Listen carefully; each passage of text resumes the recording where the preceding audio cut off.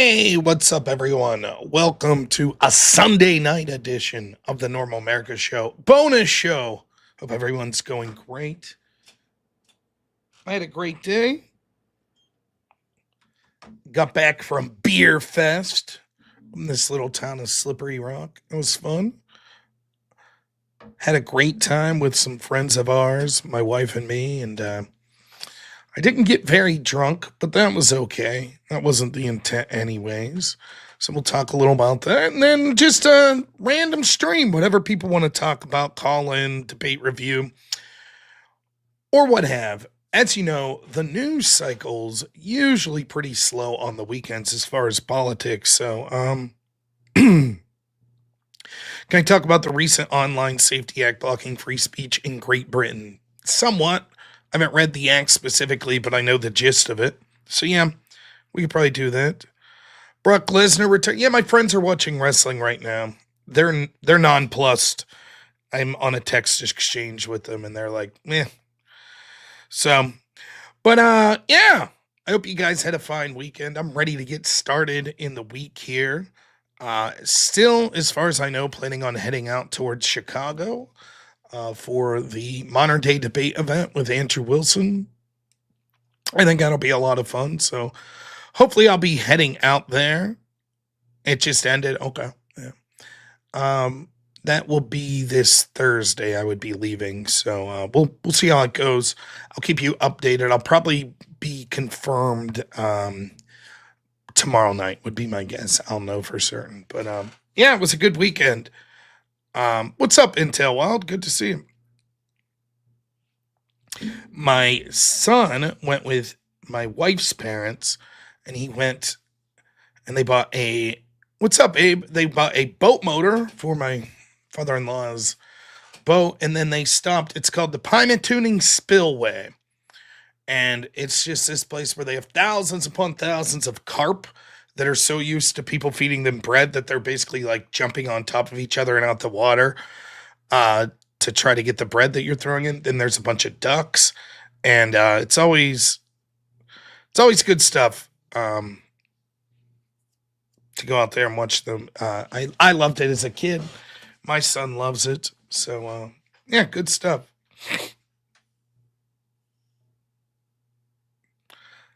Abject Fool, $20 says, glad to see RFK Jr. in the news this weekend. Not in the band with that guy the weekend. Finally getting something done. I don't know. I didn't look at the news yesterday. Let's check it out. What was RFK up to? Let's see it. I must have missed it. He banned mercury-based thimerosal from vaccines. Yeah, that is great. Suspended a Biden-era program that would financially reward hospitals for vaccinating their staff, and banned a mercury-based substance from vaccines. Yeah, I mean, that's good. A lot of times what happens is a lot of people in the cabinet, because the way, like, people's focus is still, like, it's not just our focus, like, as average people, but it's also the focus of the administration itself, pushing sort of the messaging out there of like, here's what's important we did. And so I think there's been so much focus put on Tulsi Gabbard and Pam Bondi recently and Kash Patel that people like Marco Rubio and RFK aren't getting a lot of attention. But yeah, thanks, Abject Fool. Naughty Germ, thank you so much as always for $5. Really appreciate it, man. So I don't really have anything planned. Once we get settled, Saturdays, Sundays will be for gaming. And we can still talk politics while we're gaming. That's no problem. But yeah, that's sort of the intent. Like I said, it's difficult because usually there's not a lot in the news cycle that occurs politically wise on the weekend. So we'll talk more cultural politics or stories or what have. But I will tell you a little about Beer Fest. You want another rap rendition? We'll see. Maybe we'll do a little rapping tonight. So Beer Fest, how it went. So it was an inauspicious start. It started off poorly. So we had VIP tickets, which meant that we got into the event an hour before all of the other people, including our friends.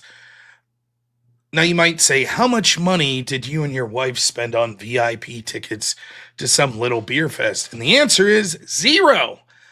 She won them on like some online contest. That's why we went to beer fest in the first place. It's probably not something we've done it like 4 years ago out in Pittsburgh at some like conference hall. They had like a beer fest thing and we went and it was okay. But I'll be quite honest with you. I would rather just hang out with friends at someone's house or at a restaurant. If I'm completely honest, that's just me for reasons we'll get to. So we won these tickets and we contacted a bunch of friends. It's about an hour drive from us. So we decided we would go. And we had a lot of fun, but started off, we had these VIP tickets. So we got a hotel in the town, maybe 5 minutes away from where the actual festival thing was occurring. And the ticket said that a shuttle would be coming to the hotel and it would pick you up and take you to the beer fest. And then at the end of beer fest, it would drive you back to the hotel, which is good because you don't want to drive if you're drinking. So it's like, yeah, that makes sense. Now, we're a car of two. Normally what we would do if there wasn't a shuttle is us and all of our friends would meet up and like fit 5 to a car. That way you would have less people that would have to stay sober and drive. But if there's a shuttle and you have a hotel, no problem. So we're sitting there. We get at the hotel at like 1:45. They won't leave us check in, which is fine. No problem. So we just hang out in the parking lot waiting for the shuttle. 12:15 comes, no shuttle. 12:20, I go in and talk to the lady at the front desk. She's like, I don't know anything about this. So we call the place that's doing the festival, no answer. 12:30, 12:40, 12:45. Now it's like, okay, so if it's running late, that's fine. But do you leave? Do you just drive over? And then it turns out that the shuttle came? Or do you take your chances and keep waiting? At what point do you realize that it's not coming? Eventually, though, my wife left a message with the festival and they called back and we're like, yeah, I don't know what the deal was. They're running behind or something. So by that point, some of our friends showed up. And so our VIP tickets were completely worthless because by the time the shuttle got us there, it was open for all entry. And so the VIP tickets were worthless. Yippee! So they did comp us $5 for each. So I think 6 of us. So $30 total for the shuttle being 40 minutes late. But that was it. And you get in there and honestly, the atmosphere wasn't bad. There was probably 20 breweries would be my guess. It wasn't a very hot day. They had like free complimentary food. You got like sliders and French fries. And then they give you like, what was it? Basically tantamount to like a double-sized shot glass. And they would just fill it up any place you went with beer. You don't have to pay anything. And so it's all these like, probably from the Ohio, maybe some Virginia or West Virginia, but primarily Pennsylvania breweries. And they each had like 2 or 3 beers to sample. And I got to be honest with you, it's not my thing. And it's not even that I don't like drinking. I used to be an alcoholic. I can still drink. It's not like it triggers me or anything like that. But I just never liked craft beers, if I'm honest with you. I like a cheap light beer. That's about it. So Iron City was there. You could get some icy light. There was another place called Dale's that had a light beer that was just in a can. I thought it was okay. And I'm not saying that they were good or bad, the ones I just don't like that hoppy taste or the real heaviness. I don't know. It's just not for me. If it was up to me, I'd pick up a case of Busch Light. That'd be that.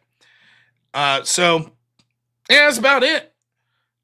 Pretty non-eventful. Talking to friends and stuff was fine. And they had a couple bands that played. They were decent. They were playing like some like Grateful Dead type stuff. First band played a couple from I did have a sour beer, one of them. It was not named in a way that I anticipated it to be a sour, but whatever it was. So I choked it down and was like, great. It was a dark sour too, which made it even worse. So whatever. The one band though, the first band was cool. They were both the bands were older folks. First band did play some Rolling Stones and some of one of my favorite bands, The Band, which was cool.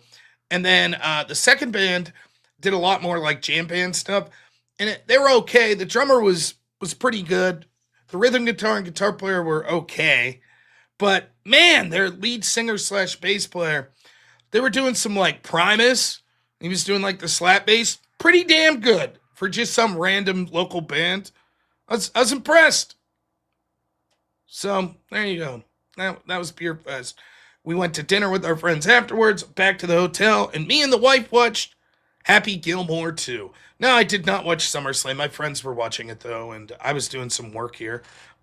So I did not watch SummerSlam. Nah, no Frank the Tank action. I didn't get drunk. I went over to Dollar General and bought some pretzels, and me and the wife watched Happy Gilmore 2. That's it. I could do a review of Happy Gilmore 2. I had to watch it, though, because I had two friends that were disagreeing on the movie. One said it wasn't by any means like a classic, but it was nostalgic and fun, and he very much enjoyed it. And then my other friend was like, it sucked. It was just reliant on callback jokes and wasn't funny at all. So me and the wife watched it to make our own mind up, and I think they're both right. Objectively, it wasn't all that funny, but I guess it was fun. And if you've seen the first movie, and if you're of my generation, you'd be like, eh. The one thing that was jarring, I guess, not, I guess the slightest spoilers, not really, but a lot of times with like movies, if it's like a sequel to you'll have callbacks, but it's not blatant. This would literally show you a clip from the original Happy Gilmore. And it was kind of like, yeah, I remember. I watched that movie before this one, so I remembered. There's also a lot of like current professional golfers in the movie. Anything that you could think of in the first movie, there's pretty much a callback to it. So, all right, people have serious questions. Any comments on Speaker Johnson visiting Israel? I mean, at this point, who doesn't? It's clear that there's enough of the donor class in the Republican Party that it's a significant portion of their base that every Republican's going to have to genuflect to Israel. Every single one. And half the Democrats. It is what it is. Let's see. The recess. So there's two ways to look at the recess. The first is John Thune that called the recess and didn't allow Trump to do recess appointments. It's infuriating. However, there are rumors that Thune has reached an agreement with Trump to basically change the rules as soon as they're back in session to basically allow all of Trump's picks. So I guess we'll see. If that doesn't occur, then John Thune needs to go. Trump has to be like, I no longer have confidence with him. I will not work with him in the Senate anymore.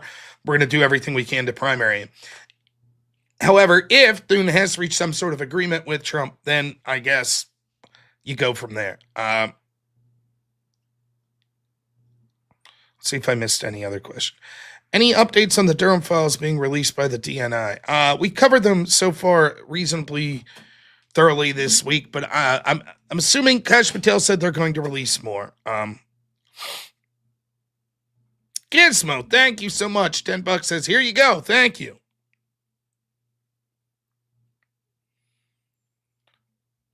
Yeah, there's this rumor that Democrats tried to take off to prevent redistricting, but I don't think that's going to work. It's funny. I was reading earlier, Israel, there we go. See, Freudian slip. Illinois had a couple of Democrats that went to Texas to complain about redistricting.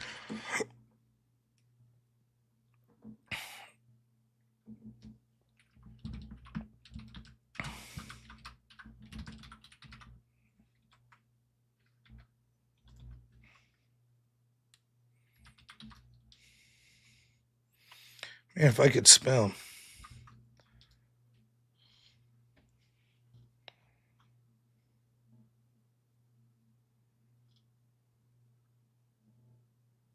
Oh, no, okay. The Democrats are going to Illinois to prevent the redistricting, which is funny because this is Illinois.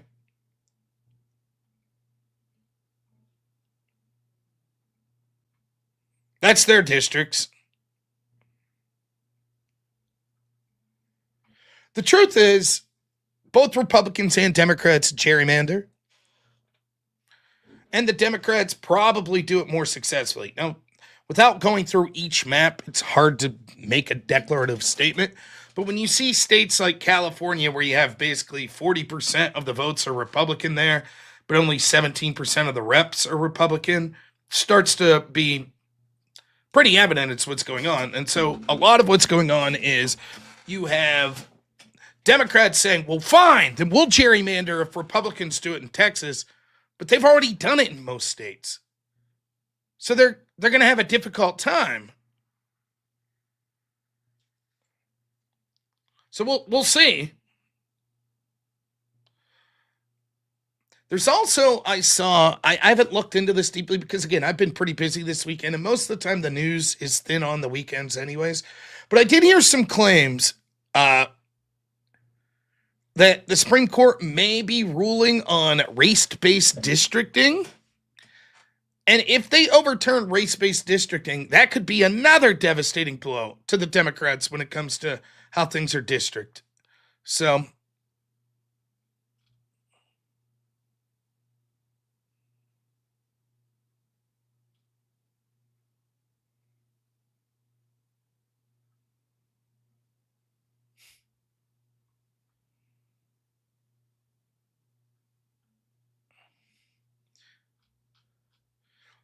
I thought Brett Weinstein testified. I don't know where this was.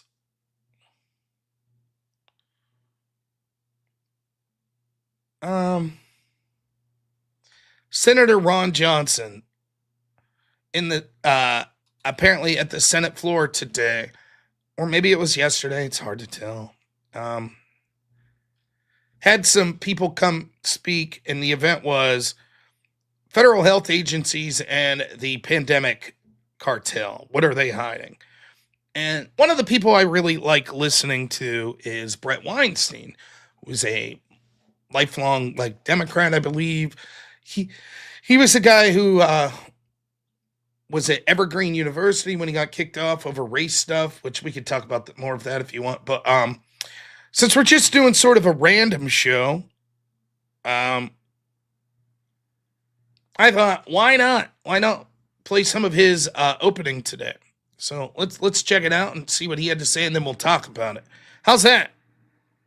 Ladies and gentlemen, I believe we must zoom out if we are to understand the pattern that we are gathered here to explore, because the pattern is larger than federal health agencies and the COVID cartel. If we do zoom out and ask, what are they hiding? The answer becomes as obvious as it is disturbing. They are hiding everything. It will be jarring for many to hear a scientist speak with such certainty. It should be jarring. We are trained to present ideas with caution as hypotheses in need of a test. But in this case, I have tested the idea, and I am as certain of it as I am of anything. We are being systematically blinded. It is the only explanation I have encountered that will not only describe the present, but also, in my experience, predicts the future with all but perfect accuracy. The pattern is a simple one. You can see it clearly and test it yourself. Every single institution dedicated to public truth-seeking is under simultaneous attack. They are all in a state of collapse. Every body of experts fails utterly. Individual experts who resist, or worse, in an attempt to return their institutions to sanity, they find themselves coerced into submission. If they won't buckle, they are marginalized or forced out. Those outside of the institutions who either seek truth alone or who build new institutions with a truth-seeking mission face merciless attacks on both their integrity and expertise, often by the very institutions whose mission they refuse to abandon. There is a saying in military circles, once is a mistake, twice is a coincidence, 3 times is enemy action. I have no doubt that given an hour, the people on this panel could point to 100 examples of the pattern I have just described, while finding even a handful of exceptions would pose a significant challenge. We are left in a fool's paradise. Our research universities spend huge sums of public money to reach preordained conclusions. Professors teach only lessons that are consistent with wisdom students have picked up on TikTok, even when those lessons contradict the foundational principles of their disciplines. Once proud newspapers like the New York Times and Washington Post only report important stories after they have become common knowledge. Morticians must now raise the alarm over patterns missed by medical examiners. The CDC has become an excellent guide to protecting your health, but only for people who realize you should do the opposite of whatever it advises. The courts, the last holdout in this ongoing inversion of reality, are now regularly used as a coercive weapon of elites against those who threaten them. We have literally witnessed the Department of Homeland Security attempt to set up a truth ministry and declare accurate critique of government as a kind of terrorism. To my fellow patriots in the West, the pattern is unmistakable. I cannot tell you with any certainty who they are or what they hope to accomplish, but I can tell you that we are being systematically denied the tools of enlightenment and the rights guaranteed in our Constitution. We, those who remain dedicated to the values of the West, must fight this battle courageously, and we must win. For if we do not stem the tide, the result will be a dark age that differs from prior dark ages only in the power and sophistication of the coercive instruments wielded by those who will rule us. Someone said, was that old? Maybe it was. Let's see. Oh, yeah, I guess it was a year ago. I just saw it was linked today, and I saw the Rumble. I didn't realize. So, yeah, that was actually from a year ago. Well, I falsely believed that that was something from today. That I apologize for. But, yeah, it's still prescient today. The idea that all of these institutions, and I don't think it's just academia, so that's certainly one of them. All of these institutions, I think, have become so interested in sort of repeating the indoctrinated narrative that it makes them almost worthless. It's not just academia. The same could be true of our media. I guess now, since this speech was given, we now know that I knew the media was covering up Joe Biden's obvious mental decline. Right? We could see even institutions such as entertainment industries are more interested in towing the party line than they are actually putting out things that are entertaining.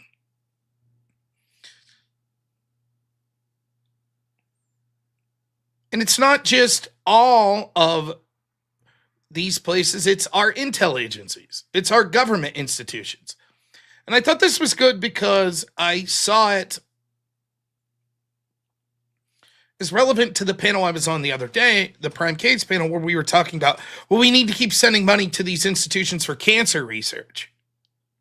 And at some point you have to say, the idea that's used that it's like, we'll use 5% of the money for something that most people could say could be good. By the way, no one knows. You can't draw a straight line. None of those people that are yelling this shit can draw a straight line from like, oh, this money helped accomplish this on cancer. They'll just say, this university came out with something good on cancer. Must be because of that money we sent them for cancer research, but we don't know that that's the case.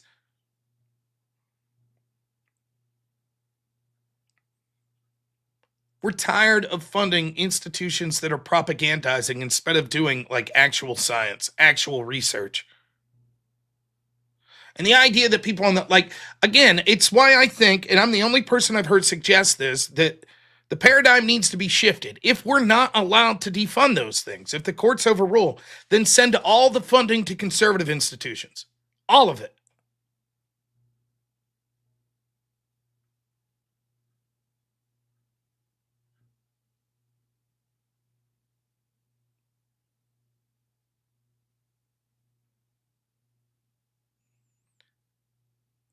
So just the capture that you see that comes from all of these institutions, I'm just so tired of pointing out how absurd they are. I'm a little bummed out. I thought that was from today. Thanks so much, X. You led me wrong. I should have checked the date, but I think still applies.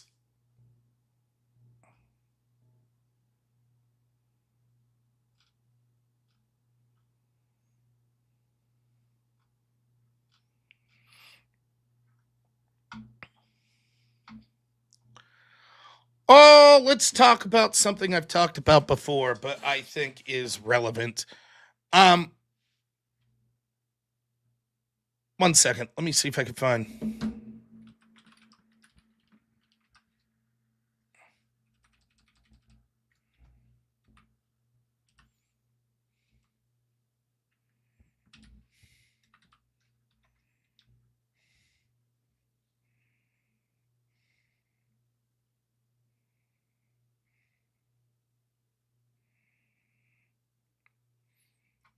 There's been at least two I've seen of this. I'll be very careful to make sure. Let's talk about this situation in Cincinnati.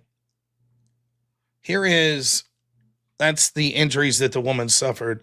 Here is council member Victoria Parks says they begged for that beatdown. I'm grateful for the whole story. That's what Democrat politicians are saying.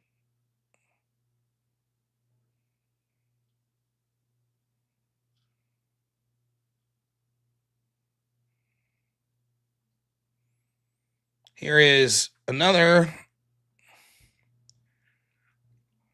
This is Cincinnati pastor Damon Lynch III challenging the Ohio politicians. Here you go. For those who want to politicize it, the J.D. Vances and the Vivek Ramaswamis and the Bernie Marinos and the Christopher Smithermans and many others who want to politicize it, they have not yet said something that I always hear when a black person, say, runs from the police and then is met with disproportionate force, sometimes ending their life. What we hear is, well, why did they run? Why didn't they just comply? We hear that every time. But I've yet to hear anybody say, why didn't he just walk away? And so, sadly, I have to agree with those who are politicizing this and racializing this. I have to agree with the Smithermans, the Ramaswamis, the Marinos, Corey Bowman. This is racial because it is unequal justice. For those who want to politicize it. There you have it. You see, if a mob of black people beat a white man and woman, it is racial against the black folks. And we're not going to leave someone with the name Jeffrey Epstein here. You know what you're doing. See it?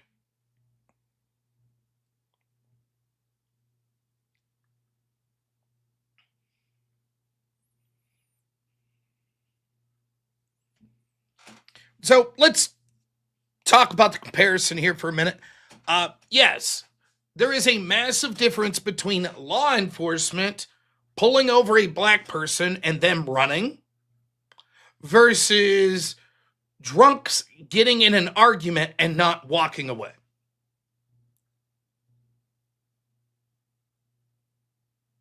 There's a massive difference. Of course, you can say all the time. You could say, why did that woman walk down the street alone? Why did she wear a short skirt? Sure, some of that stuff's valid. And you're right. There are valid questions to ask this white guy and this white woman why they didn't walk away. There was a mob of people forming around them. Looked like the mob of people didn't really like them. Probably would have been wise to leave. That's true. And it's certainly a lesson that they should take to heart. I hope so. And yeah, there were drunks fighting. Anytime you see drunks pushing and shoving each other and fighting, yep. You can say to either of them, what the hell were you thinking? Absolutely true. That's a different amount of culpability when a person runs from police. Completely different.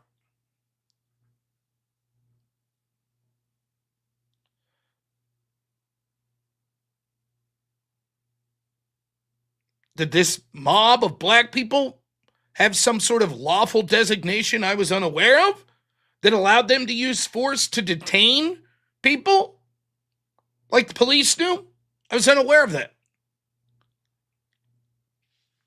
Now the stories came out. someone used the N-word. Well then, never mind. I guess that woman deserved to get sucker punched from behind, knocked out cold in the street, right? Because some other person used the N-word. We don't know who. We don't know who it was directed to. But there you go. There you go. I don't know how many times I have to say this.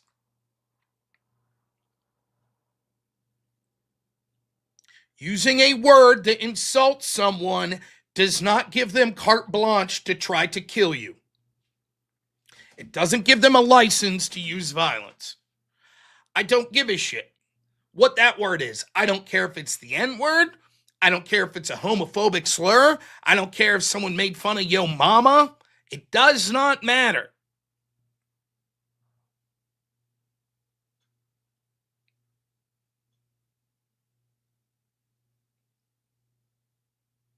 It is irrelevant. If people cannot control themselves because of a word they hear, then they are not civilized to be among. Period. End of story. Now, my guess is, without doing a poll, that the vast majority of black people would be able to control themselves if they heard that word and not lash out in violence, particularly doing things like stomping people on the head when they're on the ground and punching defenseless women. That's my guess. But I don't give a shit your skin color. I don't care if you're white, if you're black, if you're Hispanic, if you're Asian. I don't care if you're a man or you're a woman or you're LGBT. It does not matter to me. If a slur makes you think you have the right to use physical violence against someone, then you shouldn't be around other people. It is ridiculous that we even remotely accept in society at any level that this is an excuse. I've talked about it over and over again.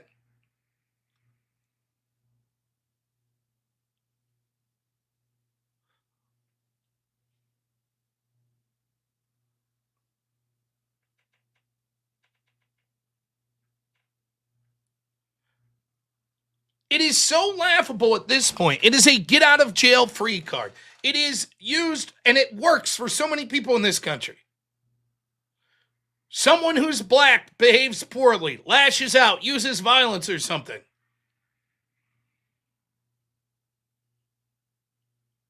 When they explain their actions later, they say, I heard the N-word. And we're supposed to go, oh, well. No, my response is not, oh, well. My response is, fuck you.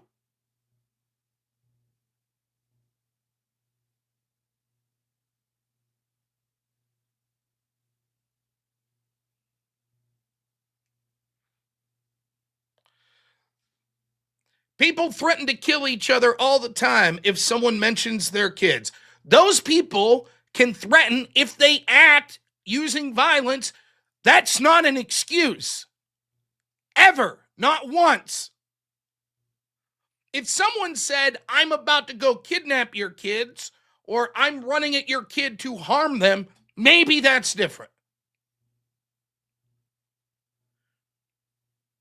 The fact that a comment like this would come in just shows that this person, again, is making excuses. We can't, just say what you mean, Magnus. Just say what you mean. Here's what the white liberals that want to use this argument really mean, right? Let's just call it what it is. Here's what the white liberals are saying. Oh, we can't expect black people to operate like the rest of us. We can't expect that. We have to have special rules for them because they're inferior. That's the Democrat message. That's the message. Well, can we parse apart?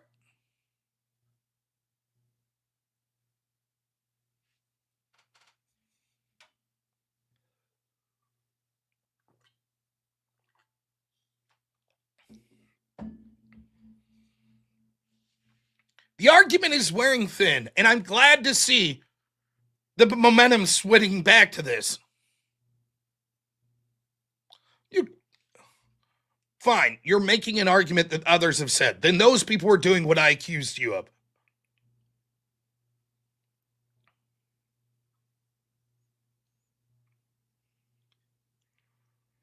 It's an argument. I've heard this. I remember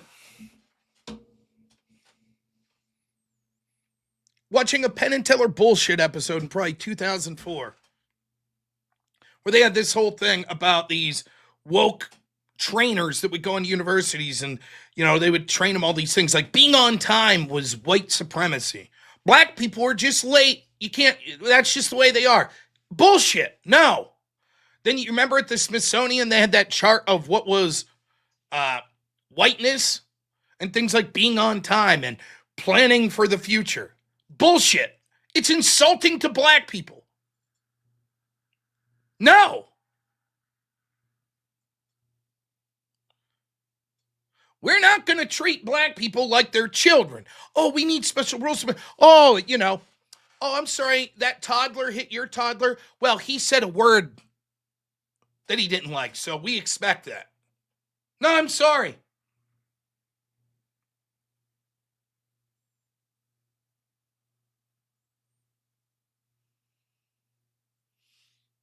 Yeah, I know, Crisco. There's plenty of countries. The United States will be following suit if it hasn't already.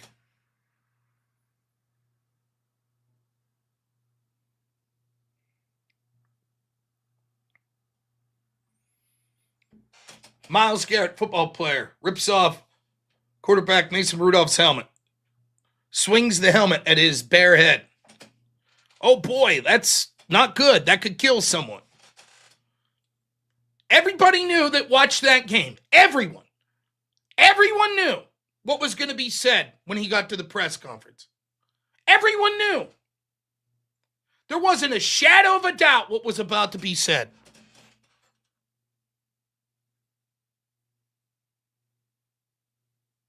Anyone want to take a stab? If you're unaware, if you know of the incident and you know what was said, don't respond. Anyone who hasn't, want to take a guess?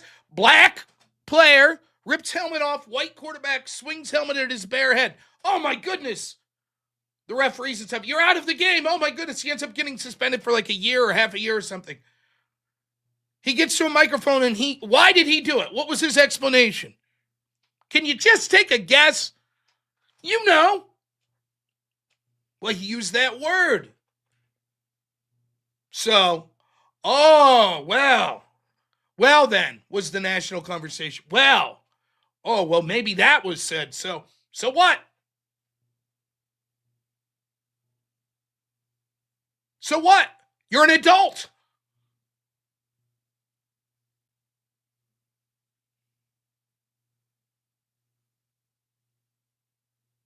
You're a professional athlete. You couldn't compose yourself?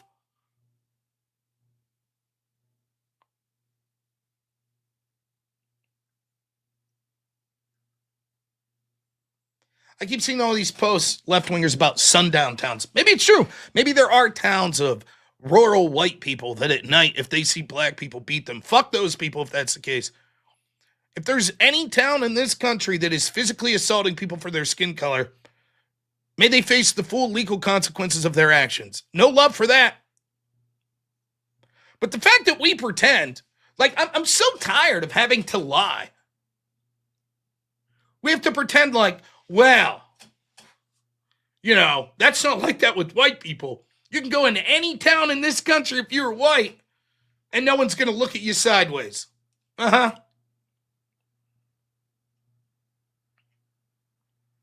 I have this very left-leaning friend, like very left. And I remember he told me this story once in Pittsburgh. Now, he's like he's a good guy, he is, but he is a lefty. He's like a hippie, right?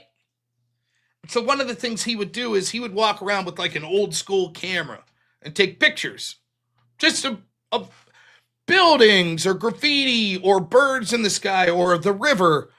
And there's a lot of stuff that's pretty around the city of Pittsburgh. Like the rivers are cool and, okay, whatever. It's not my thing. I'm not just taking cityscape photos, but people do this shit.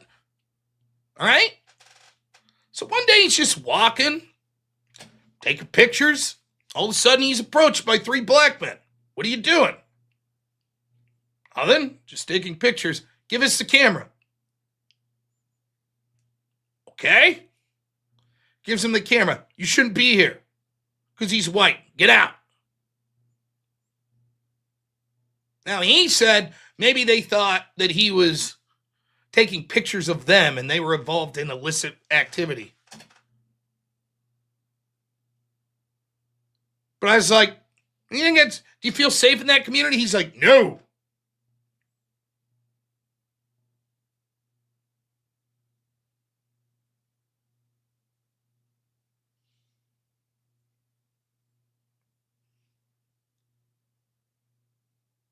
There was a town, I think they were trying to build in Georgia that was supposed to be all for black people, and it never got off the ground. They got permits, but I don't think they ever built anything. By the way, I'm fine with that.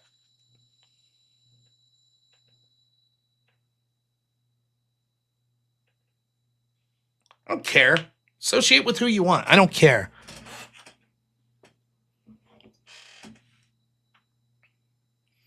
I remember I was in Youngstown once.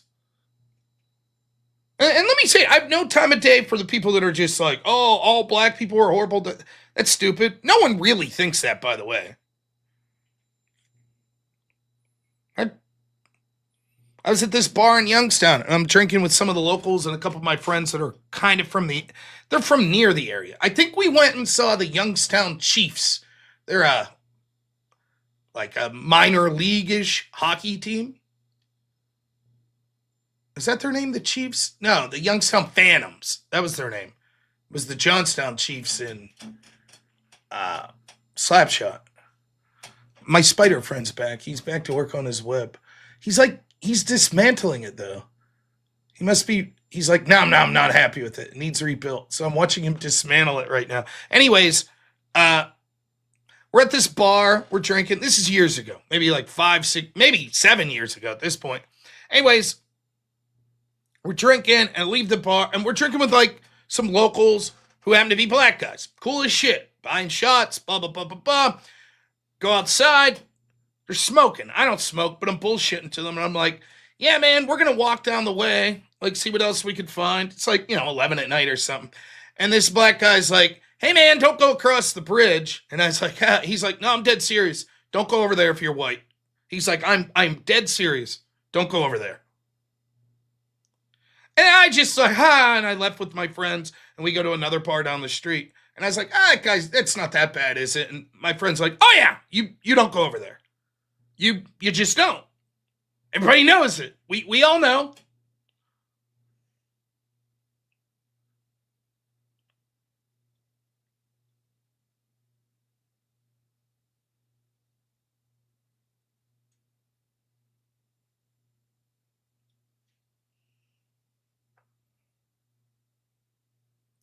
That's right. Everyone knows it. No one says anything. We have to pretend. It's bullshit.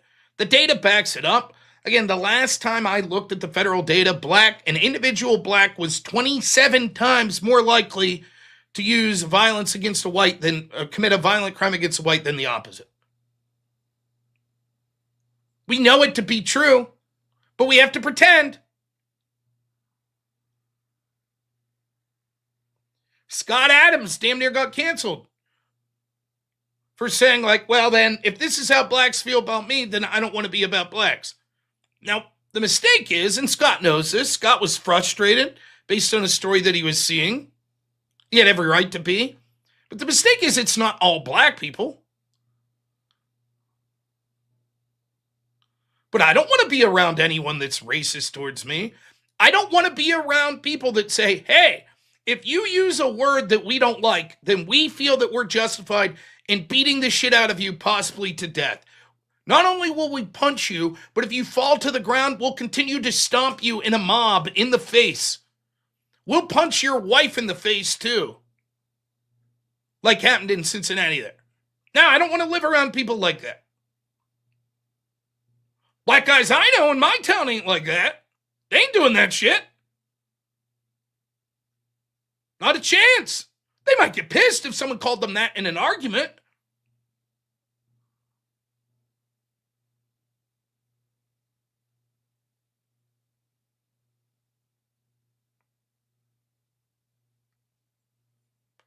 But I hope the Overton window is shifting.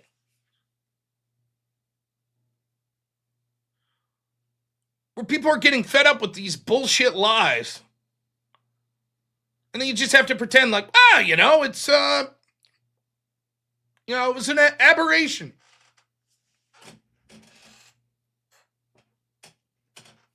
It's not just the people that are using violence, it's the people that are excusing it. Well, maybe they said the N-word. And?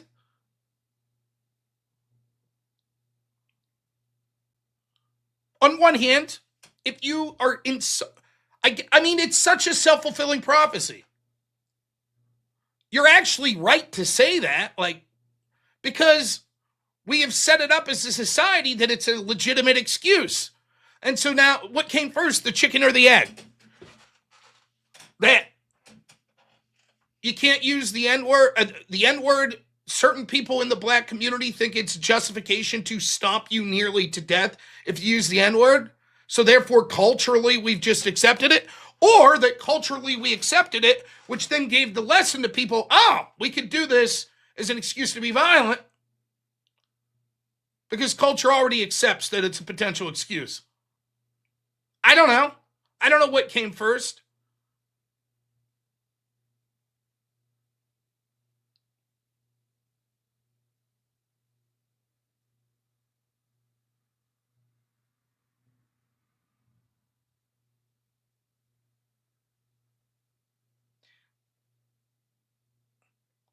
Let me ask, are there any people of color? Are there any black people in the audience? Let me ask you, if you were in a public setting and you're like the only two black people there, you and your girlfriend, or two or three of you, and all of a sudden a bunch of white people are surrounding you and you're getting into it back and forth, and you see all these white people surrounding you coming up behind you, would you feel uncomfortable?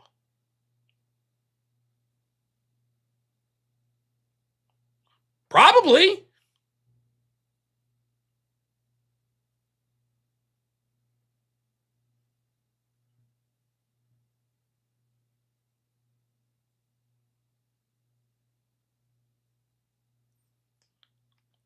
You should have some situational awareness. Fuck, if you're wearing New York Giants jersey and there's a bunch of Philadelphia Eagles fans that start surrounding you, you should probably be fucking weary.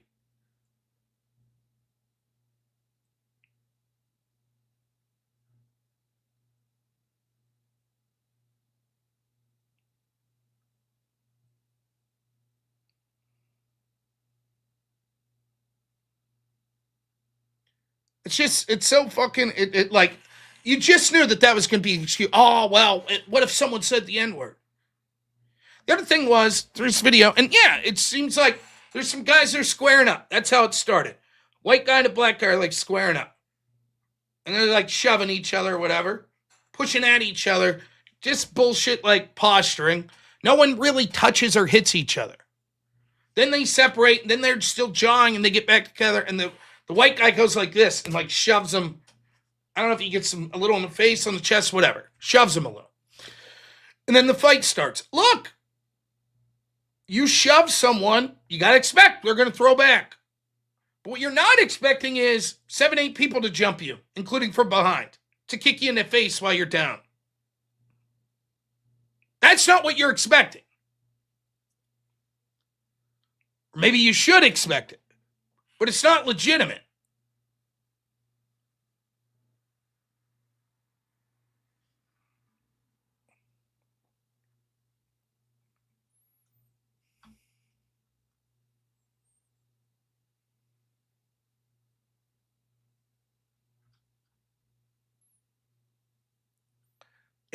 It's outrageous.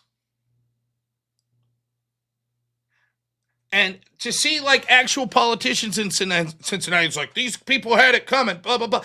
Just imagine the shoe on the other foot. Imagine how quick someone would be drummed out of political office if a mob of white people beat a black person for any reason. It was they had it coming.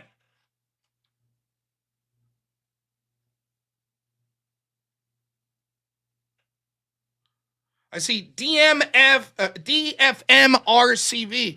comes in late after we're talking about other shit. It's like, oh, slow news talking about this. By all means, sir, give us a topic.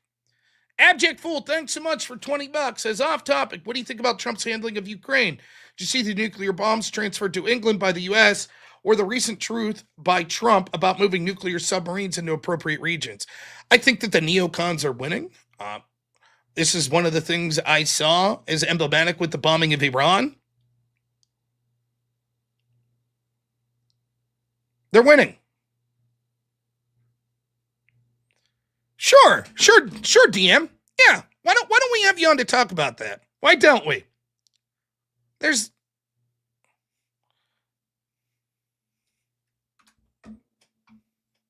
Why don't we do that?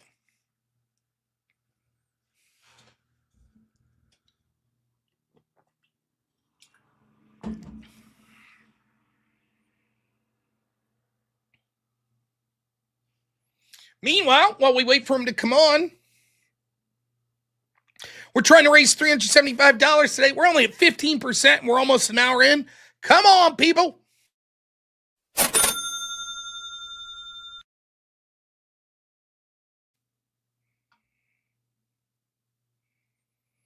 If not, tariff.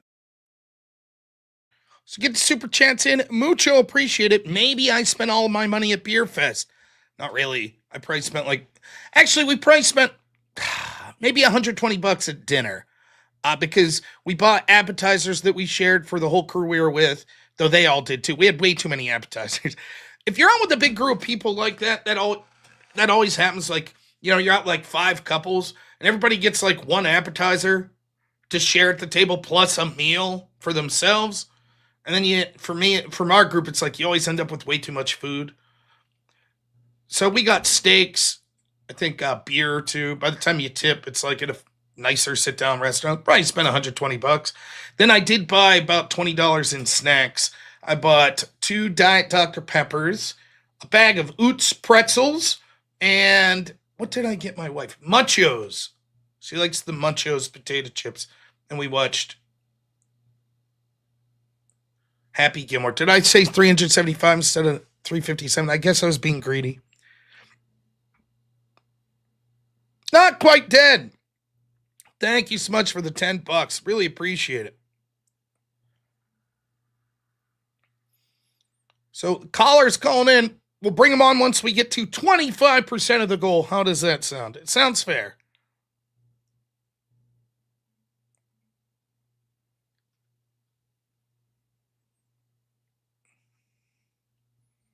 Meanwhile, as we encourage people to bring money on, we'll shout at them with the whip song. Where there's a whip, there's a way. Where there's a whip, there's a way.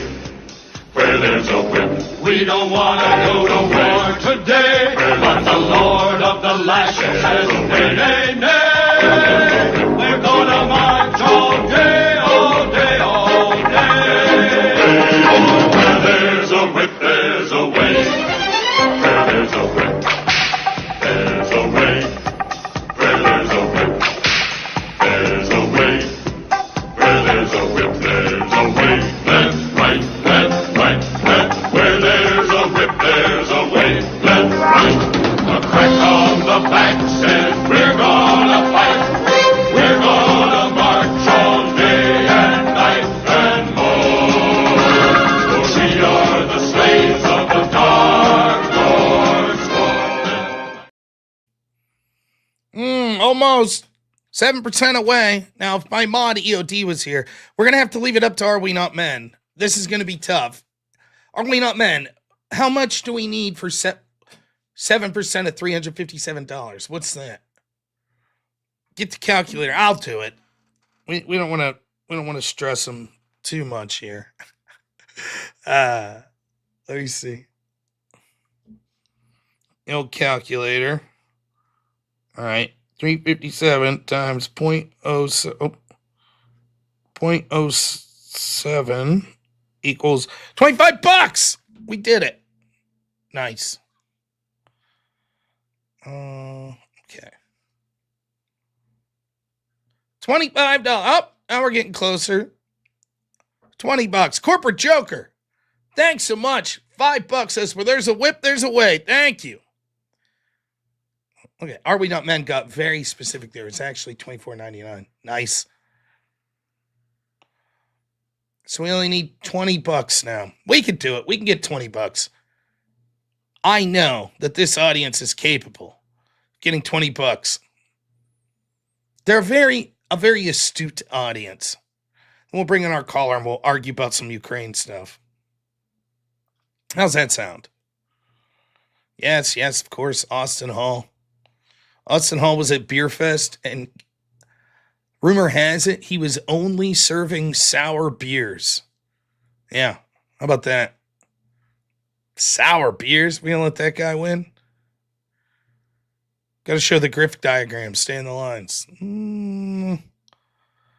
Okay. Yeah. Give me money, fuckers. There we go. That's where I was going wrong. Austin Hall took my friend's camera, allegedly. Terrible. Oh, snap. Abject Fool nails it. Thank you so much. Crushing it tonight. Always, Abject Fool, you're always incredibly generous. Thank you so much, man. There we go. An actual hero. That's right.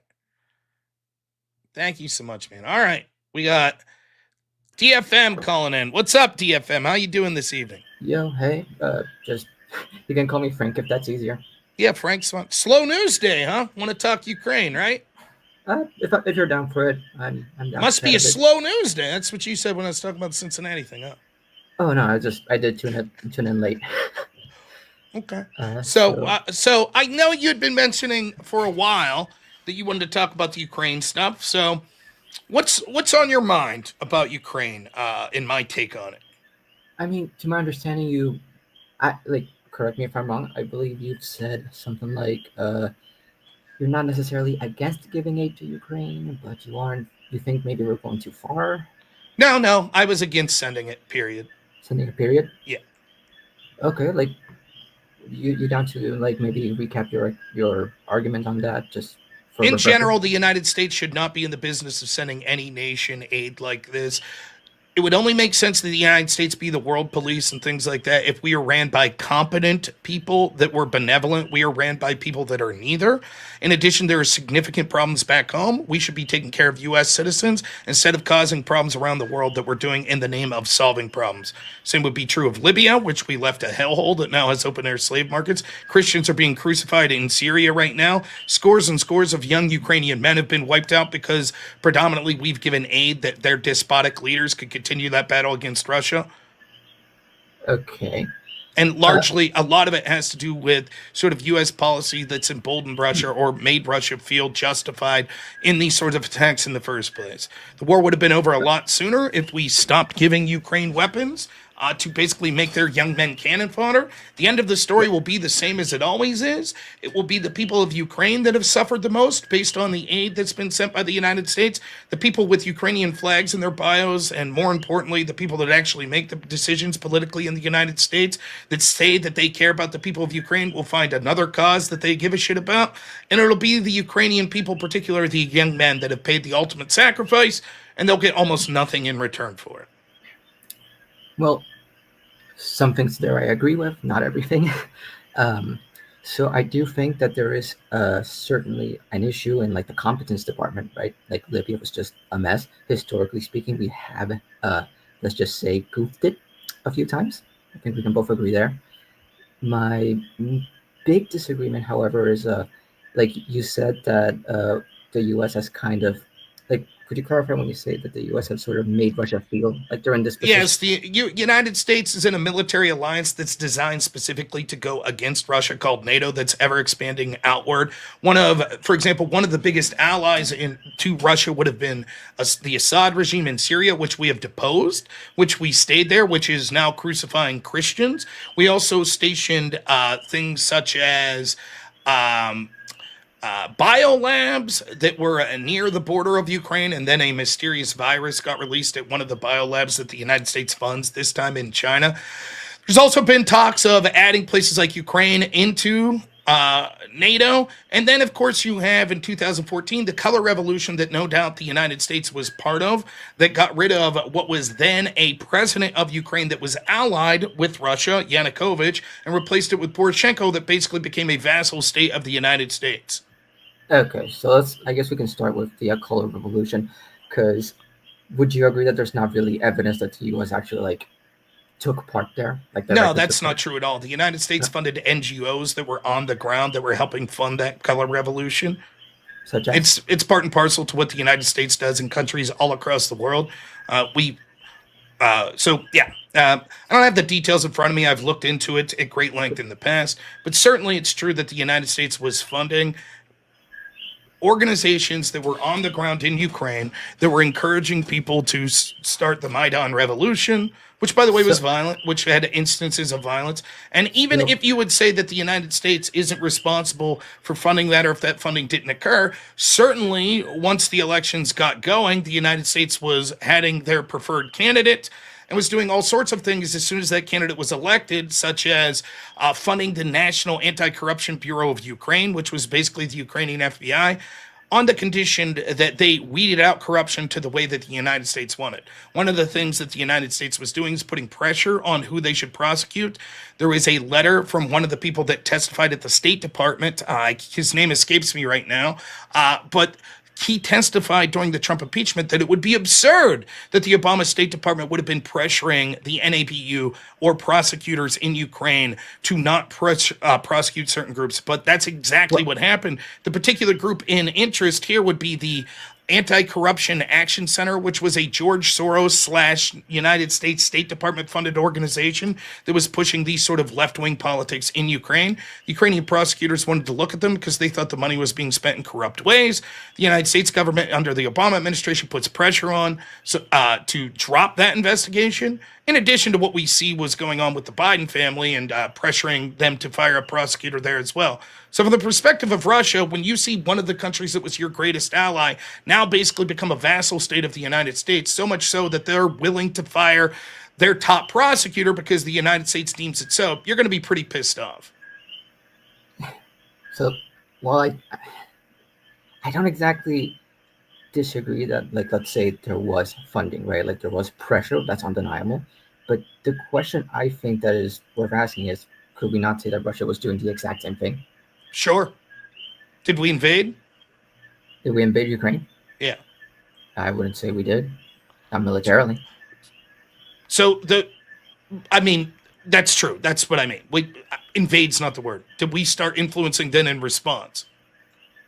Yeah, but so that gets into like the question of like historically speaking, like we both Russia and the U.S. and China, we have our own funds and our own like influence centers in other countries, right? So, like, for better and worse. What do you think? Fine, that's fair. So let's say that China influences the politics of Mexico, and then gets a new Mexican leader there that adapts super pro-Chinese policies, and then stations weapons and biolabs 100 miles off the coast of the United States. What do you think the U.S. would do? So the Mexican Green Party that was in charge from like 1930 to 1995, question mark? They had a pseudo-communist party all throughout the Cold War in Mexico. Sorry, Mexico's like the bad example. I think the better example is Cuba, because we did try to like immediately invade them. Right. Under the right. Though, and it's sort of a government being there since the 30s is different than a government that we have good relationships with that's our border, all of a sudden having a revolution and then installing a pro-Chinese president. And then the government of China basically running the government of Mexico, and then having weapons and biolabs about 100 miles off the coast of the United States. I know what the U.S. would do. We saw what they did in Cuba. Well, tried to do. And to be fair, historically speaking, Cuba was a little more unstable. And that is one of the points here, because the argument is, okay, so Ukraine had a admittedly violent revolution. And two, there is I don't think there's the evidence that we funded that one, because if you actually go over the phone calls at the State Department, you see that they were like really unsure. At the very least, there was apprehension about supporting it. But the argument there being that, so let's say there's a revolution here, and you I get mean, like just real an quick, intercom we had politicians that went on C-SPAN and said, "We're here on the ground supporting this." Yes, but what kind of support? Well, it doesn't matter. How do you think Russia felt about that? Okay, so that's fair, but how Russia feels isn't necessarily what's the word, justified here? Because like if we It's can go not back a matter to the of example, justifying. It's a okay, that's matter true. of understanding predictable blowback. And when you continue to expand outward, and when you continue to invade countries right on the border of Russia that are allies with Russia, and then you continue to take other countries that are on the border of Russia that have ports that are necessary for Russia to exist, Well- and you all of a sudden make them it doesn't matter if Russia's just me. I don't like Russia. Fuck them. Right? But it has nothing to do with justification. It has to do with Ukraine wouldn't have been invaded if it wasn't for the United States' actions. Most likely. I don't disagree with that, but I see it in the way of like Biden leaving Afghanistan and just like that screw up being what encouraged Russia to actually go ahead because he made the US Maybe the way very he weak. did it, but nonetheless, he was right to leave. How did that work? 20 years we stayed in Afghanistan, trillions of dollars spent. People of Afghanistan better off? So last I checked, the Taliban were at least trying to rebrand. They at the very least are cooperating against ISIS. Like there is that silver lining. Maybe There's they would have like been cooperating if we tried to enter into a diplomatic resolution with them instead of an Oh, invasion. absolutely. 20 years later. Absolutely. Nonetheless, the point is the United States oftentimes either purposely or accidentally causes things to get worse. Right? And it's time for the United States to focus on problems back home because now the actions we're taking now will be told, these actions. So 20 years from now, when you're calling into my show and I'm an old dementia-addled man, right? And you're like, yeah, actually, we have to be in Ukraine fighting these new terrorists. They're called USAS instead of ISIS. And somehow they got all of these weapons. And we don't know how. We don't know how they got all these weapons that were manufactured in the United States. Who knows? Who knows what could have... Oh, maybe it was when 20 years ago we sent all these weapons over there? Well, No. Can't be that. Well, I mean, so that goes over the argument of like us getting weapons and then being used against us, which I'd say fair, except that, so take Ronald Reagan's example. We funded the Mujahideen, remember? Not the Taliban, the Mujahideen. Correct. Do you have any examples of the weapons we gave the Mujahideen specifically being used against us later? Yes, there was all sorts of examples.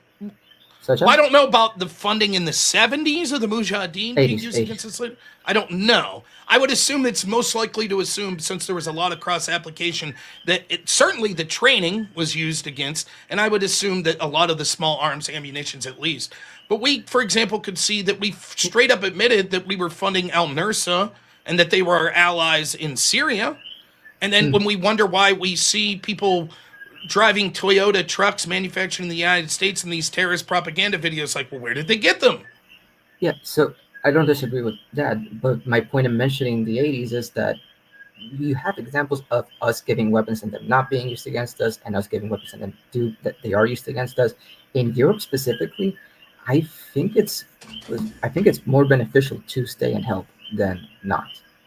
I really think it's very important to actually show that the U.S. is willing to lay out. You're looking up any use of weapons, like U.S. weapons given against us in Europe.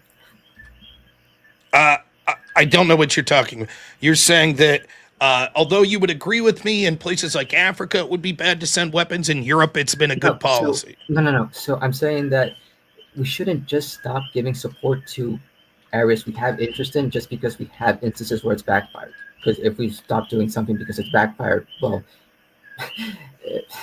like you support focusing inward, right? Like let's slow down aid at the very least, right? I say that. I mean, would you like me to restate my position again? I can restate the entire. Just to clarify, because okay, yeah, sure. I'll restate. I think that the United States, the claim that it could be the world police and take care of things, would only be true if we had leaders that were benevolent and competent, and we have neither. Oftentimes, what you see is the U.S. exacerbates problems around the world. Meanwhile, back home, we're told that we have to come last, and we're not focused on the substantial problems we have back home. In the particular situation of Ukraine, we can see that the westward expansion of places like NATO. You let me know when you want me to stop.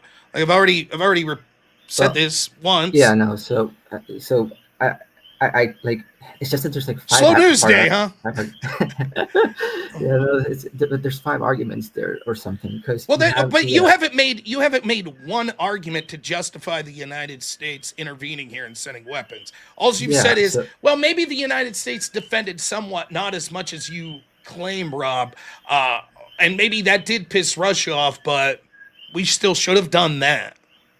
Yeah, because that is sort of my main bottom line. Because every time we haven't done that, it's backfired. Like, take the 1930s where we were actively avoiding conflict. We were actively refusing to send aid. We were sending like minimal aid to, say, the UK. That didn't really work out. After World War II, countries in like China, the reason they fell to communism is because we tried to not get I don't involved care with if Ukraine falls to Russia. Well, that's fine, but historically speaking, that hasn't really worked out for us in the long run. Okay, so your argument is any time that two countries go to war, it hasn't worked out to us if we weren't funding one of them. That's the argument? It's not that every time, but I think more often than No, not. anytime. Okay, so if I would bring up a list of like the last 400 conflicts in the world and looked at the ones that the United States didn't fund, you're going to say that that was probably a mistake. We should have been funding one side of all of those conflicts. For last 400 conflicts. Correct. Because your argument is most of the time when there's a conflict or a war, it doesn't work out if the United States doesn't get involved. That's your argument. Not get involved, but certainly not put our weight on the scales, right? Okay, we push for a peaceful resolution. Cool. That's putting our thumb on the scale. All right. Sure. Okay. Sure. All right. Yeah, but if you're talking about Ukraine specifically, like if we're talking about Ukraine specifically, this is a little more than just pushing for a peaceful Yes, I resolution agree. for a We're country. arming them. We're basically the only reason that they're still fighting. Agreed. Yeah, I'd say that's a good thing. I don't think that's a good thing. I think that's a bad thing. What? Okay. Go on. How old are you? Screw it. 28. Okay. Why don't you go fight? Why are you making Ukrainian men die for your wants? So, why? Tell me why don't you explain why Ukrainian men need to die by the hundreds of thousands so you can achieve whatever it is? What is the geopolitical goal that you think this is worth? By the way, just curious. Well, Hey, Rob, are you a child? No, I'm 40. Why are you talking 41. about things that might affect children? It has nothing to do. I'm not saying that children should have to die for my happiness or my wants. That's what you're saying. You're saying send them the weapons so they can keep dying. I think that's a good thing. I'm asking why. No, well, you asked me why I'm not going there to fight. Right, because what you're saying is I think it's a good thing that we're sending these weapons. I'm like, that's directly leading to Ukrainian men dying. You're like, yeah, but it's a good thing. And I'm like, but then if you feel so importantly that this is such an important, good thing, they're taking volunteers. Well, one being like, I feel like because that's not a really good faith argument, right? Like why is that not good faith? Like anytime, what I see is most of the people that evolve, most of the time, people that were in the military that were involved in very serious fighting, they're the last people that want to fund war. Because they've seen the hell, and they're like, it's brutal. We don't like it. It's not something. Now it's not ubiquitous, but it's certainly true that that's a lot of people. That's how they feel. And so what I see is a lot of people back home, like these politicians like Lindsey Graham, that aren't going to go over there and fight, and their kids aren't going to go over there and fight. They're saying, let's keep it. It's good because Russians are dying. So they would be happy with every Ukrainian dying to the last man. They would say, good, worth it. That's absolutely excellent. Look, we've diminished Russia. Well, have you looked at like the Ukrainians' position on the situation? Yes. So, for example, hundreds of thousands of Ukrainian men tried to flee the country and are now being forcibly conscripted into a military. I would say those people's position is we don't want to fight, or they would have volunteered. Hundreds of thousands? Correct. Hundreds of thousands. Are you sure? Hundreds of thousands? I don't think I've seen that number. I feel like I can check myself. But I feel like if it was hundreds of thousands, like it would be bigger news. Estimates suggest 600,000 to 850,000 Ukrainian men of military age 18 to 60 fled to Europe after Russia's invasion in February 2022, despite a ban on their departure. Which source was that? What's your source giving your number? I haven't made a number yet. Okay, so give me your number. Give me your number and then tell me your source. My number for what? Give me your number for how many Ukrainian men fled, and then tell me the source, and then I'll happily give you the source. I don't have a source on me for. I didn't make any claim that Ukrainian men ran. Like you said, oh, there's been 100,000. Okay, I gave a claim. You're like that's. It seems. Okay, so I did get that from Grok, which is then linking to Wikipedia. Now I'll look and see where it's at, and you find your source to suggest that's incorrect. Go ahead. No, I'm not saying it's necessarily incorrect. I'm saying I haven't seen that number before. Okay. What number have you seen? You were unaware that any Ukrainian men fled? That's your argument? I'm aware that hundreds of thousands. I'm willing to concede maybe a few thousand, but hundreds of thousands flee, at fighting age men. Yes. Okay. I haven't seen that. I have not seen that number. But what I have seen is that those that are still there are still very willing to stay and fight. Then why would they ban elections and things like that? So they've done all sorts of banning of elections and other things. It seems that what would you do if there was actually polling that suggested that people want a peaceful resolution or they want Zelensky gone?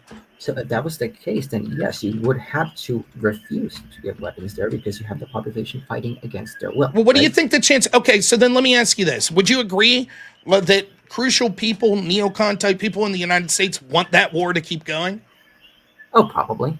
So what do you think the chances are that we would get the accurate polling that was occurring over there to tell us that? Do you think if it was in their agenda to keep it going, that they would just bullshit the American people and say, trust us, bro, their polling all suggests they want to keep fighting? Well, given how incompetent they are at covering things up, I'd say we get at least a good sign of the numbers, right? At least some. I think that's bullshit. Even the polling in the United States, despite how inaccurate or how bad they are covering stuff up, the polling's still laughable on many issues that talk about the popularity. Look no further than the 2024 election. Possibly. But there's still signs that it's around, right? Well, there's plenty of signs, like hundreds of thousands of people fleeing Ukraine that you just were unaware of. Okay, but to be fair, that's partly because Russia's bombing their cities and specifically targeting civilian areas. If you can't fight, right, you run, don't you think? No, you wouldn't run out of the country, which is illegal in Ukraine right now. You would run to a different area of Ukraine. I'm pretty sure some were, but again, the issue right now is that Ukraine's a pretty big country, and a lot of the areas are getting bombed. Key sources, the November 2022 report by the European Union Agency for Asylum, which noted that approximately 650,000 Ukrainian men of draft age had entered EU countries since the war began, based on border crossing data and asylum applications. This figure was corroborated by the 2023 study from the Migration Policy Institute, which estimated a range of 600,000 to 850,000 men. Now, that was 2023, and the numbers were already that high. Well, that is news to me. Although, I will say, the Ukraine population as of 2024 was 37 million. So that's what, 6%? Well, what's the Ukrainian population? Let's do a little calculation. Yeah, if we look for what's the population? Pre-war, it was 41 million. Okay, 41 million.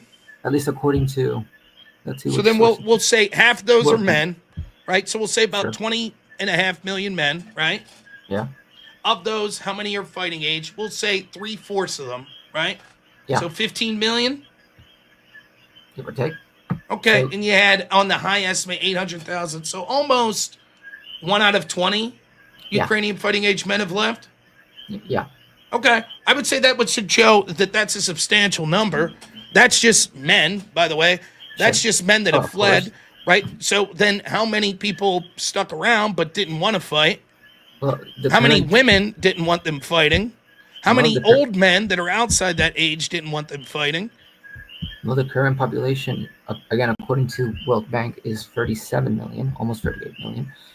So it's not. So it is worth noting that I do think that there's a substantial portion of Ukrainians that don't want to fight. Like they have, I think Zelensky himself has said that they are willing to make peace if like concede land if it ends the war. Right? I don't know that he said that. He's gone back and forth on shit all the time. Yeah, that's fair. He said he said in that meeting with Trump when they were trying to get this sorted out early in the administration, he criticized the plan that Trump and Vance had offered and said that no deal would work with Russia because Putin's a liar. So I will say he was kind of right there. Putin has been dragging Trump around a lot more, I'd say. Right? What's that? I'm sorry, you cut out or something. Oh, sorry. I would say that there he was correct because Putin has dragged Trump around a lot more. That is a point I don't give a shit about that. I think that both Zelensky and Putin suck. And let me finish. And I think that the fact that how do we know that it's Putin dragging around Trump and not Zelensky as well? And how do we know that the policy hasn't radically changed because Zelensky made an asshole of himself and said no matter what you negotiate, it will always be unacceptable because Putin is a liar. So I'm sorry if I don't believe Zelensky now's had a turn of face that's like, oh no, it's super justice this time. Now not only will we negotiate a peaceful resolution and trust Putin, but now we're willing to give up land to do so. Nope, sorry. Chance missed. Again, none of this has to do with the central claim of why we should be arming Ukraine. None of it, right? It's what we're just talking about, why you think that we should do it because the Ukrainian people want it to occur. I don't care if 100%. I don't care if 100% of the people in Ukraine wanted it. But what I'm proving to you is even in that point, it's not true that it's unanimous. Just looking at some polling here. No, it's of course you have to look at the way that these questions are worded. But in October and August of 2024, 52% of Ukrainians favored negotiating to end the war as soon as possible. Yeah. This is a notable increase from 27% and just 17% in 2022. Yes. 38% of Ukrainians believe the country should keep fighting till victory. That's down from 63% in 2023 and 73% in 2022. So it looks like, you know what's probably happening? The people of Ukraine are seeing all their men dying, and they're like, we don't really like this. And now down from 73%, down from 73% to 38% say we should keep fighting till we win. Sure, but it is worth noting that protesting in Ukraine is legal, and so far, at least as far as I've seen, there haven't been recently there were mass protests over Zelensky trying to overturn an anti-corruption bill, but those protesters actively clarified, no, we are not in favor of ending the war this way right now. This isn't us trying to. I'm unimpressed by the fact that if they were really pissed off, they would have mass protests. I don't know that's the case in a country led by Zelensky that's literally beating and conscripting men into service. I don't know who's going to be gung ho to go out and protest something like that. Sure, it's legal. I don't think that. I don't think that's happening at the level you're suggesting. Okay. But how many men do you believe have been forcibly conscripted in Ukraine? So far, you've been wildly inaccurate with any suggestion and implication of the numbers you've suggested, including you said you would be shocked if it wasn't just more than a few thousand that had left Ukraine, when we could see the numbers were actually true from two sources from the EU that showed that those numbers were 600,000, 850,000, which shocked you. Then when we looked at most recent polling, we could see that actually, as time's gone on, about every year, 30% collapse in support for fighting until the bitter end. Now we're down to 38% of that. So it seemed you were wrong about that. Now you're saying you don't believe that in numbers men are being forcibly conscripted. So can you give me your estimate of how many men you think have been forcibly conscripted in Ukraine? To clarify, you're talking about people getting grabbed and beaten on the street and then forcibly conscripted, right? Not just let me say, there are some people that have been beaten. There are other people that have been forcibly conscripted from the street that perhaps we don't have evidence were beaten at the time. Fair. I mean, it's a war. It's a draft going on. Why do they need to draft? If everyone's so gung-ho to fight, they would volunteer, right? It's a country of almost 40 million people. I don't think everybody's going to. Why wouldn't you volunteer if you're willing to fight to the bitter end? Not everybody's going to want to fight to the bitter end. Oh, wait a minute. But it seemed to suggest earlier, you seemed to suggest that they want to keep fighting. So now what you're saying is a small portion want to keep fighting. No, I'm saying that a plurality do want to keep fighting. I didn't even say it's the majority. I Okay, think so the a polling shows us plurality of the fighting men, or just a plurality of the country? I even said I'd say a plurality of the country. Okay, so 38% say that they're willing to keep fighting to the end. Till the end, till victory. Okay, Yeah. right? So that already suggests strongly. I would assume that probably near 100% of the men that were forcibly conscripted probably don't want to keep fighting. Maybe. But in terms of our support to them, like us giving support, I mean, I think if we go back to history, I think this is an example of where if we give support, it would be for the better for the I US. disagree. I disagree. I just think you're trust me. Give me the example. Okay, so here's what we'll do. We'll go tit for tat. You give me the example of when the United States didn't give support and it was a disaster, and I'll give one where we didn't give support and it wasn't. Go ahead. China's like the big one. China when? Right after World War II, so I'm saying 1946. Okay, 1946. Where, when with China? Go ahead. We had been supporting the nationalists, and we kind of stopped, and Mao Zedong was able to basically overrun them and push them into Taiwan a little bit after we realized that, hey, we should have been supporting them, so we helped protect Taiwan. Okay, so your argument is we should have sent money to influence the elections in China, the internal struggles in China. They weren't having elections. They were having a civil war. Okay, so we should have picked one side in the civil war in China. We had picked a side. It was the nationalists. Okay, and we should have sent them more weapons. More weapons, more direct aid, yeah. Okay, give me evidence that would have worked out in the benefit of the United States. I mean, we sent the weapons to Mujahideen. Did that work out? Actually, yeah. The Soviets left Afghanistan. Explain. The Soviets left Afghanistan. The Mujahideen actually stuck to their guns in Afghanistan for a while. It was later the rise of the Taliban, and it is worth noting the Taliban and the Mujahideen aren't the same thing.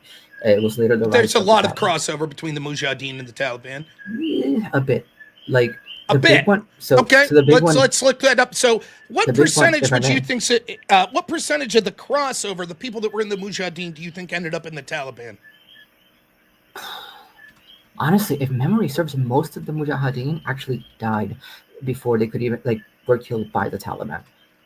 If memory serves, because the big one, people say, oh, Osama bin Laden was the big one. There's the primary evidence suggesting that are folk songs. It's not there's no document suggesting Osama bin Laden was in the Mujahideen. He might have run logistics for the Saudis in the 80s and delivered weapons to the Mujahideen, but that he was working with them in battle, there's no actual evidence of that for Osama bin Laden. There was I don't remember their names off the top of my head, but I think there was one guy that was a big commander who started to work with the Taliban or wanted peace with the Taliban, and so I think he was Mujahideen, but yeah. I mean, I'm just looking. I don't know how Grok comes up with it. It estimates 10. Sorry, was that? Sorry, no, I fair enough. Asking Grok, I'm going off the top of my head. I'm sorry. Now, it's interesting. So far, twice, you've demanded resources and sort of snickered at the stuff that I'm bringing up as resources. You've brought up nothing. You've brought up nothing. So I'm gonna need all of your sources now for the claim you just made. Go ahead. Okay. So Osama. No. I want a source. I want a source not for what you said there, but a source that shows that substantial numbers of the Mujahideen were not what made up the Taliban. Go ahead. It was a study by, I believe it was Brookings. Let me check. It was an old document. Afghan Mujahideen. It was trying to find it here. It was an old file. Let me see here.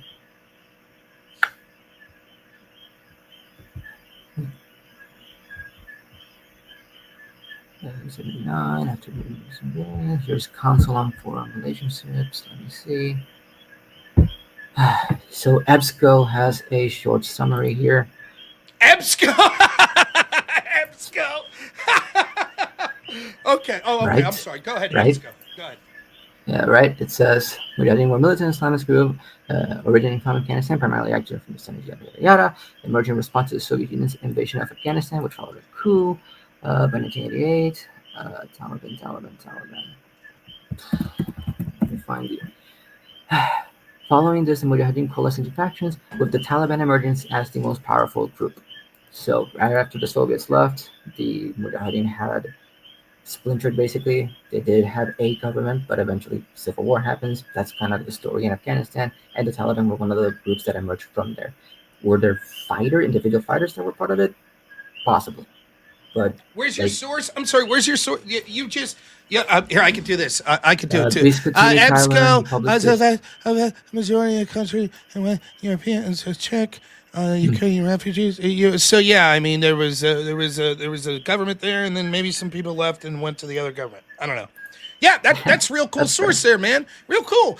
Can you explain where it showed how much of the crossover from the Taliban, Mujahideen went to the Taliban? What was that source again? I heard you mutter EBSCO's summary. Why don't you put that source in the private chat, and then I'll read it here, and it's going to tell us somewhere in there how many Mujahideen trained fighters ended up working with the Taliban, right? It's going to tell us that, right? Because that's what you were snickering at, my source. No, so you have a better source to suggest that's not true. I'm not laughing at your source. I'm putting mine here, but I was laughing at, you said you're using Grok, and I'm like, haha, okay. So you don't have a source. Is that fair? I'm putting this one here. I'm trying to find the original one. I wish I had it printed. Like Google. All right, here's the source. This is the quality source that you offer us. This is EBSCO. About EBSCO. Let's look at EBSCO. Who are they? It was just one of the documents I found. Reliable information from all kind EBSCO. Oh, yeah, the old magazine. Okay. So this is just in general, but it's from Tyler Biscontini. Who's this guy? I don't know him. This is just, you don't know. Well, it's interesting. It's interesting. You were quick to snicker at other sources. So I'm just guessing what you did was quickly Google, pick the first thing that you thought might reply, because you thought that you were going to snicker at me trying to source stuff the whole time. Meanwhile, you're just making claims and not sourcing anything. So then you quickly Google search, because that's so much better than using Grok or something else. You quickly Google search. Then you bring up EBSCO, cited as a source. EBSCO's just like a magazine, a collective of writers. So this is from Tyler Biscontini. It doesn't give any of his credentials that I see at the top. We'll go down to the bottom. We don't know who he is. Is this just some college student that wrote something? It's interesting. We don't know. We don't know what it is. But somewhere on here, you're citing this as a source, right, that's going to dispute the commonplace held argument and my argument that much of the training that went into the Mujahideen and the Mujahideen fighters ended up being a part of the Taliban. You're like, this is going to... You snickered at that. No, I didn't. You did. Would you like to rewind the tape? I snickered, but I wasn't snickering at you. What were you snickering at? Nothing. I just tend to... You just randomly... It's weird. In these past, 10 sentences, I haven't heard you snicker at all. Well, no. It's almost like, why can't you just be honest? What you snickered at was, I was saying estimates, the Grok thing I'm saying. As soon as I said it was from Grok, you were like, that's what you did. You snickered when I said that I use Grok. That's what you did. No. I did laugh at that moment, but it was irrelevant of what I was saying while you snickered. That's your argument? I promise. I'm sorry if So you just randomly snickered, and it had nothing to do with what I had just said. I tend to find that calms people down. No, I think what happened was you snickered at the fact that I was using ant, which is perfectly reasonable. No, I'm not. If you have a better source, but you don't. You haven't had one source for anything you've said tonight. Not one. And so this is the first one. So let's go through it. So this source from the great Tyler Biscontini, qualifications unknown, it's going to explain to us that there wasn't an overlap between the Mujahideen and the Taliban. The Mujahideen were militant Islamist radicals out of Afghanistan, operated from 70s to the late 80s. Then they divided into various tribal splinter groups. They were famous for fighting against the Soviet Union's invasion of Afghanistan. End of the Mujahideen. By 88, the war had proven too costly for the Soviet Union. It was formally agreed to withdraw its troops in the international community of Afghanistan as an unaligned nation. The Mujahideen, which had emerged into a loose organization called the Taliban.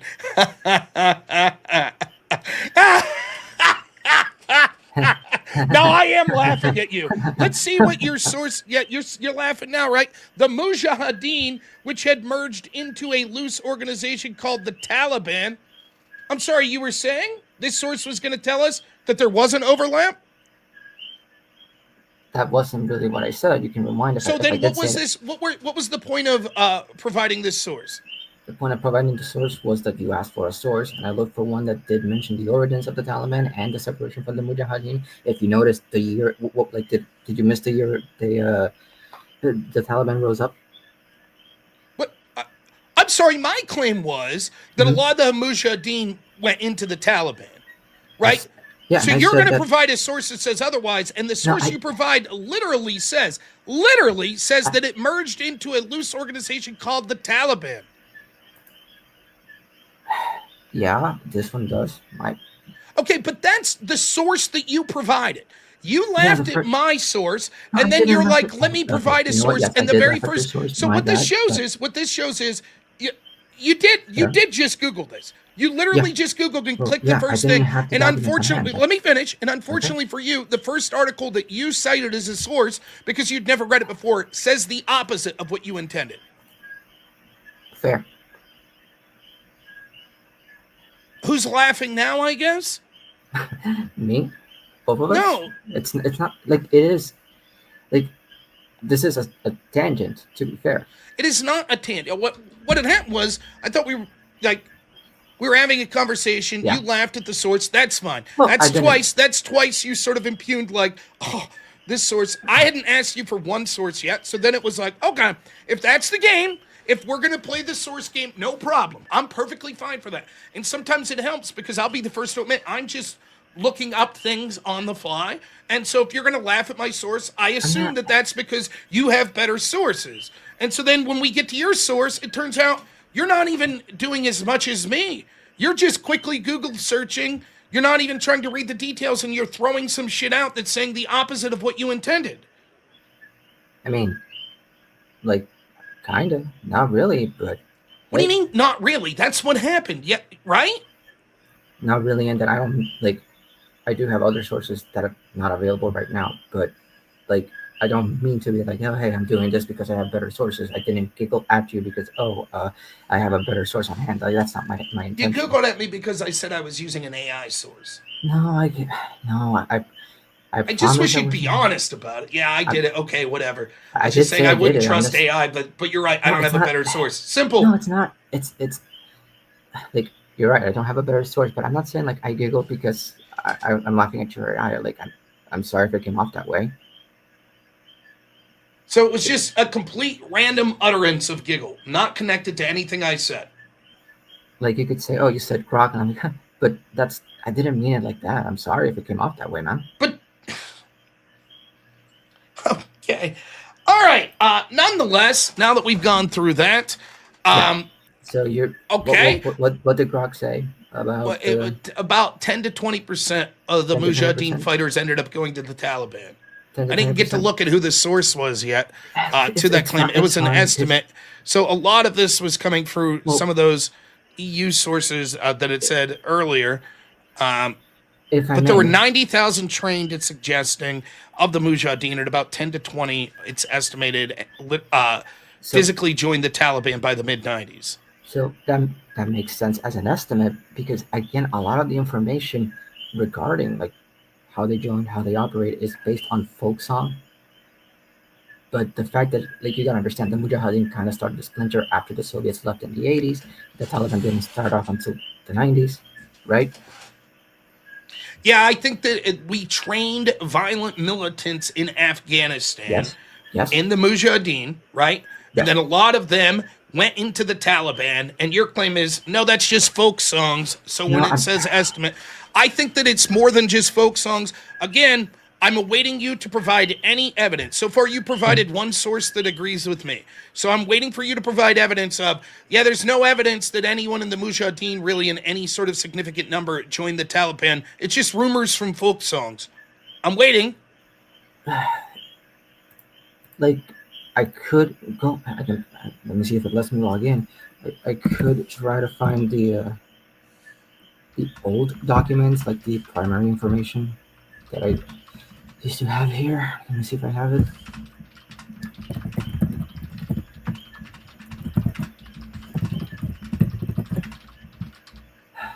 Fact book, information. Nope. Okay. Man, I'd love to have like a, I'd love to have like a proper chat where I do have like preparations done, because I'm going off of like old books I read back in like college. Mullah Muhammad Omar, the Taliban's founder, was a Mujahideen fighter in the Harakat-e-Inqilab Islami faction during the Soviet-Afghan War. His biography, detailed in the works The Taliban by Ahmed Rashid, 2000, confirms he fought against the Soviets and later formed the Taliban in 94. Other key Taliban leaders such as Mullah Muhammad Hassan and Mullah Jalaluddin Haqqani were also Mujahideen veterans, with Haqqani leading a prominent U.S.-backed Mujahideen group in the 80s.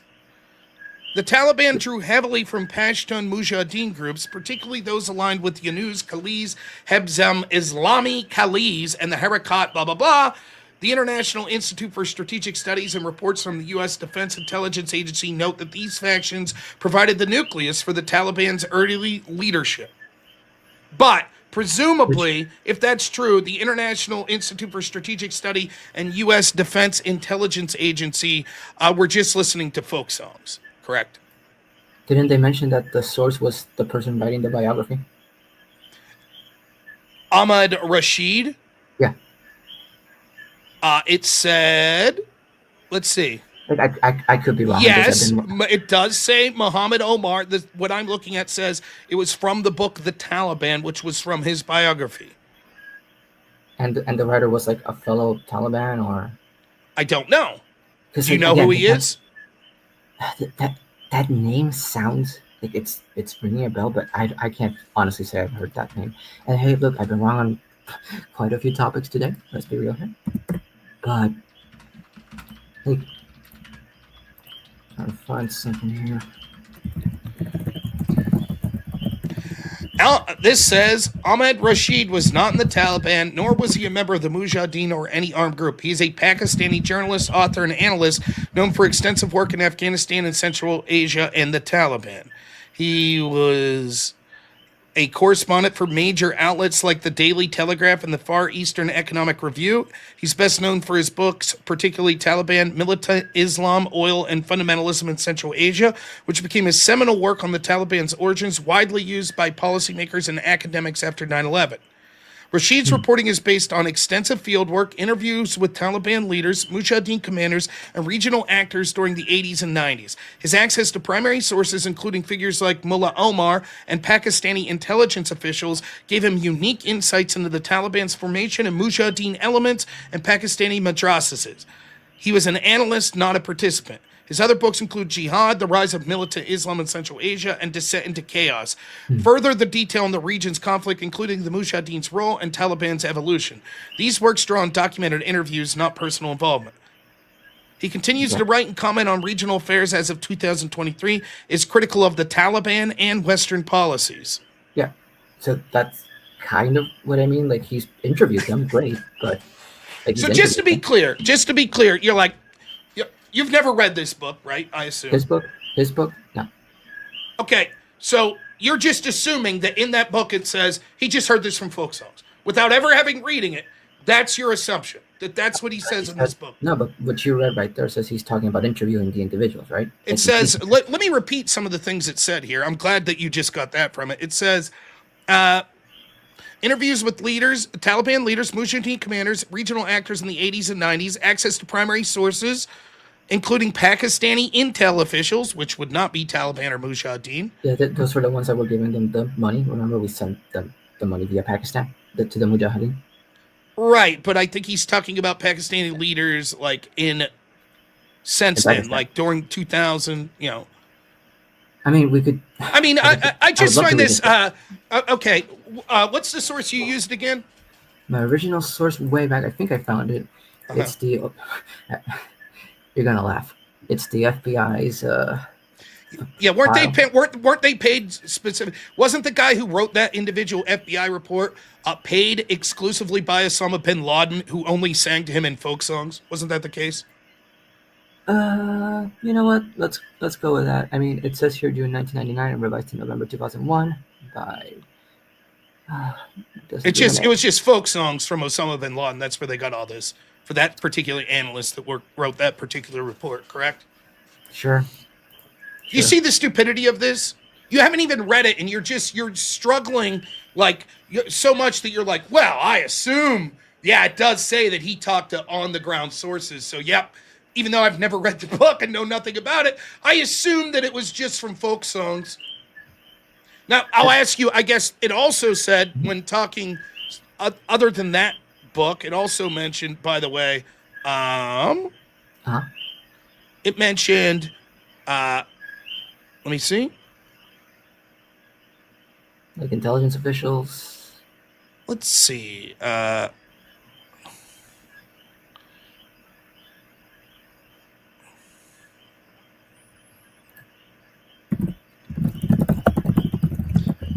Who was the Institute for Strategic Studies, and there was another thing that it mentioned. Let me find it. I think it was like the Department. They must have also, like, remember I said, oh, these groups as well, they're just hearing folk songs, correct? It's like, to my understanding, like the Taliban drew heavily from the Pashtun Mujahideen communities, particularly those aligned with Yunus Khalis, Hezbollah Islami Khalis, and Harakat Inqilab Islami.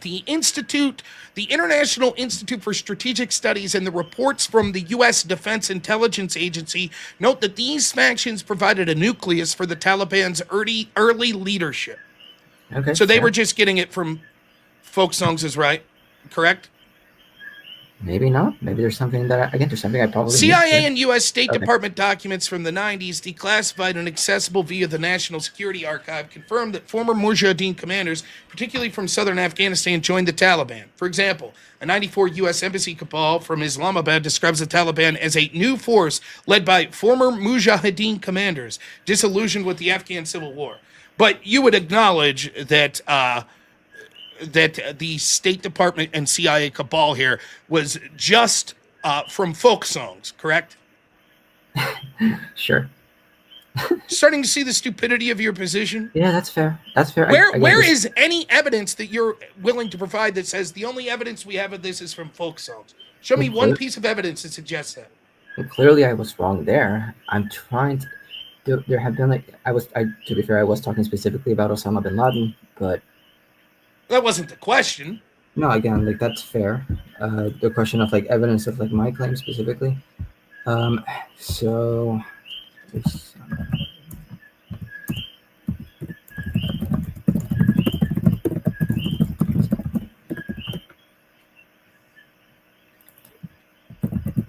You're going to provide evidence that you're just looking for bin Laden? I'm looking for I'm trying to find where I heard that it was primarily folk songs, because I remember looking for, where's the primary source for him, like, doing battle during the 80s, right? I know that he was like a logistics officer, but I never found anything showing that he was like with the Mujahideen on the ground doing like combat. Now wait a minute. Now you're already changing your claim. Your claim he wasn't in the Mujahideen. Now you're saying, well, he was with them, but he wasn't in combat. No, I said that in my research, I had found like sources that he was like helping run logistics through the Saudis. I remember that. But I hadn't found any evidence that he was like with the Mujahideen in combat doing operations like that. No. Again, you're adding caveats. You said he wasn't with the Mujahideen. No. Now you're saying, I'm saying he wasn't with the Mujahideen in combat. No, like... What? Like, yes or no? Is it your belief that Osama bin Laden was in the Mujahideen? No, not in the Mujahideen, but supportive of, right? Like he was working with the Saudis and getting logistics to the Mujahideen. That's like okay. So right? you're saying that he was not officially in the Mujahideen. Yeah, like as a member, like that I can find evidence of that I've found, like at least 5 years ago when I actually was doing up like a project on this that I found. I didn't find any evidence saying that he was there as a member. Like okay, so he funded the Mujahideen. More like helped get funds too. Like that's what I remember specifically finding, that But to be fair, that was the FBI reporting based on like the Pakistani, like naming him as somebody that between the Saudi, he was like an in between with the Saudis, the Pakistanis, and getting. So I just want to. So where we've gone here was, there's no evidence that the Mujahideen was the Taliban. No. So and then now we're like, well, Bin Laden. There are claims that he was in the Mujahideen as a combatant, but we're not sure of that. It might have just been from folk songs, but he did fund the Mujahideen. If that's what if I said something like, oh, there's zero evidence that the Mujahideen and the Taliban like had no, what was the word, connection? Then what's the point? Why even bring it up? Again, apparently you're snickering when I made the claim that 10 to 20% of the Mujahideen fighters went into the Taliban. Apparently that was unrelated. Great. Then what? So, like, you just decided as a side note that had nothing to do with anything. So, by the way, Bin Laden funded the Mujahideen, but tales of him being a combatant were. But you're right; it has nothing to do with the point you just made. Okay. Interesting. More like I wanted to say that, hey, there's a bit of a misconception that the U.S. about Osama bin Laden, but you're right, Rob, about the Mujahideen in general. Yeah. Okay. Okay. So I guess I'll point to the funding of the Mujahideen in Afghanistan as an example of when we funded people in a fight like this. We could do Iran, right? Sorry? We could do Iran with the overthrowing of the Shah. How'd that work out? Well, okay, to be fair, that's very different, right? How about overthrowing Gaddafi? How'd that work out? Fair enough. Okay, right? So then the idea, I just don't think that you have any evidence for your claim. Most of the time, when we don't get involved in any internal or external strife in a country, it works out poorly for us. What about Germany? What about Japan? What about what about Belgium? let's go one by one through all those. What about Germany? Go for it. Germany, World War II, we went in. Okay, so we attacked Germany in World War II. Germany attacked us. Oh, we went to war with Germany. Let's put it that way. Yes? Yes. Okay. We went to war. So what does that have to do with sending weapons to a country like Ukraine to fight another country? That's a separate claim of we should. So are you saying we should go to war with Russia? I think if Russia attacks us, we should. Right? Okay, but they didn't. If the United States attacks Russia, would Russia be in the right to attack the United States? If the U.S. attacks Russia first, correct. Yeah, of course. Okay, so what if the United States provides the weapons and the intelligence for the attack on Russia? Would they then be justified in attacking the United States? If Russia did the same previously, would we then be okay to do the same back? Well, I mean, we'll answer your question after you answer mine. I don't think that's necessarily how it works, because we've done this a lot of times before, right? Like, yes, you're starting to see the point why a country like Russia might get tired of it. You're right. We have done it a lot of times before. We have provided weapons and intelligence to countries and then helped them attach other countries. Yeah, but so you're has right. Russia. That's right. We do that a lot, don't we? But so has Russia. So has China, right? Sure. So where's the issue? So where's the issue in us doing it for Ukraine? We shouldn't in this situation. In fact, most of the time we shouldn't do that because it has unintended consequences. Okay, but is Russia? Would Russia and China stop if we stop? I don't know. Give me the time that China financed someone to attack the United States. Go for it. Or Russia. So, China was Vietnam. So was Russia. They were both supporting Vietnam in the. Okay, 60s. But that was us invading Vietnam, not Vietnam invading the United States. So hold on. Worth mentioning. The NVA, the North Vietnamese Army, first attacked U.S. ships before the U.S. was directly involved in the war. The Gulf of Tonkin? The false flag? No. Before the Gulf of Tonkin, there was the attack on the. It was like it's not a carrier. It was an amphibious vessel. I believe it was in 1962. Attack on carriers, 1960. I want to confirm the exact date because this is the U.S. has Forrestal. No, that's 1967. Why did Google give me that? And River, like they almost sunk it. The USS Card, it was an escort carrier, and BC commandos came in. They sort of detonated several explosives inside of it. When was that attacked? 1964. The exact date was May 2nd. May 2nd of 64. Okay, let's see. Let's look this up. I've never heard of it. Fair. USNS card, which occurred May 2nd, 64. Shortly after midnight on May 2nd, 2 Viet Cong commandos from the 65th, led by Lam Son Now, executed a sabotage operation in the port of Saigon. They emerged from a sewer tunnel and swarmed the USNS card, attached 2 loads of explosives. The explosives detonated around 3 a.m. and blew a hole. 5 American civilian crew members were killed, but the majority of the 73-person crew survived. It was a Bogue-class escort carrier from World War II. It was reactivated in 1958. Included helicopters. It was a regular visitor to Saigon, unloading cargo like helicopters and personnel carriers. The attack was a targeted Viet Cong operation to disrupt the U.S. supplying weapons to South Vietnam. Yeah. Okay, so they attacked a U.S. ship in Vietnam that was providing weapons to the people they were in a civil war with. Okay, well, by that point, it was, I mean, they still call it a civil war, so that's fair. But it was South Vietnam. They were an ally. They were a U.S. ally, right? Right. So, I mean, it's a little different, but sure, okay, fine. I can grant it. I can grant it's a little different, sure. I mean, but it's still just to be clear, right? Then, if the United States is arming Ukraine and Ukraine's directly attacking Russia, any U.S.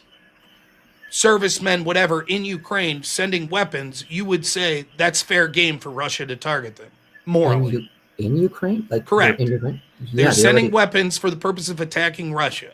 Yeah, they already have. We have U.S. volunteers. Okay, so you think that's perfectly reasonable for Russia to do? I wouldn't call it reasonable, but it is like, it's war, right? It's war. Right. But the United States started it. Russia didn't attack the United States. Well, now hold on. That's a different question in Ukraine, right?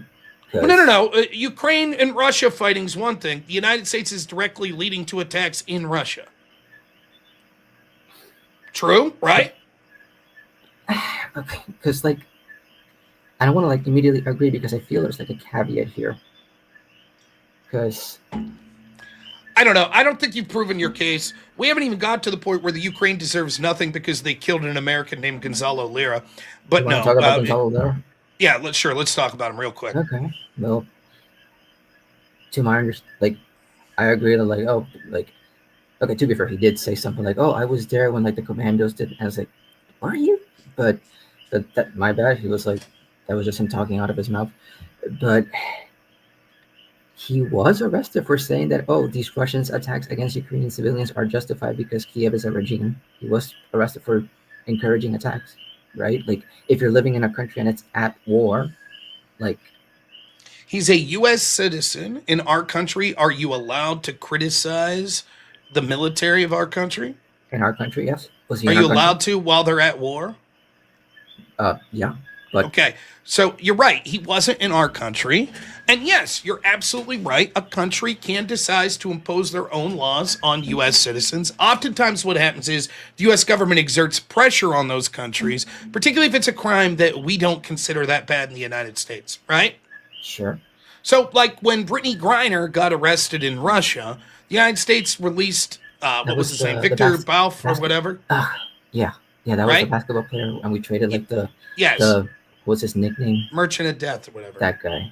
Victor's, I forget his last name. It's one syllable.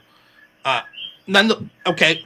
You understand why, at least what the rationale was. We didn't think that Brittany Griner committed a serious crime. She was basically being held as a prisoner. Was definitely being held as a prisoner. Yeah, she was arrested. But basically a political prisoner. Yeah. Okay. So Ukraine did the same thing. They arrested someone for free speech. Difference is Russia's our enemy. Ukraine's not just our ally, they're our vassal. They would cease to exist without the constant U.S. intervention. Mm-hmm.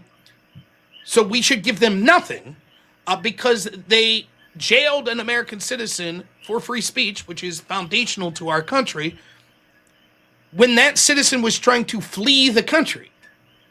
Okay, so correct me if I'm wrong, because let's be fair, I have been wrong, but they arrested him.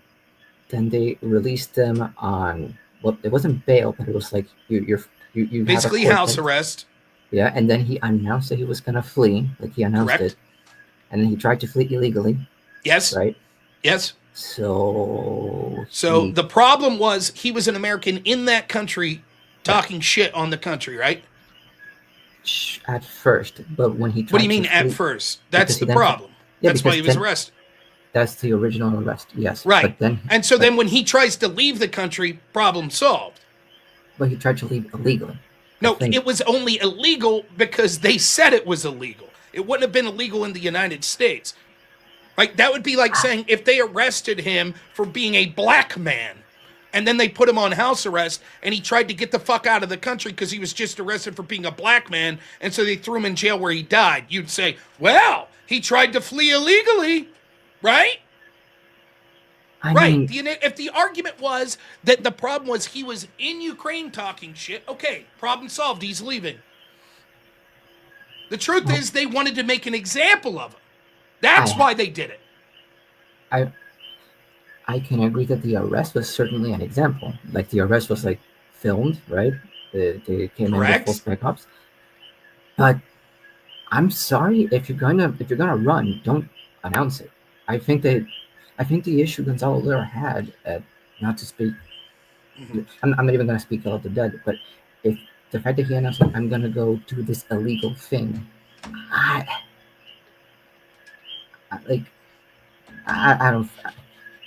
I don't think that's enough Yeah. to warrant. Hey, this girl got sexually assaulted in my town the other day. She was wearing a short skirt. Comments? Oh, come on, that's not. It is No. the same thing. How It is it is. the same thing? How Yes, is it it's the same thing? exact same Okay, thing. how Well, is it the I same? think he was stupid for announcing he was trying to flee this oppressive regime. He should have just done it in secret. Cool. Yes, strategy aside, what they did to him was fucking heinous. What did they do? They imprisoned him for free speech, then they put him on house arrest, then they imprisoned him where he died in prison. Yeah, but can we confirm that there was abuse? No, we don't know if there was abuse or not. I would say the fact that he died in prison and was healthy before he went in prison would suggest that whatever happened to him that caused him to die occurred in prison. Was he healthy before he? I don't know. Was there evidence that he was near death before he went in? Not near death, but if I remember, I could be completely wrong because again, like, it's Frank. Frank gets things wrong very often, but if memory serves, they mentioned that his health was pretty delicate. That was a. So did he get adequate health services while he was in prison? I believe they tried. Really? Give me the evidence of what they did. Go ahead. I think the evidence is just a statement, like something that they. Oh, a stated, statement. it's not exactly- Well, then there you go. By the way, now I remember that statement. I remember Zelensky came out and was like, trust us, bro. We gave him health statements. And by the way, Bin Laden was never in the Mujahideen. That was all folk songs. Now I remember that statement. There we go. Hey, like, again, let me see if. I think this is. Slow news day, huh? News evening, to be fair, but yeah. Yes, he did claim he was tortured. His claim was he was tortured when he was in jail the first time. But you're not going to believe that, right? I mean, did he show evidence of torture? I don't know. What's it matter? Did they show evidence that they provided him health care or just give a No, statement? I'm not saying it is evidence. I'm saying that all we really have is that, right? Like, That's right. there is... You're absolutely right, which is why they should not receive one dime until there's a full accountability of what happened. Okay, well, if defeating Russia would help us get there faster, would that work better? Right? If defeating Russia, like giving them the weapons to win. So let me have this up. We're wondering if the government of Ukraine tortured an American citizen. So here's how we'll get to the bottom of it. Give the government of Ukraine everything they want, and then we'll be able to ask questions afterwards. That's your solution. I mean, it's a solution, right? Yeah, I think that's fucking stupid. Yeah. That's fair. But I still personally think it's better to support like the grant personally. Like, in your opinion, what would get you to like say, hey, supporting Ukraine is beneficial or worth it? I couldn't understand you there. I'm sorry. Sorry, like, because like personally, I still think that I think helping Ukraine is in our best interest. If they did do something bad like that, they should be held accountable. Accountable. But if I had to ask you, like, what would get you to support Ukraine, right? Because right now we have like Trump is giving more support to Ukraine. You're saying the neocons are winning. What could convince Nothing. Russia could wipe Ukraine off the map, and I would say send them nothing. Do you think that would be like a positive geopolitical statement? I don't give a shit. See, I guess that's where we really disagree, because again, like, I just we disagree because are you, by the way, who'd you vote for, if you don't mind me asking, in 2024? Trump. Okay, but why? So you're against Trump not funding the academia, right? You're against him removing USAID, right? Yeah. You are against that? For the most part. I think like 90%. Like 90%. Well, there you US... go. Never mind then. Hey, at least you're consistent. I was going to say it's the same argument, right? Oh, so why would you be against cancer research being defunded? Why would you be against PBS being defunded? Why would you be against aid benefits being removed, right? No, because how much of those? I remember you went over like the numbers, right? It was like only a tiny percentage, and like they're not even using it, right? Like they weren't even using it. You're just a neocon. That's what you are. For example, you were fine with the National Endowment of Democracy promoting funds that were talking about Poland arresting populists. Say again?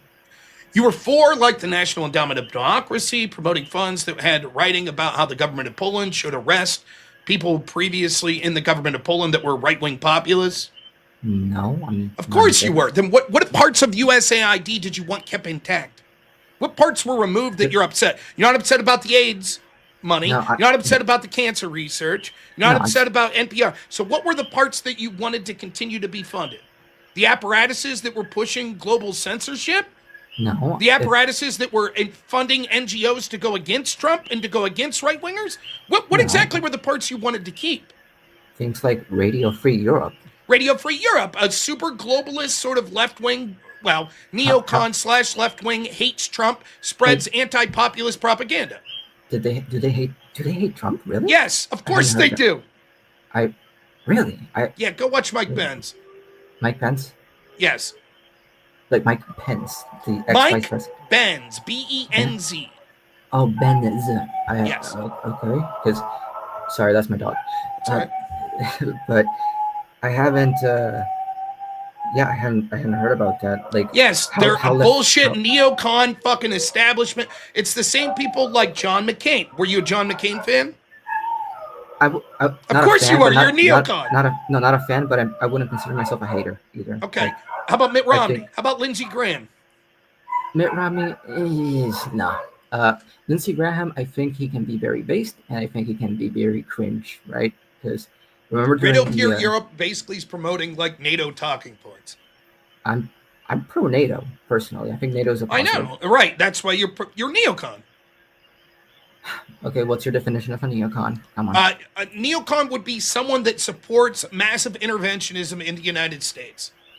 Okay, so I'm gonna cling to the word massive and say I'll tone it down a bit, right? I believe we should be interfering. I believe the U.S. empire is a good thing. I think that was the Iraq War a good thing? No. Why? The mismanagement was horrible. What mismanagement? So we went in right without a real plan. We tried to immediately install democracy. It was. So the problem was we should have stayed longer. The invasion was good, though. The decision to invade was good. It was just how it was handled. No. So we shouldn't have invaded. Oh, we should not. Why did you like Saddam Hussein? Normally, when we don't get involved, it's a bad thing, right? That's what you said. Yeah. And okay. Well, so then why wouldn't we get involved? I think if we were so there's two ways of looking at it, right? You're saying get involved, but I'm talking about the invasion. So we should have sent weapons for guerrillas to overthrow Saddam. No, we could have color revolutioned it, right? Like so how many color revolution countries have panned out? Well, Ukraine was doing pretty well until Russia invaded. So I would say that's a no. Yeah. Well, yeah, because Russia invaded. Wait, you just said there wasn't a color revolution in the U.S. or by the U.S. in Ukraine. I said I haven't seen the evidence for it, but if you're saying that, hey, there was there support. Okay, well then give me another one. Another one. Oh my gosh. Was it Panama? Oh wait, no, we invaded Panama. Right. Um, I've no, Greece we also invaded, but that worked out great for us. Oh geez, I want to say some. No, I think Ukraine is like assuming it was a color revolution. If it was, then it would have been Ukraine. But what I'm Okay, saying, so far your evidence for color revolution's good. It's a country that you're not sure if it was a revolution. yeah, But that would mean that I'm the one example that you could point to literally proves my point of why Russia would be pissed. again, assuming if it was a color revolution, yeah. But hold on, what's the link to making Russia pissed and Ukraine being like doing better off, right? Because No. What previously I said, I think there was a color revolution the U.S. led, which was, in other words, I was making the point when the U.S. gets involved in this shit, it ends up making circumstances worse. And you were like, I don't think it is a color revolution. Now, later down the field, you're like, we should have had a color revolution in Iraq. And I was like, give me examples of when that's worked out. And you're like, well, Ukraine. And I'm like, okay, well, so then that would go back to my previous argument. It didn't really work out because it pissed Russia off. Because if Russia sees that the United States just helped overthrow the pro-Russian government of Ukraine to install the pro-U.S. government of Ukraine, they're going to be pissed. Yes, but like if we're talking about like how we should have handled Iraq, right? Like if that's the question, was that the question? I don't know. That was a question that I asked. Yes. Yeah. If the question is how we should have handled Iraq, then the idea would have been to, if not color revolution, then sanctions, economics. Like we would be getting involved. We would be trying to like make sure that. Well, I could be wrong. I may be misremembering. I can't claim to be an expert on this, but hadn't we sanctioned Saddam? Oh, absolutely. We had the 1991 deals, which like. Well, we had the first Gulf War also, but then after that we had sanctions, etc. Right? No, it wasn't just sanctions. We had these. What do you call it? We had like a no-fly zone. We had. It was, if I remember, like. I am so cold on this history right now, man. It's all right. You're making the case better for me. In other words, what you're saying now is, shit, we went beyond sanctions. Okay. Yeah, okay, then why wasn't that solving the issue? Because if memory serves, Saddam stopped cooperating with the sanctions being given. He like tried to, like he didn't have WMDs, but he kept saying that he sort of did, and he started banning inspectors from coming in. But you're like, we should have, like, I'm like, what should we have done in Iraq? You're like, sanctions. And I'm like, oh, okay. And you're like, but they did do sanctions, and they did a lot more. And Saddam just was like, no, we're not cooperating. Yeah, so presumably there we should have increased the pressure, not directly gotten into like an invasion. But I don't think not getting involved would have been the solution, right? Like, I think that I just brought up the Iraq War because it seems that you are, to some degree, a large interventionist. I think that historically, I still think historically interventions pan out more positively than negatively, because like your examples are in the Middle East, right? Like Yemen, Libya. But did we do Yemen? We allegedly sent weapons to the Saudis. Not allegedly, we sell them. Like but I don't know if we just sold or sent as well. Okay. Like if I don't know. We at least sold them weapons. Yeah, so in places like the Middle East, I'll even grant most of Africa, like in Africa, maybe even Southeast Asia is not as effective, but other areas like Europe, Japan, Korea, I think there's plenty of, I think there's a very give me the so over the last 25 years, give me the interventionism that has worked. Over the last 25 years? Yeah, sure. Panama, if we're not going back to like World War II. Yeah, so Panama was worked out really well for us. The Persian Gulf. Panama. Okay, so what exactly did we do in Panama? If memory serves, the guy was like threatening America. He wasn't even fully threatening Americans, but he was like signaling to threaten Americans. So we went in, we deposed them, and was that the first and maybe only time an intervention led to a democratic government? I think that's like something somebody listed. It was. I want to confirm now because like this is stuff like I researched 2 years ago, and now I'm like. Just to be clear, that's 89, so that wasn't the last 25 years. As is it not 25? Is it not? Is it not like on the border? 1989? Um, That would be like let me count. 36 years ago? Oh gosh, that's right. The 90s was 30 years ago. Oh gosh. Okay. So if we limit it to the 90s. So it's like 2000. Yeah. Oh gosh. If we just go to 2000, then we've had like military interventions like 0 that like have gone well.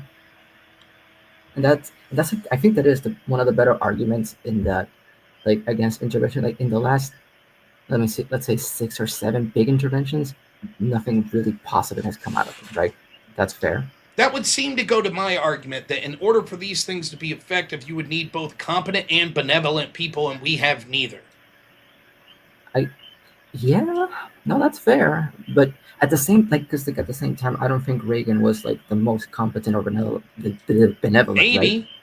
maybe. I'm not saying nothing could ever work out. I'm saying we are using so much in the United States political capital, actual money, etc., to do these interventions over and over again, and we're batting 0 basically since 2000. And yet, every single time a new one comes up, everyone's like, "Yep, keep going." And this one's going to end the same as the last. It's going to end with us leaving and the Ukrainian people saying, "Oh, fuck, we're screwed." So it's the last bit that I kind of disagree on, because we don't know, right? Like right now, like, all right, man, I'm gonna let you go. Like, I don't know. Like, like it's because, like, for example, I mean, right it's now, been like an hour and 20 minutes or That's something. fair. Like, I don't know the point you're trying to make. Like, I'll give you the final word on it, I guess. I just think that there is a fair case for it. Like, you can totally disagree with that. That's fair. Sorry, but hey, good talk, fun talk. All right, thanks, man. Appreciate Good it. night. Good night. Yep. Take care. All right. Yeah. What up with those super chats? Let's read the few that we got. Sarcastic Saint, $5 says you should get rid of Mel's kid and find someone with 2 working brain cells. This person's causing brain rot in the chat. Nonsense is from him. Then he says, for another 5, Furby's kid loves to snicker at you because it was his daddy mommy happy to hear and see. What's your blood pressure at this creepy snicker? And then Not Quite Dead for $5 says, this guy can't back up anything he says. Like, I guess the most frustrating part was when I'm not banning anyone. Thanks for $2 says ban the Neoconservatism.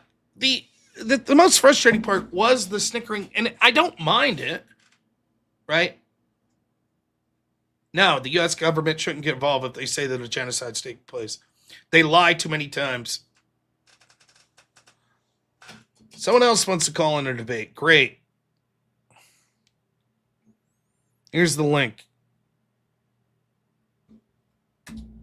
But we're not bringing anyone else up until we get to at least 50%.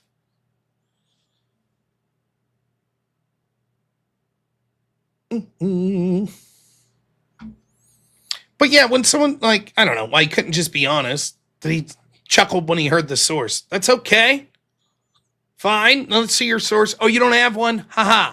That's it. But then to be like, no, I didn't chuckle because of that. It was just total random chuckle. Like, get the fuck out of here.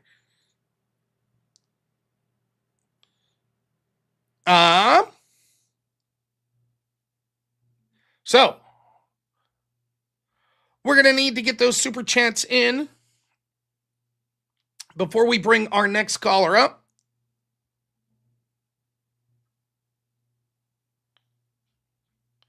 To get to at least 50%. Now, that is $70. We're already at 12:18. I thought maybe I'd end at midnight tonight, but we had calls, so while we wait.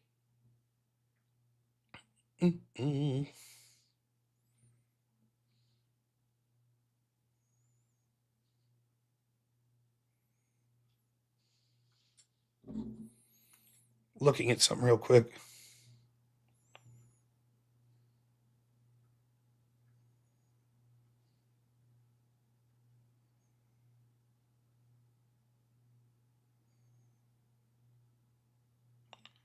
That seems crazy. Oh, yeah, whip song? Yeah.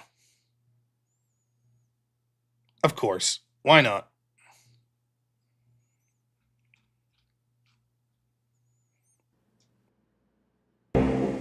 Where there's a whip, there's a way. Where there's a whip, there's a way. Where there's a whip, we don't want to go to war today. But the Lord of the lashes says, nay, nay, nay. We're gonna march all day, all day, all day. Where there's a whip, there's a way. Where there's a whip, there's a way. Where there's a whip, there's a way. Where there's a whip, there's a way. Left, right, left, right, left. Where there's a whip, there's a way. Left, right. A crack on the back says we're gonna fight. We're gonna march all day and night and more. For we are the slaves of the dark Lord's fall. See, the whip song always gets him. Bobby Ballbags says, I see a shot of police transmit. Have this I love difficult revolution. Also doable. How about that? For $10. Thank you, Bobby. Really appreciate it. And then Drob Runting for $50 says, you're good at staying on and really trying to let these guys say something intelligent, but man, I'm not sure how you do it. I'm hoping you get another caller. We do. We need $10 more to bring on the next caller. He's already in there. It's going to be a lol cow, but that's all right. Yeah, I'll admit to being a little pissy when he came on because he was in the chat. He just comes on. It's like, oh, we're talking about the white people beaten in Cincinnati. Oh, slow news day. Can we talk about Ukraine? I was like, all right, sure. So he already entered it. Oh, you need more? And Bobby Bob likes some more to go on here. We got the guy that tried to come out, he tried to snicker or something, tried to pull it out. He said he wasn't able to do it. Nobody able to see that he's full of shit. We want to be able to talk to these things. Anyways, there, Bobby, $20. If you want more, you got to donate $100 for it. But that'll do it. That'll get us to over 50%. I appreciate it, Bobby. Another new account, $5 says thoughts on Texas, the gerrymandering thing going on now. Yeah, they should. Democrats have gerrymandered the shit out of so many states that they control. So I don't have a problem with it. All right. I assume this will be a quick one, but as promised, the guy known as YouTuber in chat. We'll see. What's up, super cool guy 6'9"? Hello? Can you hear me? I hear you. Okay. My audio is not like weird or anything, is it? You sound all right. All right. So I don't know if you know anything about this. I'm not trying to be rude or anything, but do you know anything about the Silk Road? Yeah, the guy, I forget the name of the guy that was pardoned, but yes.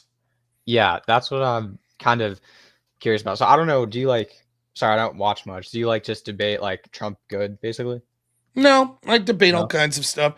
That last caller was probably me saying that Trump bad for giving money to Ukraine. Right. Okay. So what's your position on the Ross Ulbricht is his name, the pardon for him? I think that without having many details on the case, my gut feeling is that he was over-sentenced and probably paid his due. Okay. So would you say that Trump is you would say he's an anti, well, I mean, from what I know of you, you think Trump's good. You voted for Trump, right? Yes. Okay. And I imagine you think he's anti-crime, and that's probably a big reason why you voted? No, I think that the primary reason I voted for Trump was the same reason in 2016. One was to expose the corruption in our institutions that are a government unto themselves that really control things that are unaccountable because they're not elected. And second, to do something about it. He did expose them. He did almost nothing about it. So once more, I voted for him as my third choice as the Republican candidate because I would rather have someone that has a small chance of exposing and doing something about the corruption than people that are promising to not just not expose the corruption, but to further it. Okay. So you don't think, okay, actually, that's a good thing. You're saying, so you don't like corruption. And I was just, because I was listening to a podcast I listened to, and one of the episodes was about Ross Ulbricht. And it was basically just documenting the Silk Road and all this crazy, can I curse on here? I don't know what the rules are. Yeah, as long as you don't violate terms of service, sure. Okay. No slurs, no homophobic slurs, no race slurs, no calls to violence. You're taking away all the fun ones. Okay. But yeah, he did all this crazy shit. And I just don't know how that's like, that seems like the most insane thing possible to me, that you would pardon Ross Ulbricht, this guy who is like, in my mind, he's like completely anti everything Trump at least says that he stands for, you know. So crazy. first off, pardoning Ross Ulbricht was courting the libertarian faction, which I'm adjacent to. So that was a promise that he made to them. Yeah. Secondly, you correct me if I'm wrong, the general story of Ross Ulbricht is he ran the Silk Road, which was basically this place where you could commit all kinds of sort of transactions, including drug transactions. Yeah. And that's primarily why he was charged. Yeah, that's what he was charged with. But actually, one thing that they didn't, so in my mind, there's like, when you like jail someone, there's a few different reasons why you put someone in jail, right? It's so that they can like basically get justice for the people who are wronged. It's so that they're like removed from society because they're like a danger to society. And it's like a fairness thing, right? They did a bad thing, so you want them to be punished for it, right? Does that sound? So like, in my mind, he did so many bad things, and he's such a, like, in my mind, danger to society. Even like, he's like, honestly, the worst things he did in my mind might not even be the drug. I mean, that it's terrible in itself in my mind, but like the creating the whole Silk Road. But like, he ordered hits on people, like, and the thing with that is they didn't charge him. The only reason he didn't get charged for murder was because even though he thought he ordered like 6 different hits, they didn't actually murder them, but he thought they did, right? The people that he ordered the hits on. So that's how, like, they couldn't prove that they were actually murdered. I mean, I would say that we shouldn't factor in pardoning decisions based on things that we can't prove that people did. Well, okay, I guess is what I would say about what do you that. mean can't prove? I mean, like, they proved that he had the intent to do it. So they didn't actually charge him with that, but that was one thing that got uncovered, was that he tried to order hits on these people and he thought he did. So in my mind, that's like a person. I guess is what I'm trying to say. The federal government accuses people of shit all the time and doesn't charge them. And so I hesitate to think that the federal government, because they accuse this man, that he did these things, particularly if I haven't read the details of the case. Okay. So let's just say that it was the truth. Like, let's say that it was the truth that happened. That would be like a really bad thing for him to do, the guy to order hits on people. Yes, it's bad to order hits on people. Yeah. Okay, one sec. Okay, yes. And that's like that's not just like a bad thing. That's like you need to go to jail for that thing, right? Sure. Okay. For a long time, we agree? Yes. Even if the hits don't actually happen, if you think they happen and you order them to happen, you should like go to jail for a long time for that. Okay. Yes. Okay. So hold on, let me block that. He keeps calling me. Okay. Sorry. So why is that? Why, like, to court the libertarian vote? Like, from what I understand, this guy wasn't even like I guess he lived out his libertarian values in the sense that he like gave. Yeah, I noticed you skipped something there. You were like, skip? hypothetically, if you knew he did this shit, is that bad? Yes. Yeah. Okay. Well then. What I skip? Okay, but where's the proof that he did it? I just learned of it on a podcast, but generally, that's cool. I'm just reading here now. Did they mention on the podcast that 2 of the lead agents, Carl Mark Force from the DEA and Sean Bridges from the Secret Service, were convicted in 2015 of stealing from Bitcoin from Silk Road accounts? Yeah, actually they did. Okay, I don't remember the names of everyone, but I'm assuming that's who they were talking, because the one guy stole a bunch of Bitcoin from a wallet and he was in on the investigation, and they actually caught the police guy or whatever, the federal agent, or was he a state? I don't know, but yeah, they did. Okay. So yeah. So it seems as at least some of the people involved in this investigation themselves were quite corrupt, which would jeopardize the validity of the evidence, possibly. Really? I don't know. Okay.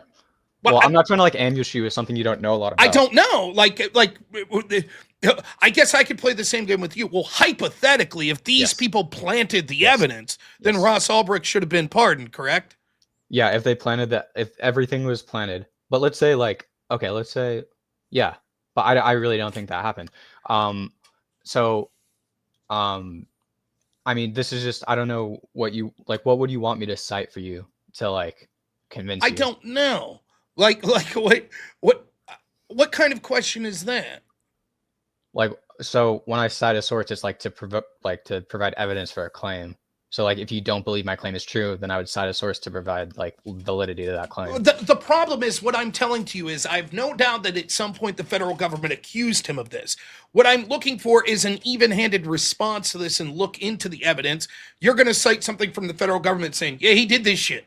And I'm like, but I don't know that that's true. They didn't bring the charges. I could do the same shit with dozens of people connected to Trump. Like, for example, the federal government said that Carter Page did not work with the CIA in his shady contacts with Russians. He did.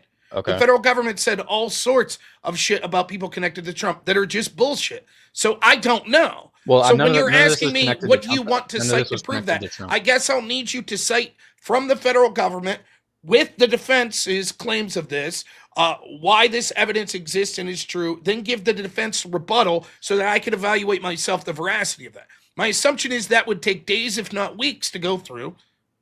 And that's okay. So none of this is connected to Trump. So this doesn't have anything to do, like, he pardoned him, but I don't think he ever talked about him before, like trying to get the irrelevant. The point is, the FBI makes up shit and is wrong about shit. Yeah. Okay.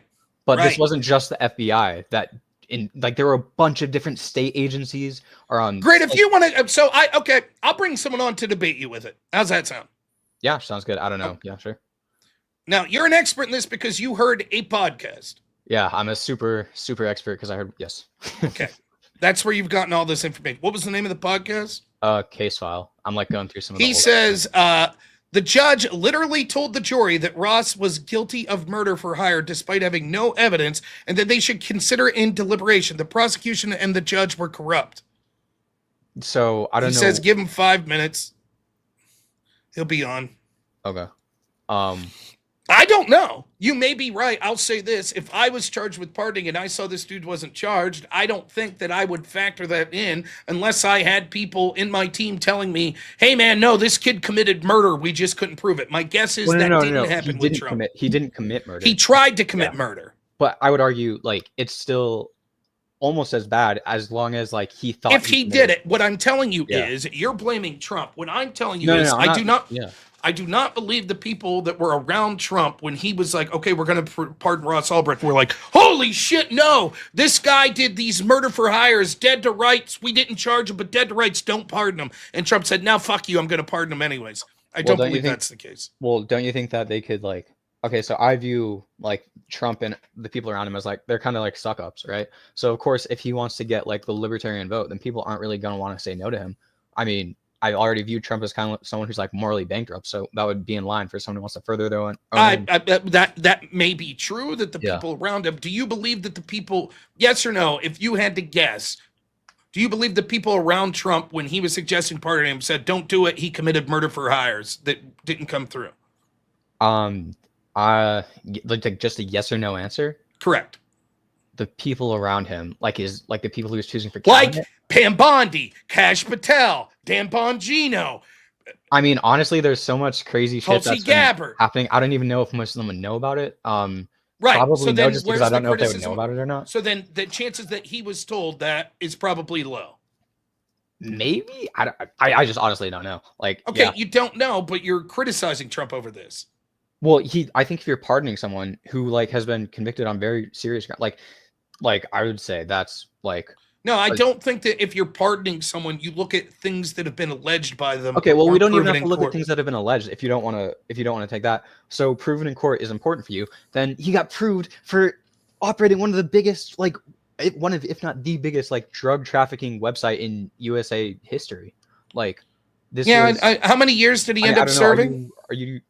I don't remember. I think he got convicted in maybe like 2014. I could be wrong on this. Ross, well, because he got pardoned recently. I mean, obviously recently. May 2015. It looks like. Okay, so like, what is that? 9 years. 9. Well, I don't know. What's your stance on drugs? Like, I'm assuming that's like more of a liberal thing to be progressive on, right? What's your stance on drugs? I think some of the really bad ones, like some of the like heroin, maybe should be like outlawed or something like that. But like, what do you mean outlawed? Some dude gets caught selling heroin. What's the punishment? What's the punishment? So, like, you want me to craft up a policy? Well, I mean, I don't need a specific policy. Like, do you think that our heroin sentencing for drug dealers are too harsh? Not harsh enough? I don't know the right? specific heroin like sentence because I think that's a state Okay, thing, you don't but know. So then give me the gist of what you would suggest. They should Because it probably. seems like you're willing to say that you're light It should on probably some be of a felony. I would say that it should probably be a felony. It should probably be over a year if you're caught. Well, selling heroin, yeah, that's pretty bad. I'd say probably over a year. I'd say for Okay, something you like get caught weed, selling heroin over a year. yeah, I'd say Okay. for something like weed, I really just don't care that much about weed because I don't think weed is like as destructive as heroin. I think it's legalized in a lot of places. So I mean, Well, it's clear. I think it's clear that it's not as destructive as Yeah. heroin. I Yeah. don't think that's a bold claim, but yeah. yeah. So that's I kind don't of know. like I think it's different to like. I think But, it's fundamentally different to sell drugs. Personally, I'm probably more left leaning on drugs than a lot of my audience would like, though I'm starting to change my mind somewhat. softy. Okay. What's changing your mind? I don't know. Having a kid, not wanting to smell weed anymore when I'm out fucking with my kid. Oh, so you're more left leaning or I'd say I'm more libertarian adjacent, but nonetheless, the point I'm making Right. is directly selling drugs is different than having a server where people can sell drugs. So what about I think- this? Well, he's like creating the whole platform to be existing, right? So like this is like an extreme example. It's just an analogy, right? Hitler's not like responsible. Would you say Hitler's not responsible for like holocausting those people? No, he ordered it. Yeah. Yeah. So like, but he's like not directly. Jesus Is Christ, Facebook? If I plot an attack on someone on Facebook, is Zuckerberg responsible? Not. I wouldn't say directly, but the point of Facebook, if I imagine, the point of Facebook is not to do that, right? The point of Facebook is to like, it's just a social media app. So what's the point of the Silk Road? Was it just for buy and sell drugs? drugs? Yes, yes. I don't think so. I Well, think people wait, bought it and was sold other either- things on there. Yeah, guns. Okay, is that legal? What? Is that legal? I'm assuming on the Silk Road, no. I'm pretty sure you have to do a bunch of red. I mean, I've never bought a gun before, but like, I don't know that you're. I think you're talking out your ass. I don't think you know. what am I talking about? I don't think you know that the stated purpose of the Silk Road was we're doing this just so illegal transactions. That can was occur. Ross Ulbricht's. Like, that's what his. There was like evidence. Show me the evidence. Show me the evidence that Ross Okay. Ulbricht said, I'm What creating this just to do illegal shit. Point of the Silk. No. Don't type what was the point. You're going No. to say this is what Ross Ulbricht said he created this for. Okay, what was? Oh, because he was initially. I mean, I can't cite you the specific quote, but I just know from the podcast I listened to. Generally, it was he's like a libertarian guy, so his like reasoning behind it was I think he was like feeling aimless in life or something, and he wanted to like make a place where people like, because I guess this would be like freedom of libertarianism is more about freedoms and stuff. So it's like he was more like wanting to free people up for being able to get drugs because that's something he. Okay, we'll see if I can find that quote. We'll mean- see. It's free people up to get illegal drugs. Ross Ulbricht, yeah. He said he wanted an economic simulation to give people a first-hand experience of what it would be like to live in a world without systemic use of force. He wanted to create something where people could buy and sell anything they want without being tracked or controlled. Yeah, but the main, like, no one's going to argue that the main point. Empower people to make their own choices freely Yeah. without anyone telling them what they can or cannot do. Yeah, and I'm sure, like, if you asked Hitler what the point of the Holocaust was, he's going to Okay, use some PR do you answer. think real quick, do you think the creator of Bitcoin should be imprisoned? The creator of Bitcoin? Correct. No. Why? Isn't the purpose of it basically the same thing so that you could purchase what you want without people being able to track it? Yes. Okay, so then they should be in prison too. Whoever created Bitcoin, correct? No, it's not the same though. Because Why? Because literally like Ross Ulbricht is like he knows all like no one's gonna go to the Silk Road and be like, what's the main point of this? I don't know. It's kind of like you like no one's selling like just like anything on it. Like it's drugs. It's mainly just drugs. And for a short time, I think it was guns. But then that got like stir up about There could be first off, Oh my God. even if Okay. that's true, there could be legal drugs that were sold there. There could be legal guns. There could also be all sorts of other things that could be if they're- legal that okay, are just being think about- sold think about this. If it was legal, then why would they go to why would they do it there? If it was because legal? they don't want to be tracked. Like, okay. I mean, you can sell drugs and not be. Do you tracked think in the that first do you think that the creators of VPN should be arrested? place. Do I think the creators of VPN should be arrested? Correct. I Do don't you own a know enough VPN about- company? I honestly don't know. Probably not. Why not? Who's using VPNs but to cover up corrupt shit? I don't know. I don't know much about VPNs. Do you know what a VPN does? Yeah, I think it makes you like it like puts you in a different country if you want to use Wi-Fi or something. Sure. So it's just people using it for illegal shit, basically, right? That's the main I've purpose. used a VPN before. Oh, so you should be in jail. No. Okay. But wait a minute. You're saying even though it was perfectly legitimate to use the Silk Road for legal purposes, and you could see how a libertarian-minded person would say, I just don't want fucking people tracking me. I don't want to have to go through Amazon. I don't want to have to go through fucking eBay. I want this shit to be totally anonymous, even if it's legal. Yeah. Same with VPN. But the main point of the Silk Road is to sell drugs. It is a The main point of VPN so people could jack off to porn. Okay. Yeah. So arrest as them, far right? as far as I know, jacking off to porn isn't illegal. Some places it is.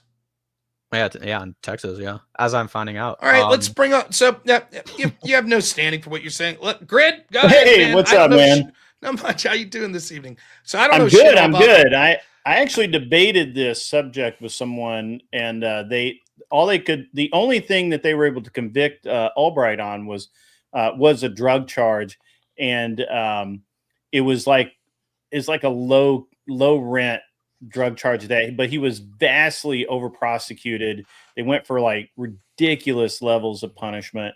The judge was corrupt. The prosecution was corrupt. And the actual reason that I think most people have come to that the actual reason they went after him so hard was the fact that up until that point, everyone thought that Bitcoin couldn't be traced. But like anything else that's electronic, it can be. And the feds really didn't want people to know that at that point in time. Now, of course, everybody knows that. So, like, anytime here's you connect- in a 2019 article, he said, I wanted to create a space where people could buy and sell what they wanted safely and anonymously, especially for things like marijuana that I thought shouldn't be illegal in the first place. Right. Yeah. So you agree with that? Oh yeah. No, he was absolutely. No. The other guy. You agree Oh with no. that? I'm sorry. to permit that it was made to sell drugs. Yeah, like marijuana particularly. Marijuana particularly? I don't That's think what it he was marijuana particularly. It actually was, and it was, and a lot of a lot of the things that were being sold outside the country, where it was not initially. It was like a U.S. thing, and I'm pretty sure mainly. No, you're wrong. It wasn't Okay, let me initially a Google it. U.S. thing. Initially, it was all aimed offshore. Literally, it was all Initially, aimed it was offshore. all. Okay. Where was the Ulbricht was in San Francisco. Well, I know, but he like moved all over the place. Yeah. Initially, Yeah. Go ahead and use ChatGTP for this because it'll be accurate.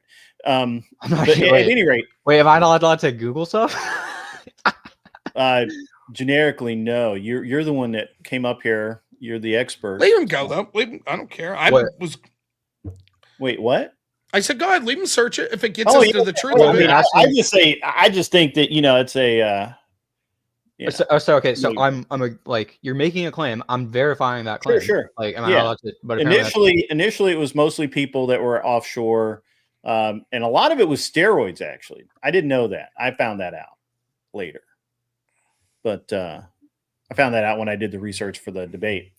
But yeah, so all they got him on was these low rent drug charges. He never actually handled any drugs other than I think he personally sold some pot and maybe something, like some mushrooms or some shit like that. But I think initially he grew. And this is all just podcast knowledge, so you could say that's not valid or whatever, and that would be fine. But yeah, I mean, you can go look at the federal documents. Why don't Sure. you Google those? Okay. The court documents are available. You don't have to. I was just what I was gonna say was that initially I'm pretty sure he was growing. I don't know if it was shrooms or something, but he like had another apartment and he was growing shrooms in there, and he started selling on there. Mm-hmm. So yeah, but Well, I think that selling drugs is different, regardless of what my philosophy is on whether or not those particular drugs should be legal. The actual selling is one thing. The creating a platform for anonymous transactions that would allow for the selling of drugs is something different completely, right? it's from what I'm reading. Granted, I'm just googling the same as you. Sure. You know, art was sold on there. Art Yeah. was pretty popular as well because, which is perfectly legal. But a lot of people don't want people to know that they And they have don't want these to pay pieces of art. taxes. They right and things of that nature. Yeah, I So agree. you know, in general, like. But also, If it was primarily like not heroin, which at first it didn't allow harder drugs, right? If it was primarily not about the harder drugs and like marijuana or mushrooms, you seem to suggest that you basically think those things should be legal. So what would the problem be with that? Well, first of all, I think you should abide in the law if a system's to work. So I think even if something is illegal, that doesn't give you the right to do it. Now, I'm not going to say like, but you shouldn't just said that you didn't really care about the marijuana. That's what he was selling. just because I don't care about it doesn't mean you shouldn't do it. That's not like in the broad scheme. Like, Well, that's fair, but should he be part? I don't care about Hitler's tax policy. Okay. Like, All right. Fair enough. Fair enough. Fair enough. But All that's right. that's not what's at issue here, though. Like, Yeah, so for well, example, would you be enraged if Joe Biden pardoned a marijuana dealer? If Joe Biden pardoned a marijuana, I wouldn't be enraged. You wouldn't be calling into someone's show and going, "This is ridiculous. It's No, a really because- bad dude. No, He broke the law." I'm just saying he probably shouldn't do that. And if Joe Biden did it, which I'm assuming he probably did, that is probably something to be condemned, if I had to guess, because he's like, I mean, I genuinely don't agree with pardons. So hold on. Let me. But- I think we're. Well, I think we're bypassing a lot of really gonna important things. just real quick, and then I'll let you talk. Yeah. I'm not like super mad. Oh my god, he sold marijuana on the site. Oh my god, this is so terrible. It's not the issue. He was selling hard. He was massively enabling people to sell hard drugs that are very terrible. So's and Bitcoin. detrimental to people's lives. So What? yeah, literally. So is like many other things. But hold on. You came up here and you were talking initially about the murder for hire thing. Do you understand that's the another facts of the super bad murder for thing. hire? That's another super bad thing. Do you understand the facts of that? What was actually happening? I can give you my broad understanding. Okay, yeah, please give me your broad understanding. So initially, there was a guy who I think the cops caught this guy. And initially he thought, Ross Ulbricht, the Silk Road guy, thought that the guy who they caught, who was working on the Silk Road, was stealing money from him, which later I think turned out to be one of the cops or something.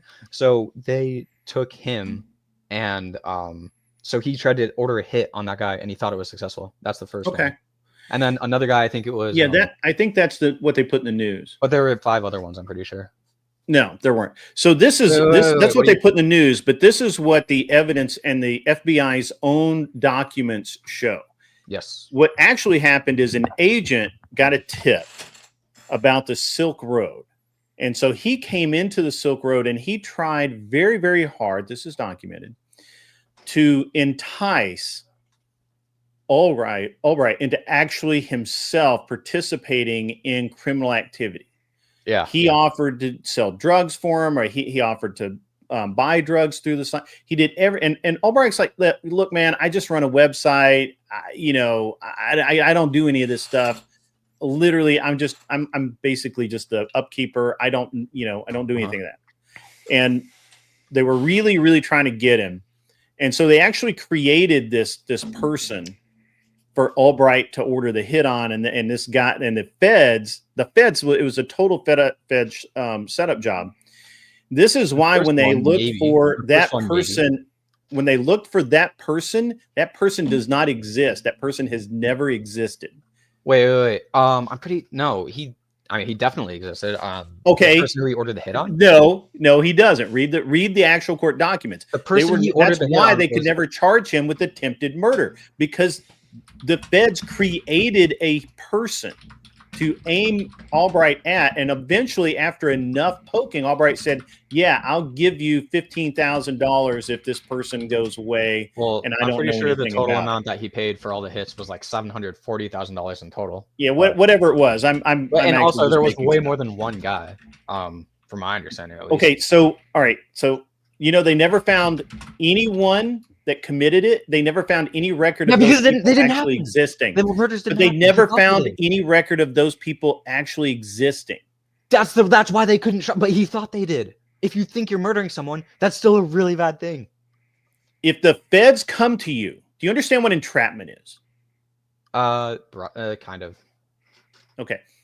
If someone comes to you and says, "Hey, this guy talks shit about you," I think you should off him. Yeah, that's I'll like do the it for idea of- $5,000. it's the I'll do it idea for of, like- $5,000. You don't need to know anything about it. You don't need I to know still anything say about that's an insanely shitty person who's gonna murder someone for talking shit. But yeah, I get your point. Yeah.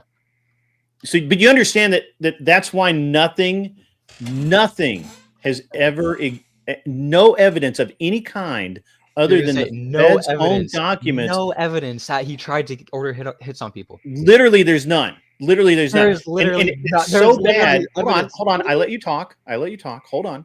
Barely. It's so bad that the feds literally had to manufacture this case, and they couldn't prosecute it. So the judge literally instructed the jury, Mr. Ulbricht, and this is in the court record, Mr. Ulbricht is guilty. I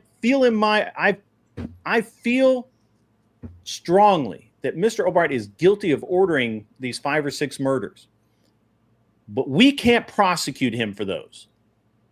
But you need to consider that in your deliberation. And there's nothing more prejudicial to a jury than that. Yeah, and this is why Ross Ulbricht should have been pardoned in the first one. He never should have gone to jail at all, honestly. You don't think he should have gone to jail at all?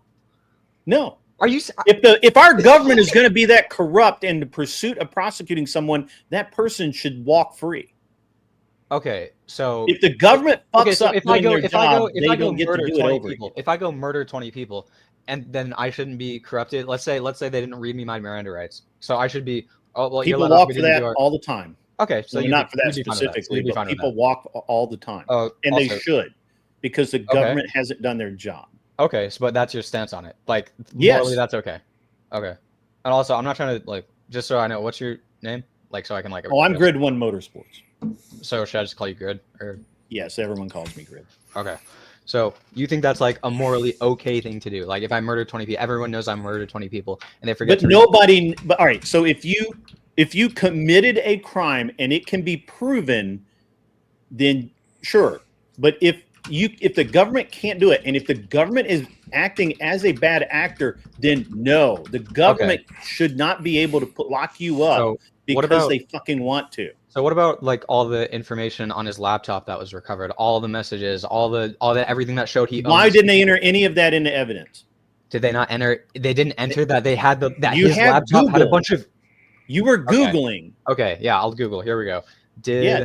Go to the FBI website and see what mass amount of evidence they had there. During the arrest, pages and pages of Overton's laptop, which he's using to connect to the servers and manage the marketplace. So you're telling me they didn't use that? That's what he did. He ran a marketplace. A marketplace where they sold, like, where the main thing was selling drugs. So, but it was not the main thing. Wait. Literally, most of the transactions were in art. You keep saying something that's not true. Saying it over and over again doesn't strengthen your argument. It actually makes it weaker. Just concede the fact that drugs were not the primary purpose and move on. You don't think the drugs were there? Okay, so you don't. Okay, so drugs may have been the primary purpose. I don't know. It seems like if the majority of the transactions are for art. Cars, I think the majority of transactions were for art. Are you kidding? Slow down. Okay, I'm reading, and it might be untrue, but an estimated 80 to 90%, according to the FBI, of the transactions were drugs. So I don't know if that's true or not. That's what the FBI allegedly. Yeah, if that's the case, then sure. Wait, you don't even know. Wait, what? You were just making. I don't believe that's the case. I don't trust the FBI on this. They lied. Do you understand? They lied often, and they got caught lying. Okay, so you. Are you okay? So are you okay with a corrupt government? For the fact that wait, hold on. Are you okay with a corrupt government? Okay, so I'm gonna say what I was gonna say, and then you can take this dialogue tree off to whatever to say. But I'm gonna respond to what was said. So you claimed that they were going after this guy for a thing where they mainly sold art, and now Rob has just said, I don't know what he's reading, but this lines up with my knowledge of it, that 80 to 90% of the transactions were for drugs. And you don't even care about that fact. You don't even care. And you don't even know. You're so well you don't even know. Is it illegal drugs? Is it steroids? Is it... Most drugs are illegal. I hate to break it to you. Okay. All right. Why do you think they were going on the black market? Do you think most of these people were trying to get some Advil? No, But you I still think that don't there's know. even in You places, still- even in places where it be decriminalized, you still may want to purchase it from the black market. Sure, but are we seriously going to say that like the main? It's irrelevant, right? It's irrelevant to the grand scheme But that's of not what things. your friend was. Yeah. But that's fine. I think what he's trying to say, if I could make his argument, is it's not this hardened shit that you're talking about. The majority of it was things like marijuana or art or other things like maybe steroids. It's not heroin. It's not meth. Not the majority of it. My argument would be further than that. It's like it's different to directly sell it versus creating a product that is designed for people's privacy that people could then predictably exploit to do illegal shit. It's the same reason that I wouldn't charge people that created VPN or people that created Bitcoin. Like for me, allowing that shit to occur, it's like, whatever. Like that's one of the consequences of creating something for a legitimate use, which is people's privacy. Okay, so you think it's like, okay, so let's say he saw a post where someone's selling, because this happened, I mean, from the podcast. I mean, I can't fact check the podcast, I guess, so I could look into this deeper and then, but from one of the stories was that they told was that someone was asking him, and this I think was the first time someone tried to sell cyanide on there, and then they asked Ross, like, is this okay? Can I, like, this should be taken down? And he basically said, no, it's libertarian. Like, do you think we should, like, do you think that's something that's really bad? Trying to sell cyanide? No, I For think random that people? I think that I if can buy his cyanide today, it's rat poison. What are you talking about? I think that That's what you again, think? my thing is personally, as someone who's libertarian adjacent, I think that whether or not I think this should be criminals, one issue, anyways. But to pardon them after damn near 10 years in prison for basically, Okay, so let's say did you sneeze or did you laugh? I was laughing. Sorry, I don't mean to be rude, but it's just kind of What was- like, what was the laugh I mean, about there? are you going to What was quit? the laugh? You said that you said that you heard me, and I could listen to you, and then you would listen to me, but you've just been kind of rambling and repeating the well, I'm same talking point two different. over and No, over I'm again. actually not So repeating the same different point. you talked literally before- repeated the same. and you point. literally repeated that. I literally repeated the point. So you tried to tell me that there was like I don't even know why you think you have any leg to stand on here, because you thought that the main thing that you said you're so well read on this, and you Yeah, I still believe that art was the main thing. I can't I like still this think it like- is. I'll double you're check. insane. I'll believe You're- you. Well, double check. The only reason I'm believing you is because You read Rob these said it. indictment. You read these or indictment, whatever they were. That you read all the documents, and you think the main thing that they used to sell was art. It was the highest volume and most money is- spent. I have maybe like in one or two purchases, and that's like Yeah, massive. whatever. amount, Move but- on. Move on. Okay, 'Cause I you know, conceded the you- point. I conceded the point that if it was, I believe Rob. That's fine. Okay, so let's say. Okay, so can we both agree that heroin is a really bad thing to sell? Yeah, sure. Okay, so let's say he. How much? How many percent? What percentage of the transactions were heroin? I don't know how I would. Okay. Find that. Did But he let's say- personally sell the heroin, or was it just this online thing that he created? So, as I was gonna say, so let's say that he was aware of a bunch of posts that had heroin, like, and that's being sold, and we can agree that's a bad thing to do, to sell heroin. Should he take those down? Is he libertarian? Because if he's a libertarian, he's not going to take them down. Oh, okay. Well, I'm an authoritarian, so I should in If prison. it's your website, you can do whatever you want. Well, there's guidelines for what websites can do. Are there? That's why it's not on the normal web. Yes. Okay. So do you understand? I mean, hold on. Let's back up for a minute. Was this a web? Do you think this was a website on the normal web where just anybody could get into it? No, it was on the dark web. You had to use like Tor to get to it. Yes, the sinister dark web. So the only possible way to find it was how? Through the dark web. You had to get some. No. That's No. You couldn't enter a search engine and find it. How did you get to the website? From what I understand, there's some specific software that you need to access the deep web or the dark web or whatever it's called. There's some specific software that you need to get to it, and then once you have that, you can like search. You needed a very specific web address to access. Yeah, it was like .onion or something. Yeah. Yeah. Okay. Anyway, so this was exceedingly private.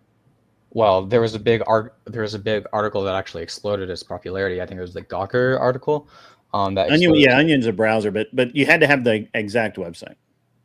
Yeah, but like, okay, so he was trying like, but it was. You don't think it was like a very big thing? Are you saying this is a small website that existed? I think you keep trying to tread over the same ground that I've already conceded, and I want to move on to what is actually important about this. He ran a website. He did not personally sell anything. You know, guns get sold on eBay every single day as relics or toys or other things. Should eBay go to jail? Should the CEO of eBay go to jail? If they're willingly like making this stuff available, but I don't think I think they probably have a policy that says so if you try to sell illegal Facebook stuff, Marketplace right now you can probably buy a very illicit substance by using a specific search. Should we lock up Mark Zuckerberg? Define illicit substance. Drugs. You can buy drugs on first of Facebook all, Marketplace Mark right now. Zuckerberg is like, there's way more chains of command there than there would be for the dark web, or not the dark web. Oh my God! It's a yes or no. Should Zuckerberg go to jail if people are trading on his website? So first of all, the chain of command is completely different. So Ross Ulbricht is directly like interacting with this site like days and days and days. I don't know how much Mark Zuckerberg is. Mark Zuckerberg is like currently doing coding for Facebook. He probably has a bunch of employees, and like there's probably numerous chains of command, so it's a lot different. I really like the stretch, but it's a yes or no answer. If there's evidence that Mark Zuckerberg is aware of these things and he's not doing anything to try to stop this, and he's actually maybe even in some instances encouraging it, then I would say that's probably a pretty bad thing. I don't know where the certain law stands on that. I don't know if they would just have him take it down or like give him some penalty. Right. So again, Zuckerberg should go to you. You think that? I mean, I just all the nonsense that you just spewed. Zuckerberg should go to jail if he knows about it. That's what you're saying. You're okay with that? If he knows about it and he's not doing anything, like what kind of drug are you talking about? Like hard cocaine or like? I'm not a drug addict, dude. I have no fucking. Well, I think if it's marijuana, what does it matter? Any drug. You said it wouldn't matter the severity of the drug. If it's illegal, it's illegal. Whatever. Yeah, I don't give a shit. Well, I think some drugs are worse than others, right? But if you're that's just saying, not. Well, you said that, and then when I pointed that out, you interrupt. No, okay. Right, like just to be clear. But you then saying. said anything illegal is illegal. So it could let's just say weed. Zuckerberg's made at a conference, one of his teams like, by the way, we're aware of the fact that 0.02% of our users are doing marijuana transactions, and it's illegal in some of the states that these people are registered in. Yeah. If he's like actively like aware of it and enabling it, then I think there should be some form of, I don't know what the penalty is, but yeah, I'd agree with some form of penalty. I think it's crazy. And the Facebook example is not even as good as sort of the VPN or the Bitcoin example, because the idea is that these are companies that were expressly created for the act of privacy. And what it seems to be suggesting is, right, like, again, I remind you, this conversation's all about pardoning. So it's not even about whether or not Ross Ulbricht should have been arrested. It's about, after spending nearly 10 years in prison, should he been pardoned? If we take out the accusation of the murder for hire stuff, I don't know that what he's accused of doing warrants spending more than 10 years in prison. Now, the murder for hire stuff is sort of a separate issue where if he was convicted of that, I would say, yeah, that's probably not a good thing to be pardoning. But we can see presidents do that shit all the time. Biden himself, commuted the sentence of 47 people on death row. In addition we're not to talking that, about Biden, are we? No, but what we're talking about is it seems to be pretty common that presidents do pardon, including hardened criminals. Well, and my guess is what we are talking about is you, right? Whether or not I think this was okay for Trump, I don't really have an opinion because I don't know much about the case. I've already got you to concede that you doubt that Trump was made specifically aware of accusations that didn't make it into the arresting decision. When it comes to Trump pardoning a guy that did the Silk Road, what he was accused of, I say, sure, that sounds good. Probably know about who you're pardoning. I mean, well, hold on. I disagree with that. Wait, I don't think you believe that. I really wanted to finish my other point. We kept getting bogged down in drug stuff. 90% of it is art, by the way. Yeah. Go ahead. Yeah. Here's the deal. So when I was offline and I was coming out to the studio, but What so you what do you think the timeline was? Do you think Trump actually knew a whole lot about this? Do you think what do you think happened there? I'm just kind of curious. If I had to guess, he probably saw this guy. I don't know who brought him up. He might have been at some libertarian convention. And then because Ross Ulbricht has some libertarian views, someone mentioned to him to pardon him, because I think there was some big campaign from libertarians to pardon him. Okay. And so he probably did that as a way to like fulfill. I believe it was in Arizona. I could be wrong. It could have been New Mexico, but there was a very specific meeting that he had with the de facto leaders of the Libertarian Party, and that was one. And Ross Ulbricht's mother was there, and basically said, "Hey, this is a story. This is what happened. Here's the facts. And the Libertarian Party said that they would throw in behind Trump if he would at least consider pardoning Ulbricht. Now, he did win. The Libertarians did support him. And then at that point, you know what he could have said? That I'm not going to pardon a drug trafficker? Yeah, he could have said, fuck all y'all. I agree. Yeah, he could have said that. But you were saying, no, hold on. I heard your argument earlier that Trump did it because for the Capitol, right? Like he owed them something, or they would withhold their vote, that they kind of had something on Trump, but they didn't have anything on Trump because he didn't have to do it. Wait, who had someone? I'm sorry, I don't follow. Who had something on Trump? Like a black man? Wait, I'm lost. The Libertarians would hold. We got like 2 more minutes on this, and I'm this is interesting. It is interesting. Someone who read all the documents and everything thought this was mainly a thing for art. That is insane. Yeah, my note. I'll go back to look at my notes, but I believe that most of the transactions go back and look at your notes, because you probably didn't take very good notes. The whole thing was for art. That's pretty embarrassing. If I think drugs really low was if he's saying 89%, I believe that, but I don't believe the FBI on that deal, because it was literally a worldwide service that basically for people that didn't want their transactions tracked.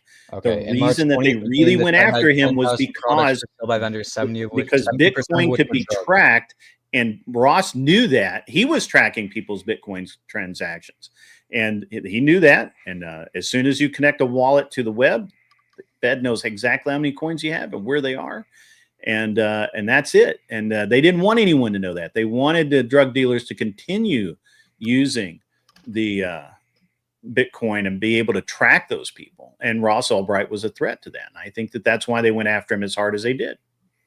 I can't prove that, of course, but I think all right. I'm going to jump in here now, but yeah, I thank you. Okay. First off, the other Silk Road defendants got on average 6 years. The judge used this apparently as a sentencing enhancement, the murder for hire charges. The claim that everyone you pardon, you should know everything they've ever done in their life that they've been accused of, even if they haven't been charged for those crimes, is nonsensical. Particularly when in this specific charging, we can see that there are serious reservations, not just because it's a possible entrapment scheme, but also because 2 of the people involved in law enforcement literally were trying to steal from this very guy and would have had incentive to manufacturing this evidence. There's also no proof that the alleged victims are even people. Let me finish. My reading of it is that Friendly Chemist, the original person, there's been no allegation, including from Mueller's 2019 report that he did on this, that suggested that this person was a real person. And so it led people to believe that he was either someone manufactured by the FBI or it was someone that was non-existent in the first place. And then 5 of the other people was a guy by the name of Tony 76 that was allegedly, I think, roommates with Friendly Chemist, who similarly, him and 3 other people, 3 of his roommates, were also never proven to be real people, etc. I'm aware of all this, yes. Well, I don't think you are. No, actually. So if you're aware of that, then it seems suspicious that when I was asking, it seems suspicious that you didn't bring this up as possible exonerating features. Wait. But it seemed evident. That the criticism you have of Grid, fair enough. He said he read a lot about this, and you're saying he didn't know some of the facts. But even before Grid came on, it was similar with you. You who claims to come on a case I'm admitting I know nothing about, who comes on here, and it was several things that we were discussing that you weren't seemed aware of. For example, you were unaware that art was sold there. I didn't say I wasn't aware that art was the claim was that was the main thing that was sold. No, that wasn't the claim that I made before Grid came on. I didn't. I said everything I've said was that drugs. It was all legal shit. That's what you said. Most. I said most. Did I say? No, all? I believe Okay. you said all. Okay. Okay. Okay. If I said that, which I doubt I did, I'll say most of it was illegal stuff. Happy? So do you agree that Well, what also, was you the just average? lied about a bunch of So stuff, what was the so- average sentence that the rest of the Silk Road employees got? So yeah, this is one thing that you got incorrect on. His main co-conspirator was a guy who went by the name of Variety Jones. He got 20 years recently. I think it was 2 years ago. So that's one of them. I mean, like I don't know. Do you know what the word average means? I don't know what every programmer he paid to do got. I don't know every single sentence that they got now. Okay, but that wasn't an answer. You do know what the word average means. Yeah, I do know what that word. So average then means. saying that one other person got 20 years doesn't dispute the fact that the I think average the head of the whole site should probably get a little more time than someone who's just working as a programmer. Yes, I do. Well, it depends on what the nature of the specific charges would be, doesn't it? I think if we're just talking broadly of importance, then it's kind of completely obvious that the guy who's manufacturing the whole thing should get a little more time. If 20 years was from his co-conspirator, how much time would you have to serve before you could get out in good behavior? Before he can get out on good behavior? Yes. I mean, just relative to that time? Correct. Probably, I think he should be in there for life. So that's what I say. So you think that even without the murder for hire thing, anyone involved in Silk Road should be involved life in prison? That's not what I said. I said, you just lied. That's not what I said. I said the top guy, Ross Ulbricht. That's who we're talking about. Okay, so his co-conspirator So, that got 20 years, how long would it be eligible for him to get out for good behavior? Like, in my opinion, how much should No, like legally. I think he got 20 years. What do you mean?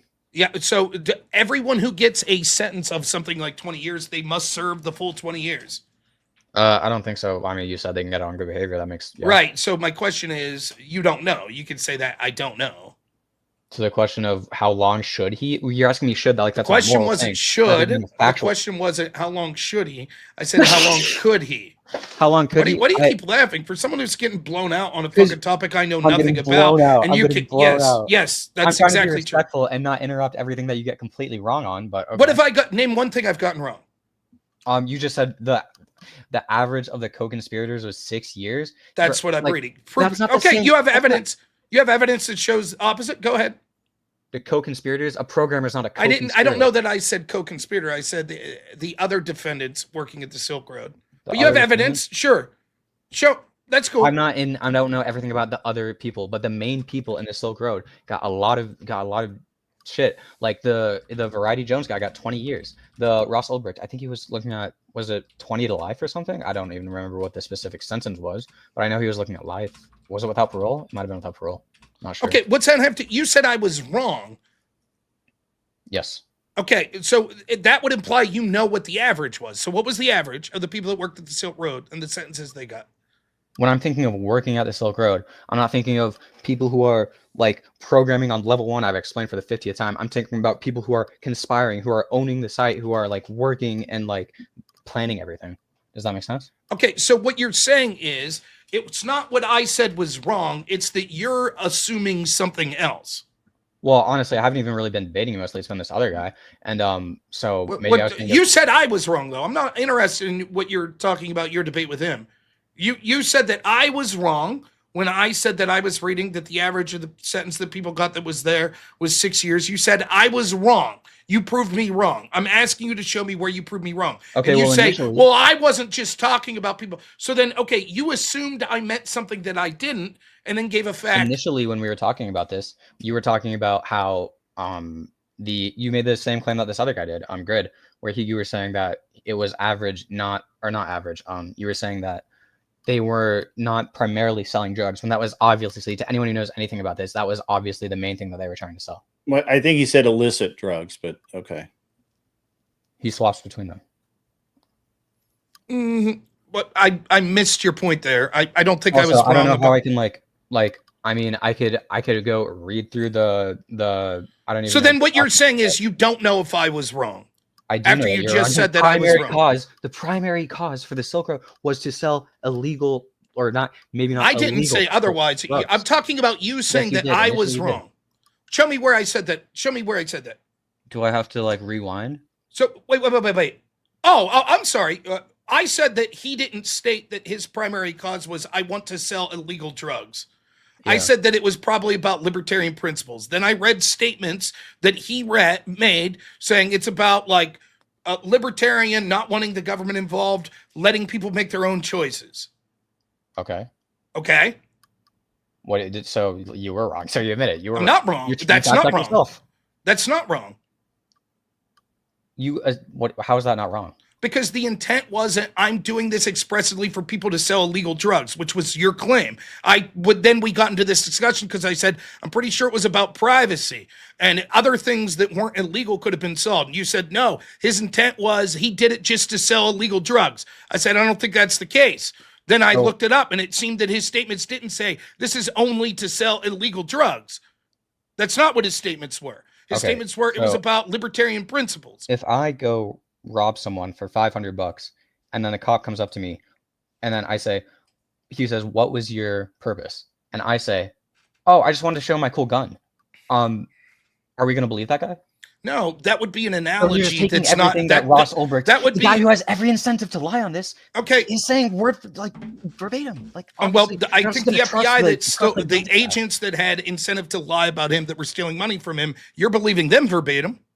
So this was a massive. Nonetheless, your This was a analogy. massive. Now, this was hold a on. humongous operation. Now, I'll done continue. against many Now, different your people. analogy is nonsensical, right? It would be more apt to use an analogy of some other group that's talking about privacy. For example, if the founder of NordVPN said, I'm doing this for privacy purposes, and then it was told to you, someone used that VPN to get around pornography age limit laws by claiming they were from a different place, would you believe him when he said, no, it was about privacy, not about just porn? Would you believe him? Probably not. Okay, well, then he should be arrested, right? I'm not saying everyone who lies to a cop should be like arrested on the same level. I think you're full of shit. And Wait, I'm hold done on. talking Why about- do I'm you done not care talking- about the feds Nah, lying? it's cool. It's cool. I think you're full of shit, and I'm done talking with you. It's so obvious that if either you're so fucking delusional that you literally think that the guy at NordVPN created the service purely for pornography, or you're full of shit liar, which it's the But I latter. don't get to respond. You could respond, I guess. Why not? Fuck it. Okay. Well, I'm not trying to make you guys mad, but I think you're just You a were- liar or you're a fucking idiot. One or the other. okay, well, NordVPN we'll go with- creator we'll go just with- did it for okay. porn, right? We'll go with both. Just I'm- for illegal porn. That's your estimation. So much so that if he Do I said get to otherwise, talk? I if thought he I had got to quotes, respond. My bad. I you'll thought I get got a to chance to respond. talk. You will. I just want to clarify the question. You believe that the founder of NordVPN created it just so people could shirk pornography laws, and you believe that so much that if you found statements of his saying, "I created this so people could be safe and be private," you'd say that's clearly a lie. I thought we were talking about the guy who got like caught watching porn. What are you talking about? No one thought you said that. I thought you said you were talking about the guy who got caught using a VPN. If I said, bullshit. what are you You're talking about? rabbiting. Now you're Shut up. you're full of shit. I'm That's not what directly you thought. addressing- I okay. What did you say? the founder What did of you say? NordVPN. Yeah. If some guy got caught using porn, shirking laws, Yes. and he said, no, the reason for this was using Oh, his the owner service. He said it. says the reason for this was privacy. I'm not just going to take his word at face value. Yeah, obviously you're not going to take his word at face value. So Like, then people lie to get out of crimes all the time. People. I just want to be clear. Just to be clear, yes or no? I don't even want to say it that way. Would you acknowledge that people use VPNs to commit crimes? I don't even. Probably. Yeah. Okay, and so therefore we couldn't look at you now. That causes a complete distrust of anything the creator of NordVPN ever said to the question about why he created this, right? I mean, he probably benefits from people trying to do illegal All right. stuff with a VPN. Yeah, see your last Yeah. point and you're out, man. Thanks so much for wasting our time. Oh, I'm sorry. I'm trying to honestly answer your question. Now, again, I'll go to you're either full of shit or you're so fucking delusional and idiotic it's not worth talking to. But go ahead, have the last Okay, word. well, I don't have to be mean to illustrate my point. I can just. I don't. You've been snickering and shit the whole time. You were being mean to Grit as well. No one He complained. wasn't really Yeah, mean. okay. Yeah, because right. Well, I don't want to interrupt you guys. So the reason I was being a little bit meanish to Grid is because apparently he's very well read on this, and he doesn't know that the main thing that you're using the main things I'm that just were sold on there. disputing your claim I that the don't main care. I focus just want was you. drugs. I'm done with this conversation. I just want you to give a. I don't give a fuck that you're mean to Grid. I don't give a fuck. I was Sounded just like you did. dispensing with your argument that you weren't mean. Once more, you were wrong. Okay, now final thought. Well, it was nice talking to you. Don't mean to make you guys mad or make it heated, but I appreciate the conversation. Yeah, sorry for giving some bad impression. Okay, thanks. Great final thought. All right, Grid, you got anything last you want to say for him? I just can't believe that he just wouldn't. He just did not want to face the fact that the FBI lied over and over and over again to the point that they actually had to prosecute 2 of their agents. Yeah, I mean, I don't know. I'll be honest. Just because those agents were prosecuted doesn't mean that their claims are untrue. The overarching, I just don't know. I think that it's relevant to an outsider's perspective without going through like every piece of evidence myself that I could understand why, well, that's a defense. If 2 of the dudes that were in charge were stealing money from the Silk Road, I guess they would have had incentive. But I can't, maybe the dude did do this. I don't know. Ultimately, it's such a fucking stupid topic anyways. Like, oh, I'm really pissed about Ross Ulbricht. Nah, you're not. You're a Trump hater. You're just looking for a reason to come on someone that like you think's a Trump defender and be like, oh, what about this? It's not even really hypocritical to me because I consider myself libertarian adjacent. But I don't give a fuck. I mean, I debated this and it devolved into almost the exact same thing where it's just, what about the drugs though? What about the drugs though? I'm like, but drugs, were, I mean, obviously there were a huge part of it, but the illegal drugs weren't as big a part of it as steroids, legal drug trade between different countries where those drugs were legal to sell and to receive. And basically it was just all of this. The only real thing that they could get him for in the US was like some low rent drug charges, but they overcharged him so much and they manufactured so much evidence that they, and eventually they had to get rid of the murder for hire charges because nobody believed them because none of it existed. None of it. It just existed in an FBI database. That's it. All right, man. Well, hey, thanks for coming on. I'm going back to bed. My wife's gonna be mad at me. You're gonna get yelled at. Yeah, All right, I am man. gonna get yelled at. It's nice talking to you as always. Thanks for having. Yeah, we got to talk about my debate from last week. I thought maybe I'll DM you. Maybe we'll do it some point this week. Yeah, absolutely, man. We'll see. We'll catch up with you. All right, take it easy. I mean, the funny thing is, if I was going to call in and argue with myself, someone with my positions about like things Trump's done bad, I could come up with like 20 things bigger than pardoning Ross Ulbricht. It's like, okay. I will admit I'd never heard of the murder for hire shit. All I knew about that dude was like, he's some dude that embraced libertarian principle that wanted to have like a sort of website where everything wasn't tracked, like using Bitcoin and shit, which I barely know anything about that anyways. And I'm like, I can understand that. I can understand not wanting the government to track. And yes, predictably, people would sell drugs and shit there and do all kinds of other shit. Okay. Does that deserve life in prison? Probably not. That's all I knew about the, but the murder for hire thing looks shady at best, I guess. But the claim I think one of the things that happens is you see this a lot, where people in winning a meta argument end up saying something that's fucking so stupid in their attempt to win a meta argument. So it's like, the creator of NordVPN, if someone's used his service to skirt a pornography law, well then, it doesn't matter if he was on record saying when he created it in 2013, this is about security and people's privacy. I wouldn't believe it. I mean, go fuck yourself. I mean, come on. It's just stupid. You said the pardon was wacky. Nah, there are far more people that are pardoned for shittier reasons. A VPN's not the same as a marketplace. True, there's differences between them, but they're both in the same spirit. that they're both theoretically could be for privacy. And if the argument is no, a marketplace that was for privacy predictably would cause drugs, therefore you must have always intended the sole purpose to be for selling drugs, the same thing could be said of a VPN. By the way, I've even stuck up for people on the left with this. Doesn't Destiny's buddy Dan, he like runs some company that's called like Redacted, and I think they're supposed to like permanently delete like shit from your servers or something like that. And like I've seen people that tried to make the argument, oh, that's why Destiny's friends with this Dan dude so that like he could redact all of Destiny's shady shit. That's fucking stupid. That's nonsensical. Yeah, Duck, if you want, you could call in real quick. But we are going to need at least 75% of our goal before we take any other calls. I'm probably going to be out of here by a little after 2. I don't know. I guess we'll see how it goes. I'm suffering through some calls for you all tonight.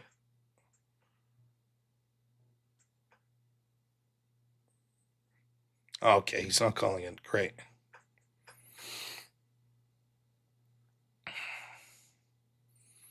You're welcome, YouTuber. At least, I'll be honest, I thought it was better than I thought when your name was Super Cool Guy 69. I thought you were just going to like come on and purposely violate terms of service. So I think that was fine. I also don't mind that I think you brought information that I was unaware of, which I enjoy, despite the fact that I think it's ultimately on a topic that I think's as close to meaningless as possible, but still could be worse. Golly, 46. Donates $46. Thank you so much. Also, I missed some here. Not quite dead. $5 says Biden pardoned a judge that put kids in jail for money, and this guy cares about a website that sold drugs. Yeah, I mean, job hunting. $5 says the argument of Facebook having more eyes and ears is a losing point. One man managing a sales site can't possibly police the whole thing on his own. That's true, but if I could steel man the position, like I do believe in my admittedly super limited reading of this, like Ulbricht was brought evidence, like, hey, here's dudes doing this particular shit right now. And he was just like, I believe because of his libertarian principles, was like, no, I'm not enforcing anything. That's the whole point. Jess White gives 5, 10, 15. Thank you, Jess. Memberships, always appreciated it. And then Alexander R says, EOD, hold that L, Tor, and Onion describe the same thing developed by the Navy in the 90s. L, being pedantic, is annoying, but at least you're right when you're R. That's a lot of acronyms. I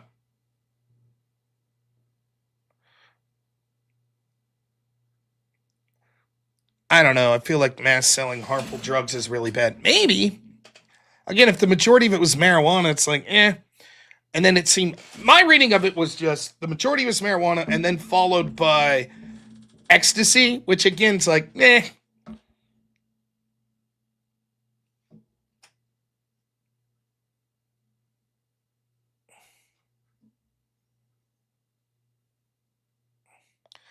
I will, Shad.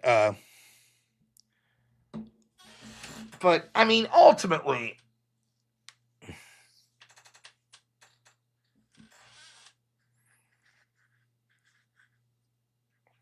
look at that. Are we not men?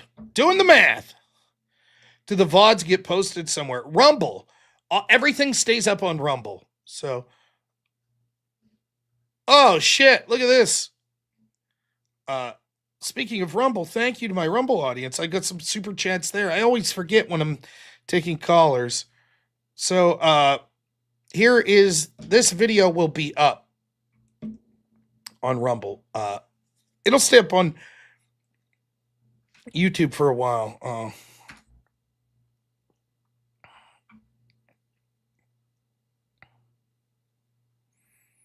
All right. Rumble. Oh, shoot. My neck just cracked. What the hell's up with that? Mr. Wad, $40. Or maybe just 20. It always double donates for some reason on Rumble. But says that dude totally deserves a double yoy. Double yoy. That was, I know that isn't what you mean, but Myron Cope from the Steelers used to say that. Double yoy.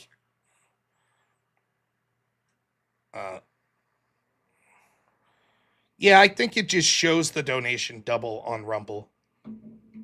But I don't think it's charging people double. Here, since we're getting into the wee hours of the night, we'll get into grifting mode.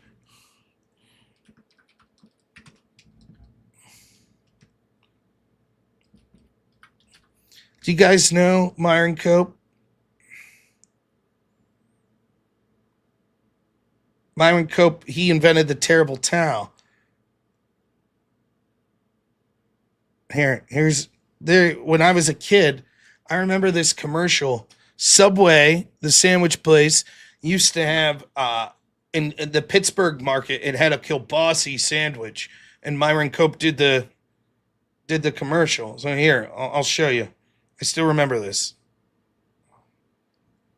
Time again for Myron Cope's kielbasa sub at Subway. The perfect food for dinner, lunch, or game day. Time again for Myron Cope's kielbasa sub at Subway. A 6-inch sub. They named it after me. The Myron Cope kielbasa sub is back. Featuring Subway restaurants oven fresh baked bread and mouth-watering Silver Star kielbasa. The Myron Cope kielbasa sub. The way a sandwich should be. $1.99, baby. The Myron Cope kielbasa. You could get it for $1.99 back in the day. You guys, if you're not from Pittsburgh, you don't know Myron Cope. But yeah, he invented the terrible towel that you always see Steeler fans. That was him in like the 70s. He became this like quirky Pittsburgh legend. He used to do the like the radio broadcasts and stuff. Yeah, the Myron Cope $1.99 kielbasa. I remember. Used to be on the radio all the time. I was very pleased like 2 years ago where I found that commercial on YouTube. I was like, damn right, get him, Myron. 4,000 views, 8 comments.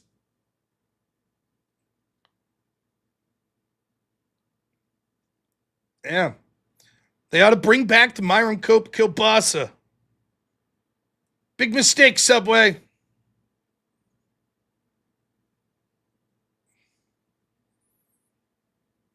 I'm closing some tabs here. I don't think we need any of these. Remember when you didn't have to worry about plastic in your food? But what was the fun in that? You know, now it's like a gamble. I'm a gambling man. I tell my wife this all the time.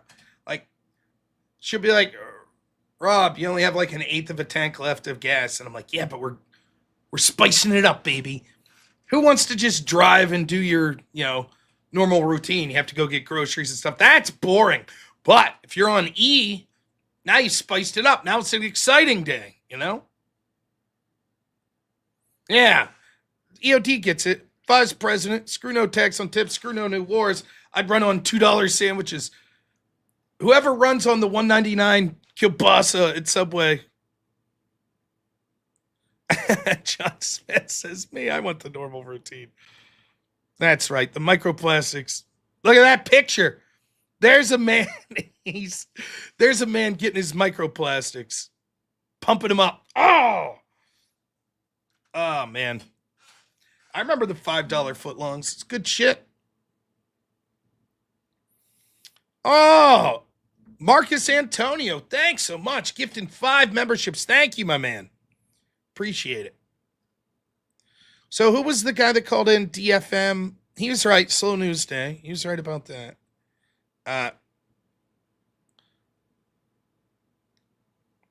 Yeah, that'll be like $20. What am I planning on discussing this coming week? I haven't decided yet. I'm assuming news stories will break tomorrow.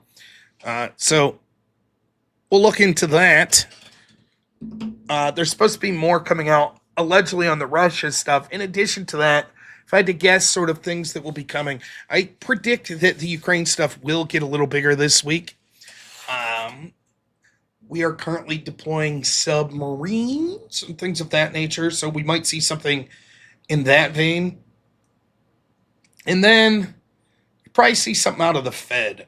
There's going to be pressure on Jerome Powell as well. So, but remember, the House and the Senate, or the Senate's going to be out. Go figure. So,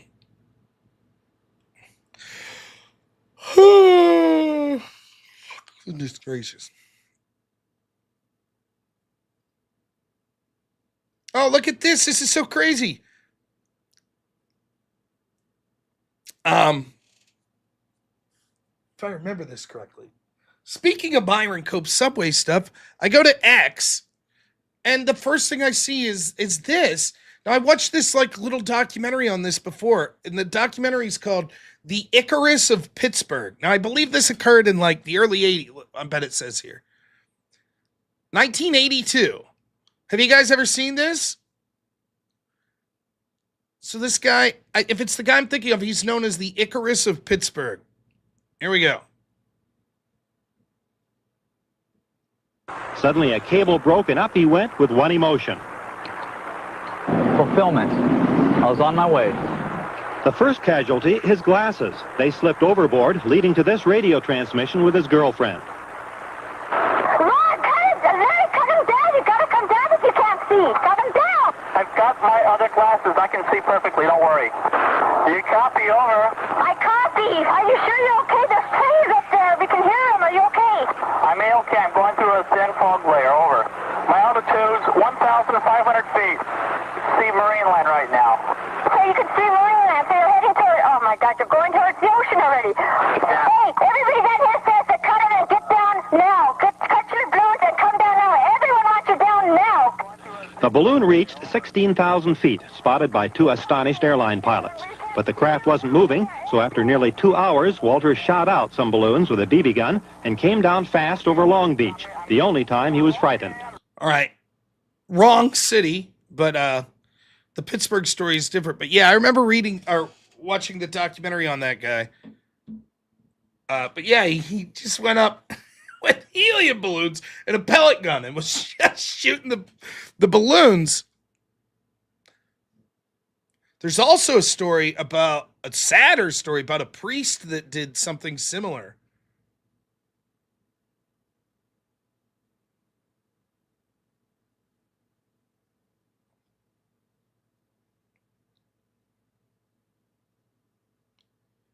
And he went out over the ocean in like Brazil and didn't make it back, if I remember that story. All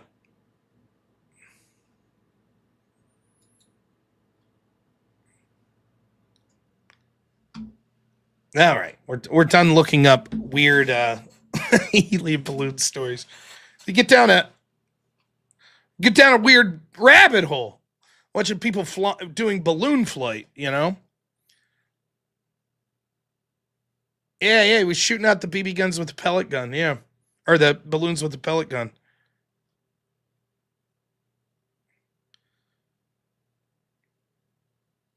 Oh boy. We have another caller in, but it's a good one. We'll need to get to 85%. And while we wait, we'll get to 85%. I'm confident. It's a great caller. But while we wait, I'm sure everyone will appreciate.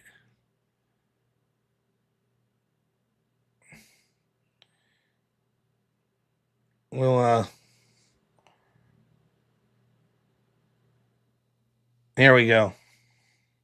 Where there's a whip, there's a way. Where there's a whip, there's a way. Where there's a whip, we don't want to go to war today. But the Lord of the lashes says, nay, nay, nay. We're gonna march all day, all day, all day. Where there's a whip, there's a way. Where there's a whip, there's a way. Where there's a whip, there's a way. Where there's a whip, there's a way. Left, right, left, right, left. Where there's a whip, there's a way. Left. Look, right there. There's Achilles. Are We Not Men in the center? There's EOD. Right. A crack on the back says we're gonna fight. We're gonna march all day and night and more. For we are the slaves of the dark horse. They're all there. All your favorite mods. John Smith gives $10. Says this song just gets me in my soul at this. Thank you, John. Appreciate the $10. We're almost there. We're almost 85%. Jet gives $5. Thank you so much, Jet. As always. They're ugly, but they got the pipes. That's right. Well, what's 10? Well, 10% is what? $35? Is that what we need to get? Oh, that seems unfair. Oh, we'll just bring up the caller. He'll be very excited. I know he's a big fan of that song. It's John Smith. Oh man, fuck this guy. Yeah, who it says every time I say it's a good caller, it ends up being a bullshit nonsense caller. So what's on your mind this evening? Actually, I wanted to tell you this crazy story that happened to me. All right, I'm in. Okay, so you know Garmin, the brand? Yeah, it's like they do like satellite navigation and shit like that. So GPS. I was first introduced to them when I was in flight school because they had the whole navigation system and stuff. But I just found out they recently came out with like these watches that you could have, especially for like hikers and stuff. So if you get lost or whatever, there's always a GPS tracking on it, which is really cool. The only thing was they were kind of expensive. So anyway, so I got one. I was wearing it when I was out on the town last night. And you'll notice I don't have it on me right now.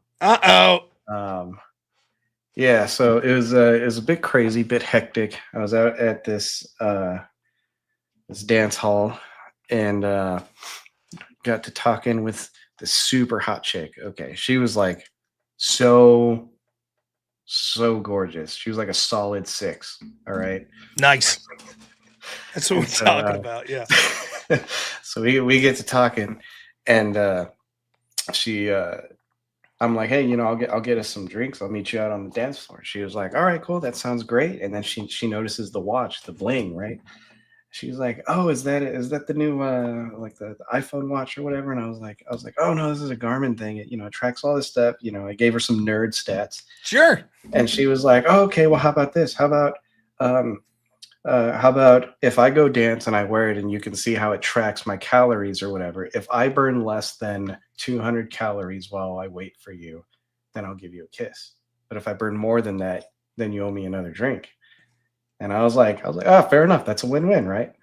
So I was like, all right. So like strap to her wrist, go to the bar to get the drinks. And I'm starting to realize at this point, I'm like, wait a minute. Like some stranger just walked away with my watch.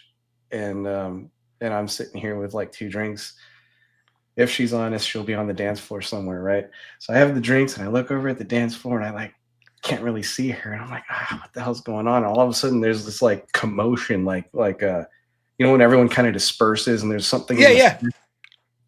So there's this commotion and I look and like there she is. She's in the middle of it with like some other dude, some big buff dude, right?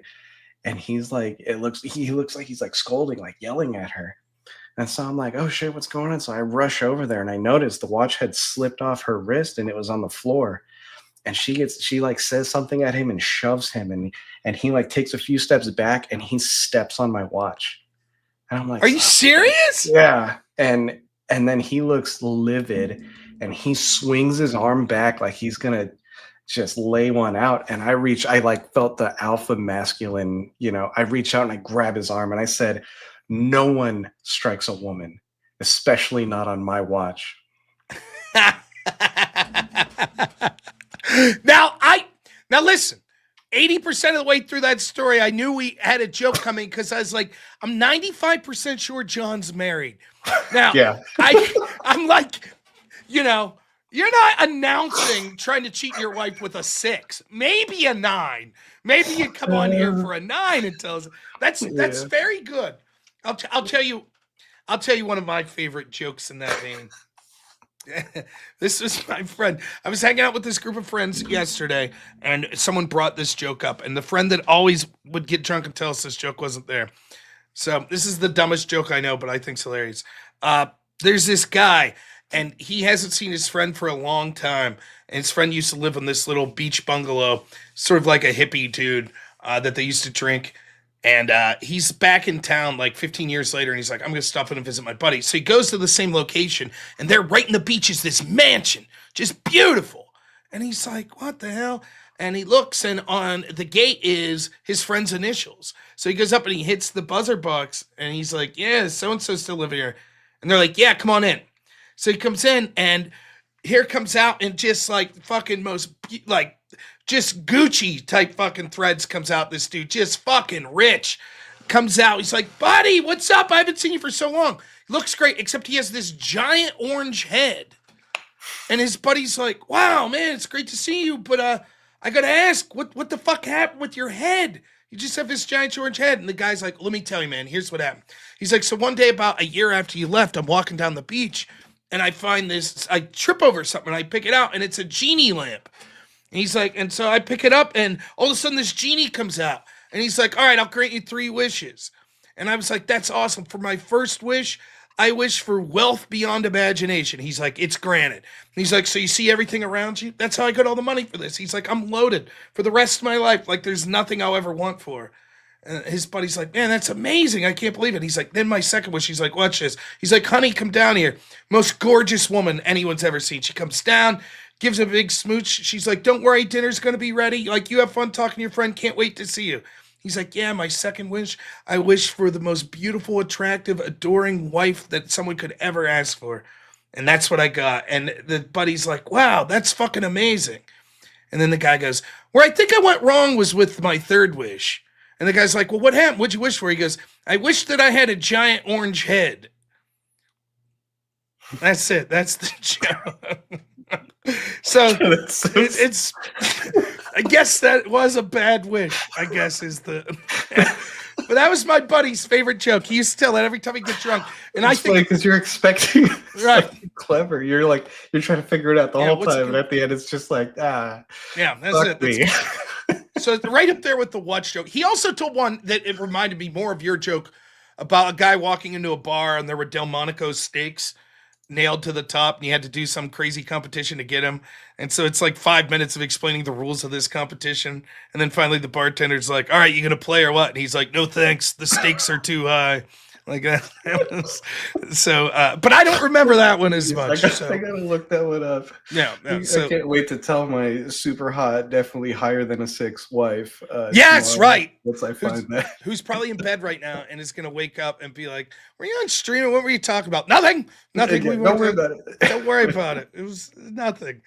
Ah, that's great. Well, you weren't at a dance club then, and do you have a Garmin watch at least?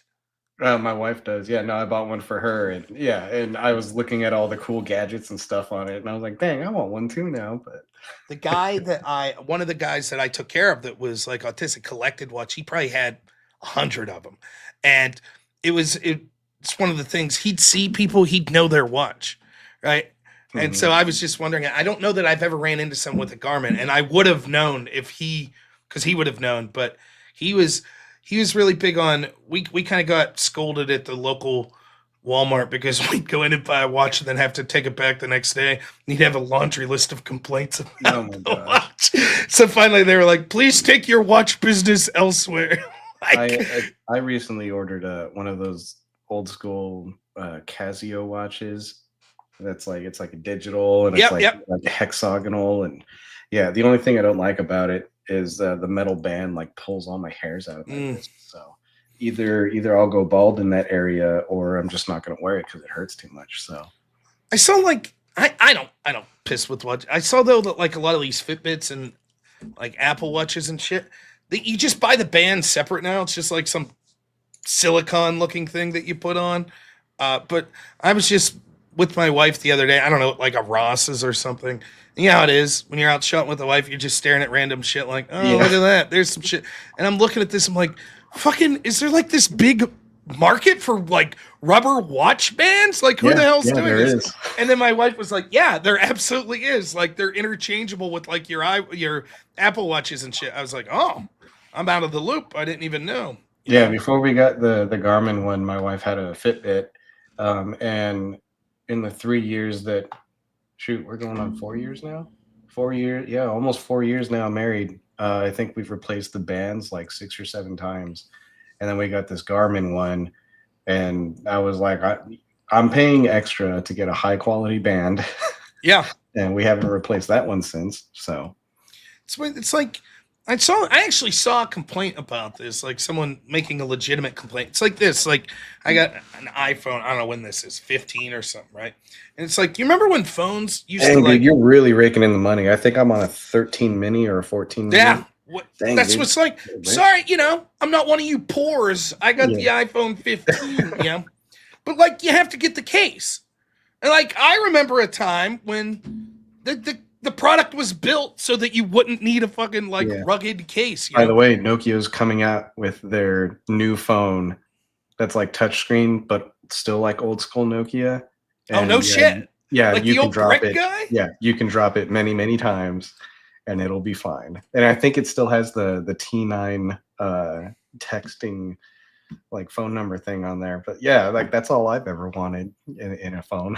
That's I remember, I mean shit, this would have been 17 years ago, right? And I remember a buddy of mine, I know what his job is now. I forget what he would have been doing back then, but he was doing like man shit, like working on trucks or some shit, And he's shown me his phone he bought that was like super expensive at the time. It was a flip phone, right? And he's like, this thing's designed to be ran over. Like it's fucking like indestructible. And it could do this and it could do that. And like you get in the internet and you could do this and you could do that. And I'm like, oh, that's fucking cool. And he's like, I haven't figured out how to call someone yet. He's like, that's the only thing.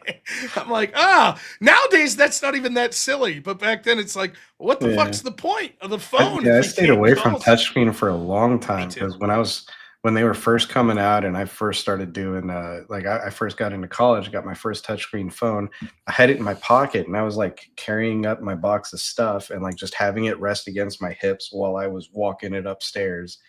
It like cracked the screen and it was just an ink bleed and I was like, dang, like I went back to my Razor after that. Yeah, so. I had I don't even know what it was. For a long time I had the Nokia guy. Then I had a flip. I forget what it was. Some kind of flip. Did it flip out sideways? Or no.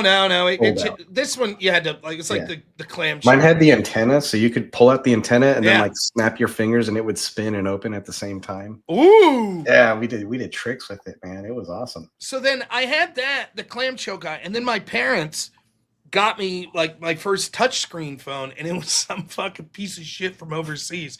And I'll never forget, it had 2 SIM cards in it. So it was like the drug dealer phone where you can, like, or you're cheating on your wife phone. And I was like, what the fuck is this? Like to me back then, I didn't even know what that was about. And they're like, don't worry, just use the one number. And I had it for like 2 weeks. Same thing happened. I had it in my pocket and the ink all came out of it. And so then I don't even know what it was, but it was through some plan. And it was the most effeminate fucking phone imaginable. It was like bright, like Gatorade orange, except it was like a metallic orange with like white. It was this little dainty piece of shit that my fat fingers could fit. So that was the phone I had for a long time. But it wasn't a Razor. It wasn't a flip, that one. It was like I just remember being able to text with your phone still in your pocket. So like you'd wear a hoodie to class and you'd just be texting without anyone knowing. Or when you're driving, there's no way of getting caught because you're just texting down here without even looking. Yep. When you had to hit the button 3 times for like each. We're old people. Even when I make typos to this day, I still say dadgum T9. And dude, how old are you? I'm 35. Okay, well, so this might be beyond your age. I'm 41, right? I remember when I used to have to call my parents to pick me up at school, like after like football practice, right? So what I would do is I'd go to the payphone at the school and I would dial 1-800-COLLECT, then my parents' number, and then it would say, say your name, and then they'll accept the charges, right? And so it'd say, after the beep, say your name. And I'd be like, Mom, I'm done. Come pick me up at the high school. And then they would deny the charges, and then you just hang up. Genius. But you didn't get I didn't get the validation that they got the call. It would just say they denied So it's like, for all I knew, no one answered. That's the validation. But that was it, man. You'd sit there and hope someone showed up. There used to be a trick with payphones where you dial a certain number and then the last 4 digits that were on that payphone, and it would call itself and just start ringing. And we used to prank, at the mall, anywhere on the street, just walk up, dial the number, hang up again 3 times, and then it starts ringing itself. Same thing with the Coke machines too. There was like a secret code you could put in, and it would either dispense one or it would start flashing a bunch of stuff and stop working for the rest of the day. Yeah, we had at my bus stop when I was in like 5th grade through 7th grade. It had, I don't know if this was a code. It was an old sort of mechanical one, but it may have been like part of this code. And it was a Coke machine. So you had Coke, and then you had Diet Coke. And then I can't remember what was in between, but there was like 6. And the bottom option was Hawaiian Punch. And if you hit Hawaiian Punch real fast, it would give you every slot of the Coke machine as many as there were Hawaiian Punches and give you a Hawaiian Punch interspersed. way. So you would get like, you and your buddy would sit there and be like, all right, put the money in, it's 50 cents. So you'd go. And you'd hit one real fast and then hit the other. And then all of a sudden they would just start spewing out cans. Like, so you'd get like 10 cans of Coke and 10 Hawaiian Punches. We thought we were like the shrewdest. Meanwhile, we're ripping off the volunteer fire department, that's fucking. We got it from, show those corporate bastards, those greedy sons of bitches, One of my friends was in high school. So Cokes went from 50 cents to 60 cents when I was in high school, and we thought it was an abomination. Yeah. Now you can't get 2 with $1. We hated it. But my friend's older brother worked for a guy who ran all of like the dispensing machines. And he told us, he was like, yeah, there's a diagnostic code you do to make sure it dispenses once for each thing, just to make sure it's working before you close it all up. You put everything back. And he told his brother the code. So he didn't care. It wasn't his money, but it was just like, yeah, when you go there, just hit these buttons and then select the one you want. And that's checking to make sure that it will dispense, and it will. And it did. And it was just like, well, shit, I'll pay the $1, but I still want 2 Cokes. So I'll only steal 1. Yeah, that's 30 cents stolen. That's not that bad. Yeah. That's reasonable. Yeah, it's really weird. Like, I was poor. I had $2.50 a day for lunch and a snack. So it was a Coke. We had it was I think $1.15 for lunch, right? And so I remember moving from elementary school to high school. It blew my mind that you could buy soda. I was like, what? So, like, there's other options. So it was like 50 cents for a soda. And my family was not about to give me the fucking. What they would do is they had, our school had it where it was like you could pay up front, like, and then they would just give you the ticket. So my parents would pay by the month, and then we'd get 30 tickets. And so there was no money exchanged between me and my parents. It was like you had to scam someone for 50 cents if you wanted a Coke, otherwise you got this was a big crusade. I mean, granted, I wasn't that fat. I was a lineman, but even still, I was outraged by the half. What do you get? A half pint of fucking milk that you used to get? What is that shit?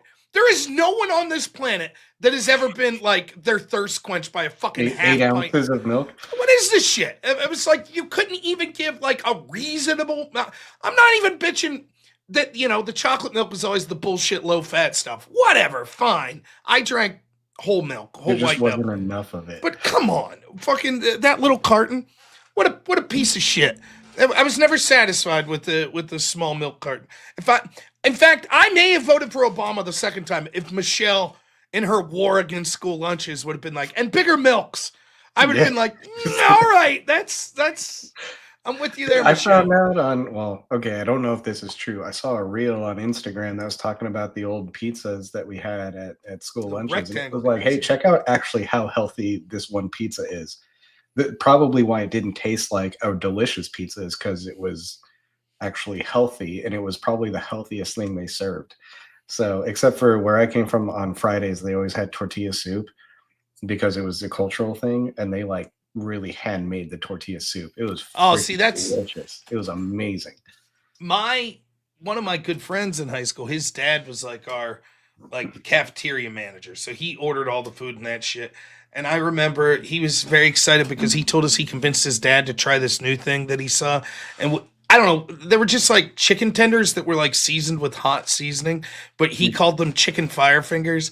And I just remember like, how it is. Something new gets put in the menu. So for like, the first month, everyone's like, hey, this is the coolest shit ever. And I just remember my friend being like king of the high school for fucking like a month. Your dad did it, man.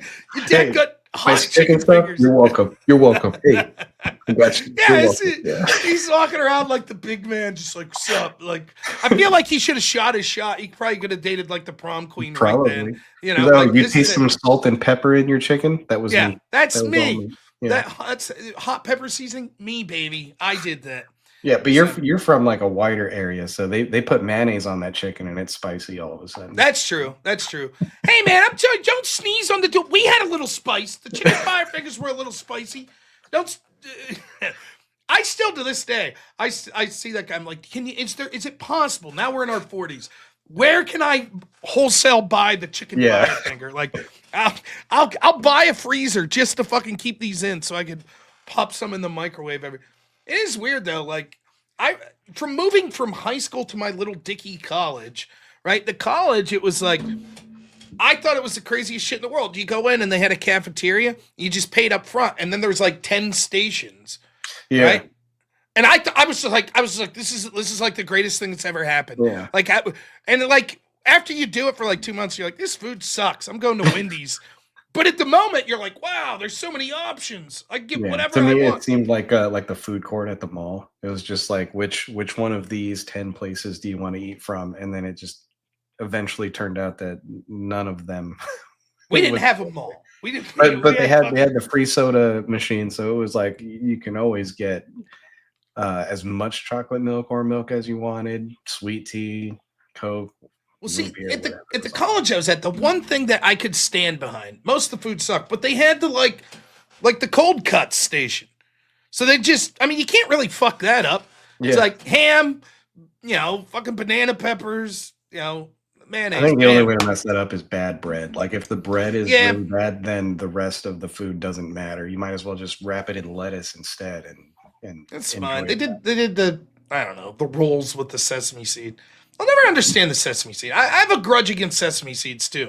I worked at a fucking Burger King when I was like working my way through college, and it used to be a Hardee's. Now, I've looked into this because when I worked there, sesame seeds pissed me off so much. That's Northern for Carl's Jr., right? Right. Now, I'm pretty sure, at least at the time, this would have been like 2003, I'm pretty sure that Carl's Jr. and Hardee's did not have sesame seeds. And that'll come into play here in a second. Because the building was built, and I believe it was for Hardee's. Now, Burger King had sesame seeds on like everything. In the back where we cooked, it was fucking like the deep, wide grout. Every fucking night, I had to go through and sweep sesame seeds off the whole goddamn kitchen because the grout just sucked it in. Like, there would always be like one section that you just hammer in it. I was like, what the hell? Who even likes sesame seeds? That it's causing me this much grief. Probably an added 15 minutes every night to sweep sesame seeds off the damn floor out of grout. And then people were like, well, Hardee's didn't have the sesame seed. So when they because to me, it's like, get rid of the grout or get rid of the sesame seed. You can't have both. Something's got to go. But the owner wasn't hearing my complaining about it. He was like, no, we're going to keep going. We'll fire you. So I begrudgingly. So when I was in college working my way through, I got a job at Starbucks, and this is when they were first starting to get real big and real hipster, and everyone wanted whatever, and they were like, oh, you can customize drinks, which was basically just make my entire work shift a nightmare, right? I found a way to never have to deal with any customers, and it's because at first they had me doing actually making the drinks, and I discovered it was because I was the fastest one. So every month we'd have a competition who'd be fastest. So I just purposefully got slower or made mistakes. So the next guy would, so now you're making drinks. So when they come talk to you, you made it wrong. I don't got to deal with it. So they moved me from that to the person taking drive-through orders. So I have the headset on, and I would say some real nonsense. I would say, welcome to the wonderful world of Starbucks where drinks come true. And I said that every single time. And I got complaints from both customers and from my own teammates because they were like, it's really fucking annoying. They were telling my manager, like, you got to tell them to stop saying that. And I wouldn't. So she's like, okay, you're off that. You're on dish duty. You do dishes from now on. And you only work closing shift. And I was like, this is perfect. And so, yeah, for a year and a half, all I did, I'd show up to Starbucks and just wash dishes with headphones on, never talk to anyone. That was the best, like, quote unquote fast food I job I ever had. It's was so never- weird. Like everybody should do a job like that. You learn so much about life. Like it's a little different, but my best friend in high school then came to work with me when we were in college at Burger King, and nice dude. Objectively, the laziest fucking human being that's ever existed. Just snail's pace every. So you're like, they would always put him on. The way Burger King would work would be, we worked in the kitchen, right? So we would come in at 5 o'clock, and theoretically, the short shift's supposed to stay there till 9 or 10. Their job's to do basically most of the cleaning stuff, and then be the secondary guy, like running your hamburgers, making sure all your prep work's done, et cetera, right? And then I'm making sandwiches. Well, this dude, no one wanted to work with him because he didn't do shit. So I would be like, look, man, you're on sandwiches. I'm going to get the prep work done as fast as humanly possible, clean the grease, do all that shit. Then you go sit in your ass, which all he had to do was sit in his ass. I would literally, because they were like, he can't sit in the break room. So I'd be like, okay, your job is to put buns in the toaster. That's it. I'll make the sandwiches. I'll clean everything. Just make sure there are buns in the toaster. And he couldn't do that half the time. But I remember thinking like, this is really teaching me a valuable lesson. This guy has lazied his way into like the ideal job because he's getting paid the same as me. I'm doing the job of two people, and this dude, through sheer annoyance and laziness, is gaming the system. I did other shit though. I was bad in a litany of ways. Like at Burger King, you have a broiler. Like it just. So when someone asks for something well done, you can't, like, it's not like you could leave it on the grill another 10 seconds. Right. It literally runs through this broiler, and you're not even supposed to adjust it. I've never even heard of someone asking for something well done at Burger King. Like, it's already so thin. It is well done. It was weird. You'd get, like, probably average one every other day. Oh my God. But you're not supposed to, as the just, like, random dude in the back working, you're not supposed to do it because hypothetically what's supposed to happen is in the morning they turn that shit on and then your manager temps the meat, right? And it's like, okay, the broiler's hot enough, it's running at the speed. So if you put this frozen patty like this into that broiler, it comes out maybe a half the size and it's cooked, right? And it's temped well and everything's good. Someone would be like, well done. So what we were supposed to do is then put it in the microwave for like 10 seconds, right?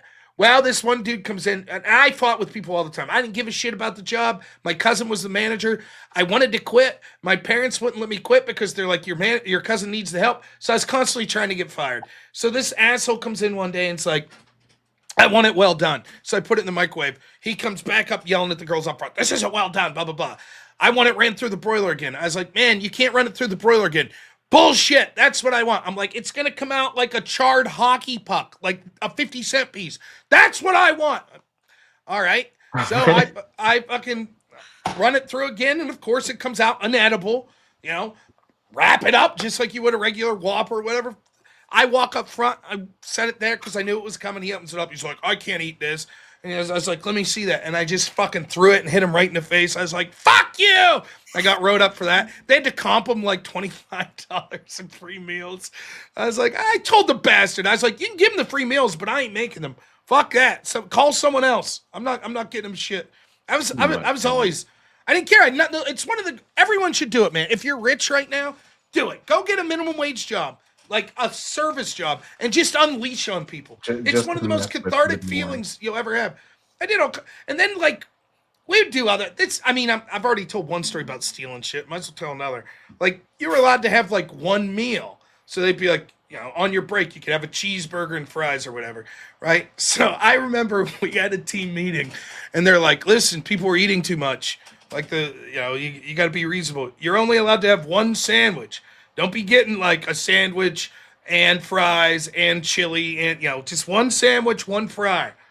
And so later that night, I'm like, we're just allowed to have one sandwich, right? They're like, yeah. So I took every fucking type of meat that we had there. Fish, we had chicken Whoppers at the time, the regular chicken, the crispy chicken, the Whopper meat, the sandwich meat, the fucking Angus burger. This thing was like this big. And I sat down at the table, and I'm being an asshole. I tuck napkins into my shirt. I'm sitting down, and everyone's laughing there. And my manager comes out, I was like, Rob, what are you doing? And I just pick this big fucking thing out, and I just take the smallest bite. I'm like, this tastes like shit. And I just throw it in the garbage. She's like, damn it, what did we just tell you? Yeah, I was all about, like, I was doing my little protest against corporate America, in there every night. It was a little battle that I was waging. And the worst part was, for all the intentional shit I was doing, I was still like top 5 employee at that place. Like, that's how inept the majority of the people that were there. I didn't steal money, so that already put me in the top 50%. Less than the bare minimum, and you'll be one of the top employees. Yeah. We had this one man. I got to be real careful about this because terms of service. We had this manager, and he was like 35 or so, and some of the girls that are working there are like in high school, and people be talking like, you're 18, you're talking to a 17-year-old, you're talking to a 19-year-old, and like the girls and the guys would all be like, just not like super sexually explicit, but like foul language or dirty language. Like, like I remember the one guy, was gay in there, and he would always just be an asshole, be like, nice ass. Like he'd say that, and everyone would be like, there's no one gave a shit. It's no big deal. Well, the 35-year-old guy can't say that. You can't say it. And he didn't understand that. But they're all saying it, and the manager would be like, right, they're 17. Yeah. You're not. You can't say that shit. And so they asked me to come in and sit with him and to explain this to him.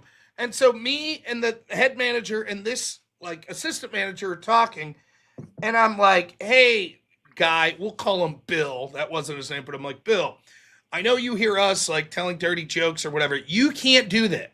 You're the manager, and we're like, at that point, I think I was 17. I was like, you can't do that, man. Like, it's different. I'm 17. Like, the youngest people here are 17. You can't do it. And he's like, what's the problem? And then finally the head manager's like, people can't see you saying this. Do you understand that? And he's like, why? She goes, they can't see you saying that stuff. And so, okay, nipped it in the bud, right? That was the end of the... So about 2 hours later, this girl comes in that's working with us, and he comes up. She's wearing like, she was at like softball or something. She had short shorts on. She's 17 years old. I'll never forget this in my life. You have to know this guy's character. He's quite the idiot. He's not a bright guy. He comes in the back and you see him light up. He's about to say something, and I'm like, Bill, don't do it. And he goes, hey. And then he looks at me, he goes, oh, I'm sorry. And he covers his mouth and goes, nice ass. And I'm like, no, you missed the whole point of that, you dumb fucker. He goes, what? This no close. one could see me. He was this close. He almost had it. I'm like, no. He did not get it. He was always getting in trouble for shit like that. Just, it was like, you could see how a show like The Office came about. Like when I worked there, the stupid shit. And I was like cheeky funny, I thought. Like, we got a big appliance one time. It came in like this big box. And so I decided I was just going to, I took the appliance out, whatever, and then we have this big giant box. I just set it in the middle of the fucking back, in the middle of the kitchen. Like, there's like a narrow walkway. So outside the scope of that, where you would get into the freezer, I just set it there. And I just hid under it. And it lasted for like an hour and a half of like, the manager's like, where's Rob at? And everyone's like, we don't know. And it's just this blatant, conspicuous, giant box. And I'm just sitting under there like, like I'm the smartest guy in the world. Yeah, I got wrote up for that. I was like, you can't just... What did they write in the report? He hid in a box. Yeah, I was like, how did you not see it? It's blatantly there. It was a silly... I loved it though. Like, I hated that job until I told my parents, I was like, I'm going to quit. And the reason I was going to quit, by the way, for anyone that's interested, was because they kept calling me off on days I was supposed to work. And then my days off, they would call me. And my mom would be like, I'll talk to him. And so I told them, I was like, I'll work 80 hours a week. I don't give a shit. But I want to know my schedule. Because I'll be planning to do shit. And then I get called. And then on the days, they'll be like, we had yesterday off. Right, but I planned on working, so I didn't plan to do anything. So I just sat in my ass. Now as an older guy, you're like, that sounds great. Just sitting up. But back then, you're like, I wanted to go hang out with friends or something. But so I wanted to quit. Basically, my mom shamed me into staying. And that was it. It was the most freeing thing in the world. I loved it. It was like you just tell people to like, and sometimes you'd be an asshole and it wouldn't pay off. Like this guy asked for extra pickles. And what you're supposed to do, at least at Burger King, the way it went was you give 50% extra. So if a cheeseburger has 2 pickles and they ask for extra pickles, you give 3 pickles, right? And a Whopper has 4 pickles. Extra pickles would be 6 pickles. So this guy comes in and gets like a Whopper extra pickle. I put 2 extra on. He's like, nah, I want extra. So I put 2 more. He's like, no, that's not enough. So I'm being like an asshole. And I'm not kidding you. It had to be hundreds of pickles. And I'm just fucking like smashing the bun down as hard as I can. Like getting this thing on. The wrapper would barely wrap. It's just fucking soaked with pickle juice. And I'm like, there, motherfucker. I hand it out and the dude opens it. He's like, hey, thanks a lot, man. I was like, oh, okay. So apparently that was, let me make sure I didn't miss any super chats. Wade Boggs, thank you so much for the $20. Says you guys talk about chicken? Man, I love that stuff. Of course. Yeah, that I recommend that to everyone. Get a shit job. Do it just even if you fuck it. Get it, pick up 10 hours a week at your local Starbucks and just hassle people. Don't get in trouble. Don't do anything gross. Like I was vehemently against like fucking with people's food and like oh yeah, I wouldn't do that. I had a friend. I bet I could pull this up. But yeah, if you can get into little hysterics and stuff, I don't know. That's the thing was when I had my jobs, I was taught that you always work as unto the Lord. So it was like you do your absolute best. You go out of your way to do extra. You make sure that. And I'm looking back on it, and I'm like, man, it would have been hilarious to not give a shit about some of those jobs and like realize that they weren't that important, that they were just pass-through jobs, and just have fun like you did. Yep. Oh, I want extra pickles. I'm over here sitting here thinking, how do I please this customer? You're over here going like, I'm going to give you some fucking pickles. Just start packing a sandwich full of it. I'll read this article to you. I'm not going to put it up because it does include my friend's name, but this is from a newspaper. It was from December 18th, 2003, and it's entitled, "He Spit in a Trooper's Burger, and Now He's Going to Jail." It's a former fast food chef, which is, okay, fast food chef. Will spend 90 days in jail for fixing a state trooper's hamburger with one too many ingredients, spittle. So-and-so, 18, of the town I grew up in, admitted fouling a burger ordered by this trooper when he worked at Burger King in this town. The trooper discovered the guy had spit in the burger when the trooper tried to remove the pickles from the sandwich. A sample of the saliva from the burger was tested against a sample of my friend who pleaded guilty to service of adulterated food in retaliation for past official action. He got jail time for the food charge and 2 years probation for the retaliation, which police say stemmed from his past run-ins with police. So yes, a good friend of mine. That's not funny. Like spitting in a cop's burger is not funny, but it is funny that this dude had constantly been in run-ins with the police, and I know how he got caught. I'm well aware of what happened. The stupid son of a bitch did it. I'm not making this up. He got in the headset and tried to tell the people in the back that he did it, but accidentally hit the button for the outside speaker. Oh, no. And so the cop checked it immediately and they found it. And who's the fuckhead working there that's fought with the cops before? Oh, it's this guy. So yeah, there it is, my buddy. He spent 90 days. I think he got out after like 30, if I remember correctly. But yes, time in the clink. Yeah. And then it was funny though, because true story, years later, 6-7 years later, I was out at the bar with that dude in that town, and he lost his watch. He did. He almost lost more than his watch, dude. These cops showed up, and they're just off duty, and they wanted to fuck him up. They held a grudge on that shit. So he wisely moved out of the area after a while, I think. I need to start getting ready for bed. I was working late tonight, but I want to send you a link. Put it in the private chat there. Yeah, in the private chat. This was an old story from 2013. Some guy wrote an article to another person about like, hey, you made my burrito wrong. Oh, jeez. I wanted you to read it because I don't know. I was cracking up reading it. I will check this out for real. So, all right. Well, hey, thank you. Read this live. I'm going to try to read it. It's asking me to sign into Google. So, oh, here we go. Create an account. What?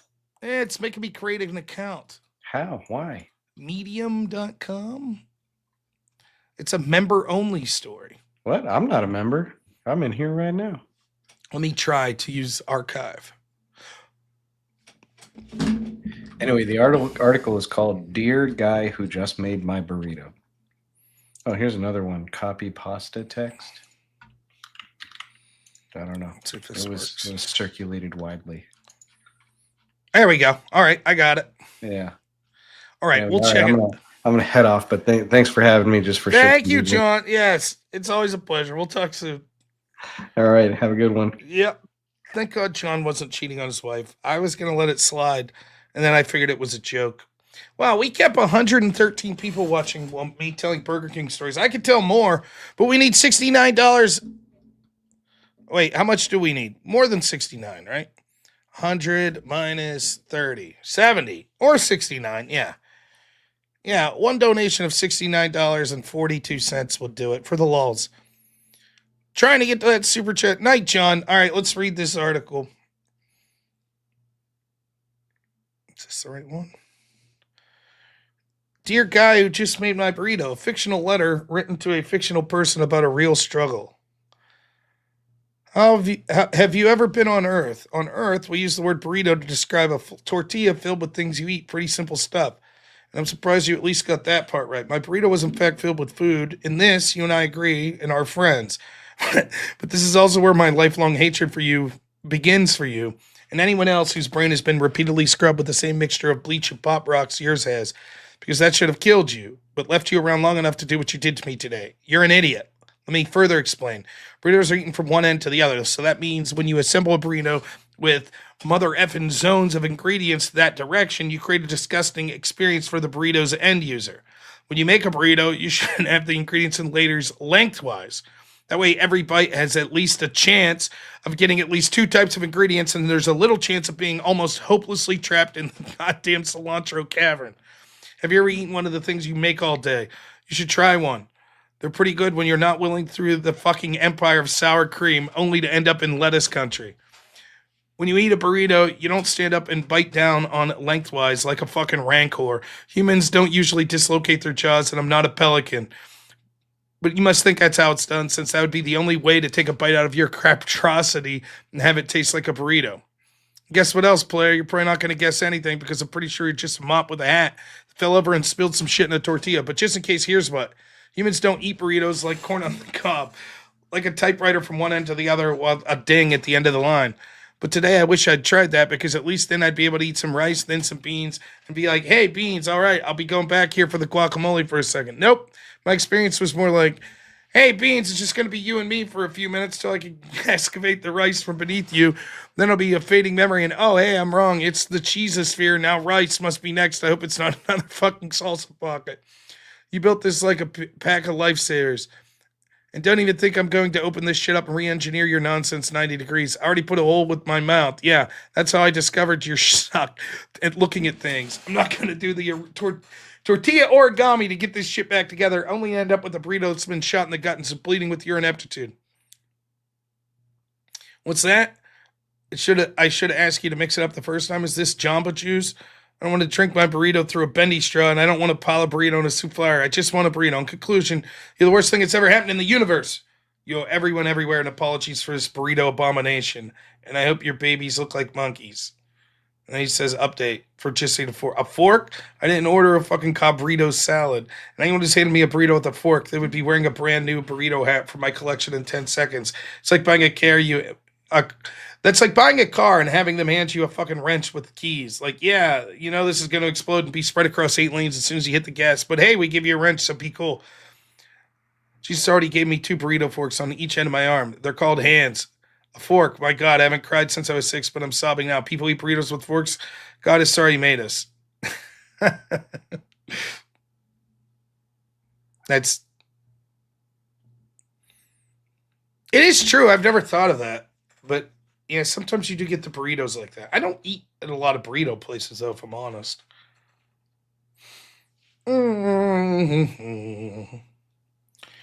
What do we need? $70.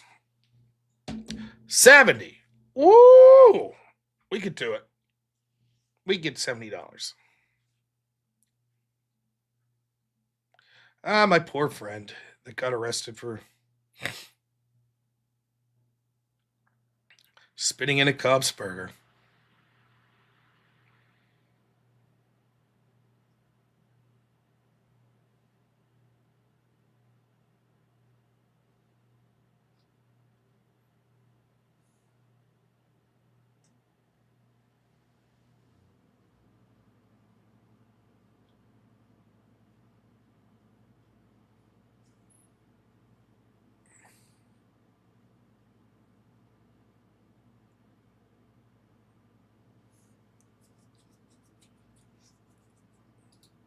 Sorry, reading something there. Oh, golly!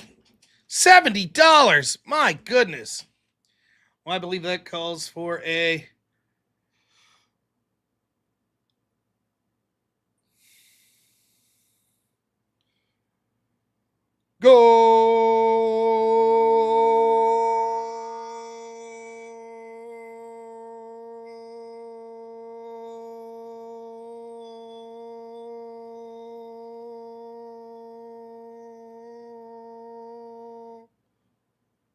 Thank you so much, Gully. Crushed it.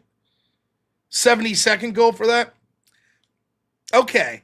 But I need one of those life alert buttons first, as they have to pick me up on the, on the fucking floor. Thank you so much, Gully. Not quite dead. Thank you so much. $5.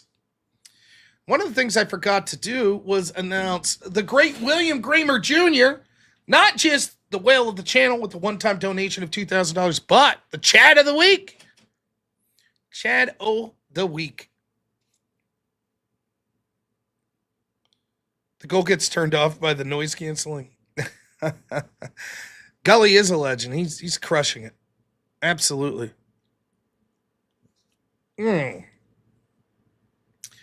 Let's see. It's 2:25. I could stay up. I could stay up for a while. What are we going to do here, though?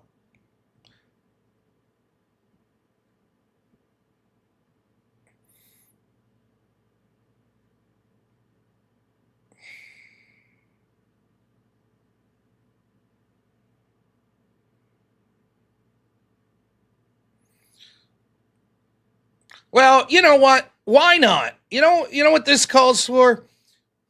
I don't know if this is the right one, but let's watch some Ric Flair promos, shall we? Let's see what the dirtiest man in the game has to say. Go for it, Rick. Ric Flair, and here is the World Heavyweight Champion. You know, girls, why don't you give it to him one more time? Woo! That's who's standing here today. Woo! The World Heavyweight Champion. Only one. And you're looking, oh, girls, I can't stand it. Now I got to talk. We all got to be quiet.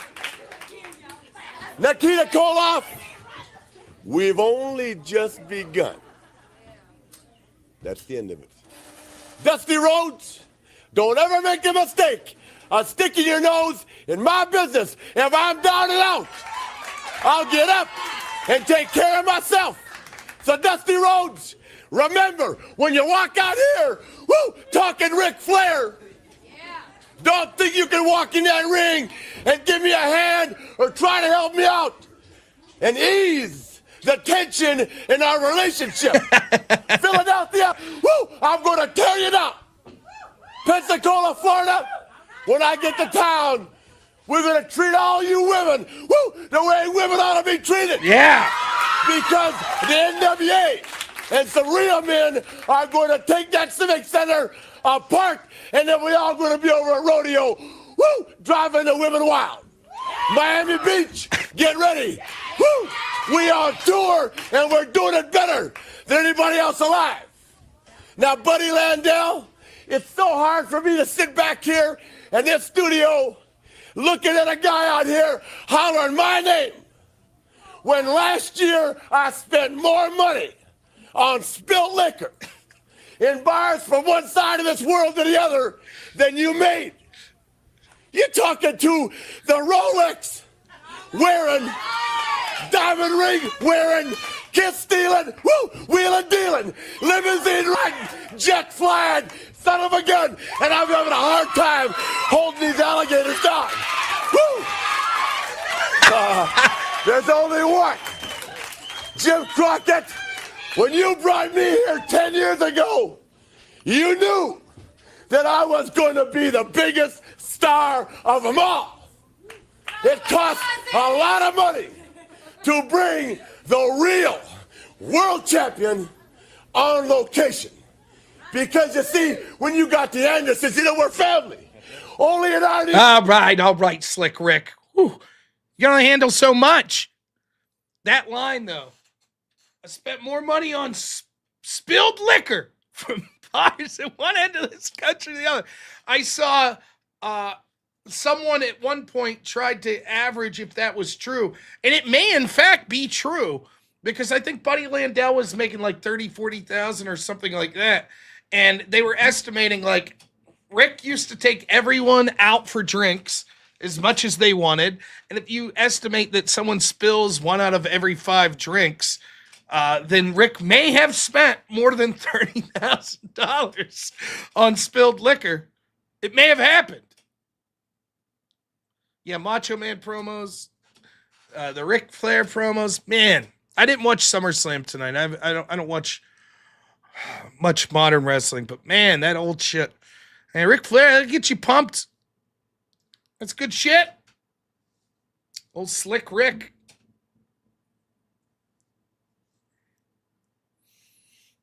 Now, let me show you something real quick.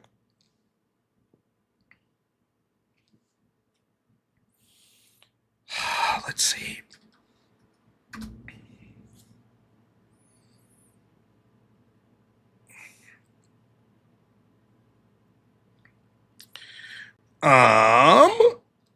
Here we go. Where are we at? How do we do this? Okay.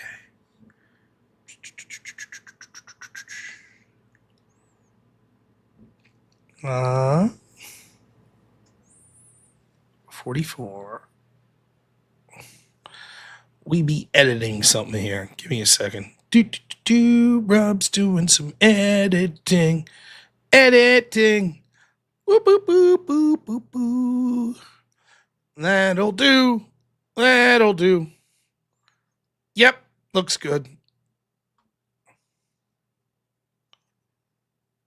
All right. Yeah.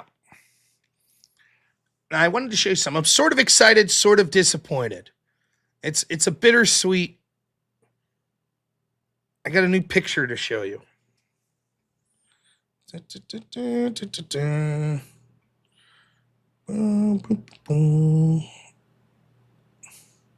All right, you ready? Here's a picture. This is last month. So this is for engagement on YouTube for the month of July. And you'll notice that I'm creeping up on Dean Withers. I'm getting close. It sucks. He still beat me, but only by 2 positions. If you look where we were just a little while ago, there I am at 41. And there's Dean at 25. Now I'm at 19. He's only at 17. We're going to get him. I feel it. We're going to outwork him. We're going to stream twice a day. And then hopefully I get to crush that fucker in a debate someday.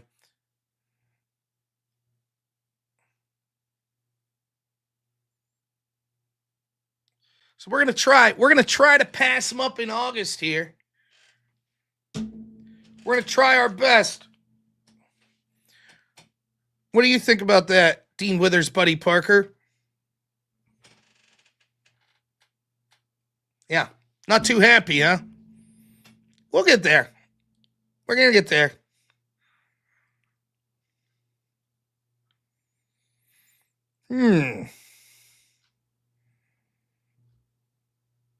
He doesn't look happy. That's when he heard someone using the R slur on Piers Morgan. Oh, boy.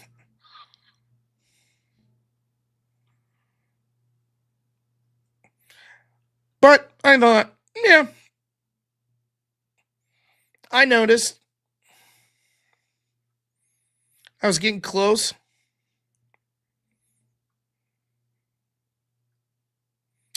I wonder who. Funny stuff. I want to check Discord real quick. I was waiting for a message for someone.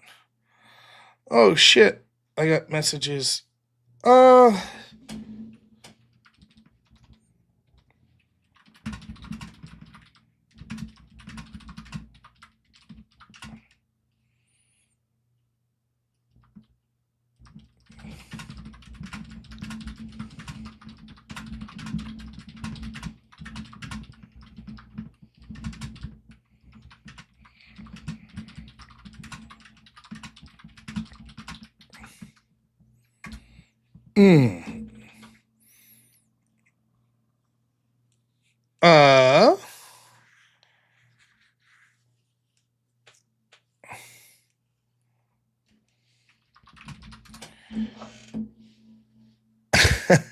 Not the message I was looking for.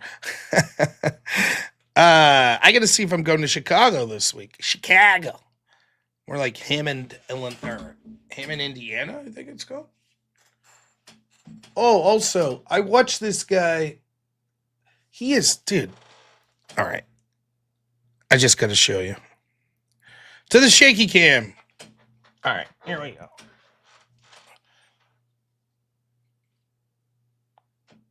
Can you see him? This guy has been diligently working all night. He tore down his entire web, or probably she, and it's going crazy.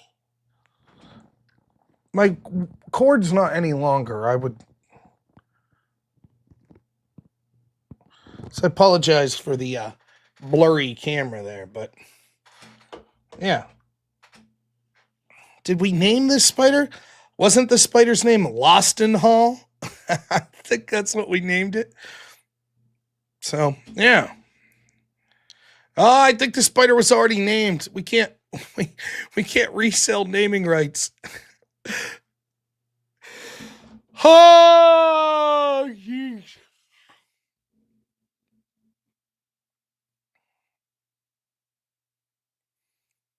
By the way, just in case you guys were curious, Andrew was number 2 in the country last week. He lost to some guy that plays Roblox who made like $140,000. There's no shame in that. Those Roblox people, you can't compete with that. I mean, what do you do with $140,000 a month?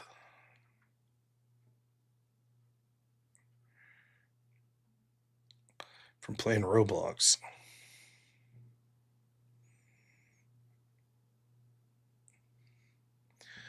What was I looking for? Roblox is a go. I've never played it. I don't know. Oh, this is a new spider. No, but there is a daddy long leg up there. He is different. But he may be dead. I haven't seen him move all day.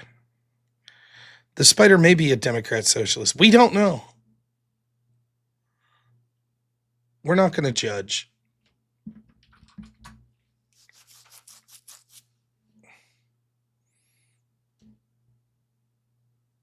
Oh, shit.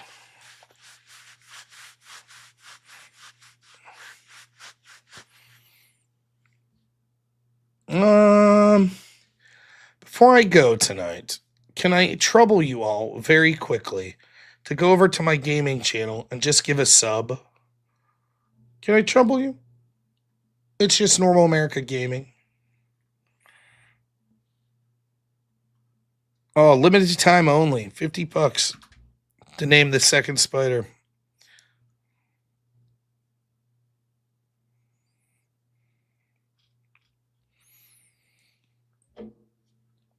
And then let's also put a link up to my mod EOD's channel. You'll catch us there Wednesday. Another exciting Dungeons and Dragons adventure. Joe Boober means business. And lastly, my man Abe Dinkus is streaming tonight. 3 channels. We always like to throw 3 channels out there. Tonight, I will be rating Jess White, who generously gifted 20 memberships tonight, I believe. So, perhaps you're one of the people that got a membership tonight from Jess. So be sure to give her a shout out when you get over there and give a sub if you haven't. I'm probably, I don't know. I am live over there right now. I do all of my, all of these videos are live over there as well. And I'm leaving them up there for now. I didn't see the grid was on.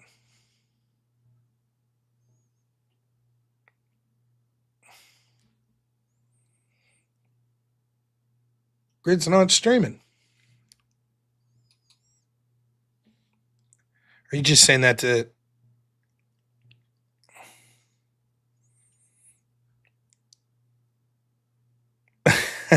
piss people off? Are We Not Men's a big fan. If Grid's ever streaming late at night, I would rate him. I don't know if Andrew did an invasion tonight or not. I did not see. I need to coordinate with him more, to be honest. All right. I have a big day tomorrow. I got to find out if I'm going to Chicago or not. That's number 1. Number 2, I think I have an appointment about health insurance. Yay! Excellent. One serious thing I'll say, I hope we had fun. You could keep sending donations in. I'll keep taking them till the last second. It's fine.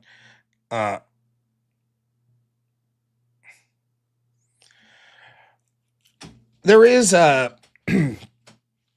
2 things. First, I promised I would show this.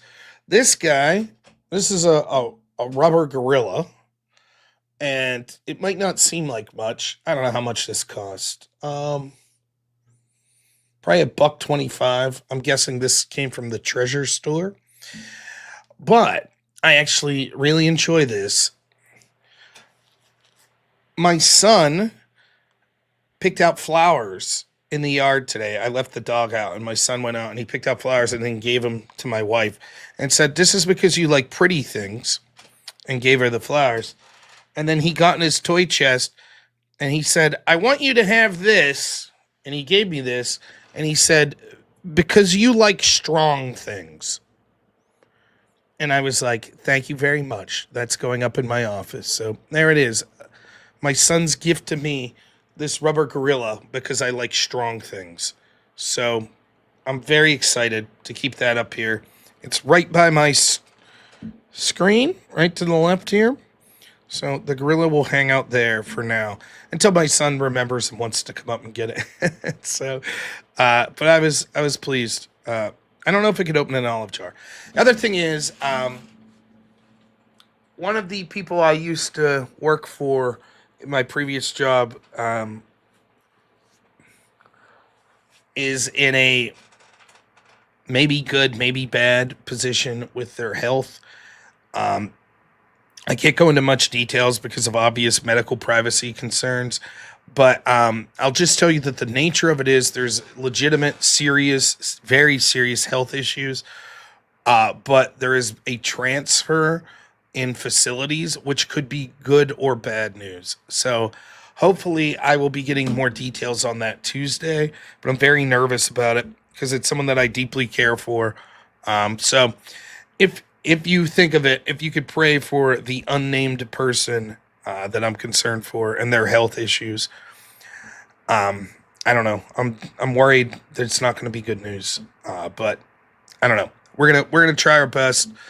We'll try to be optimistic, and I would appreciate it though. So, thank you to everyone tonight that called in. Thank you so much to definitely the MVP of the night, Gully, just crushing it. Gully was just, man, all over the place tonight. But everyone else that donated as well, you guys are amazing.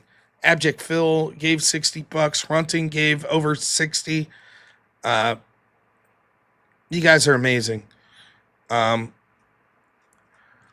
Should be back around noon to 12:30 tomorrow to do the call-in show. Hopefully I'll be in a better mood than the people that were snickering at me tonight and then saying, "Oh, slow news night." Yes, it's a slow news night. So, all right. Enjoy this raid of Jess White. You guys are the best. Thank you to all of my mods. Thank you to Black Elk and everyone else that tunes in. You guys are the best. Please, please, please, at least give a sub and a thumbs up to Jess White as you go over there. You should also send her money. I'm sure she would appreciate that as well. She did buy a bunch of memberships, so. All right, thank you guys so much. We'll talk to you all soon. I'm going down and immediately hopping in the shower. I see that my wife texted me about 3 minutes ago, and so I have to go down and let my dog outside that's scratching at the door. So I'm going to go do that and then get a shower. So, all right, thanks so much, everyone. We'll talk to you soon. As always, have a good one.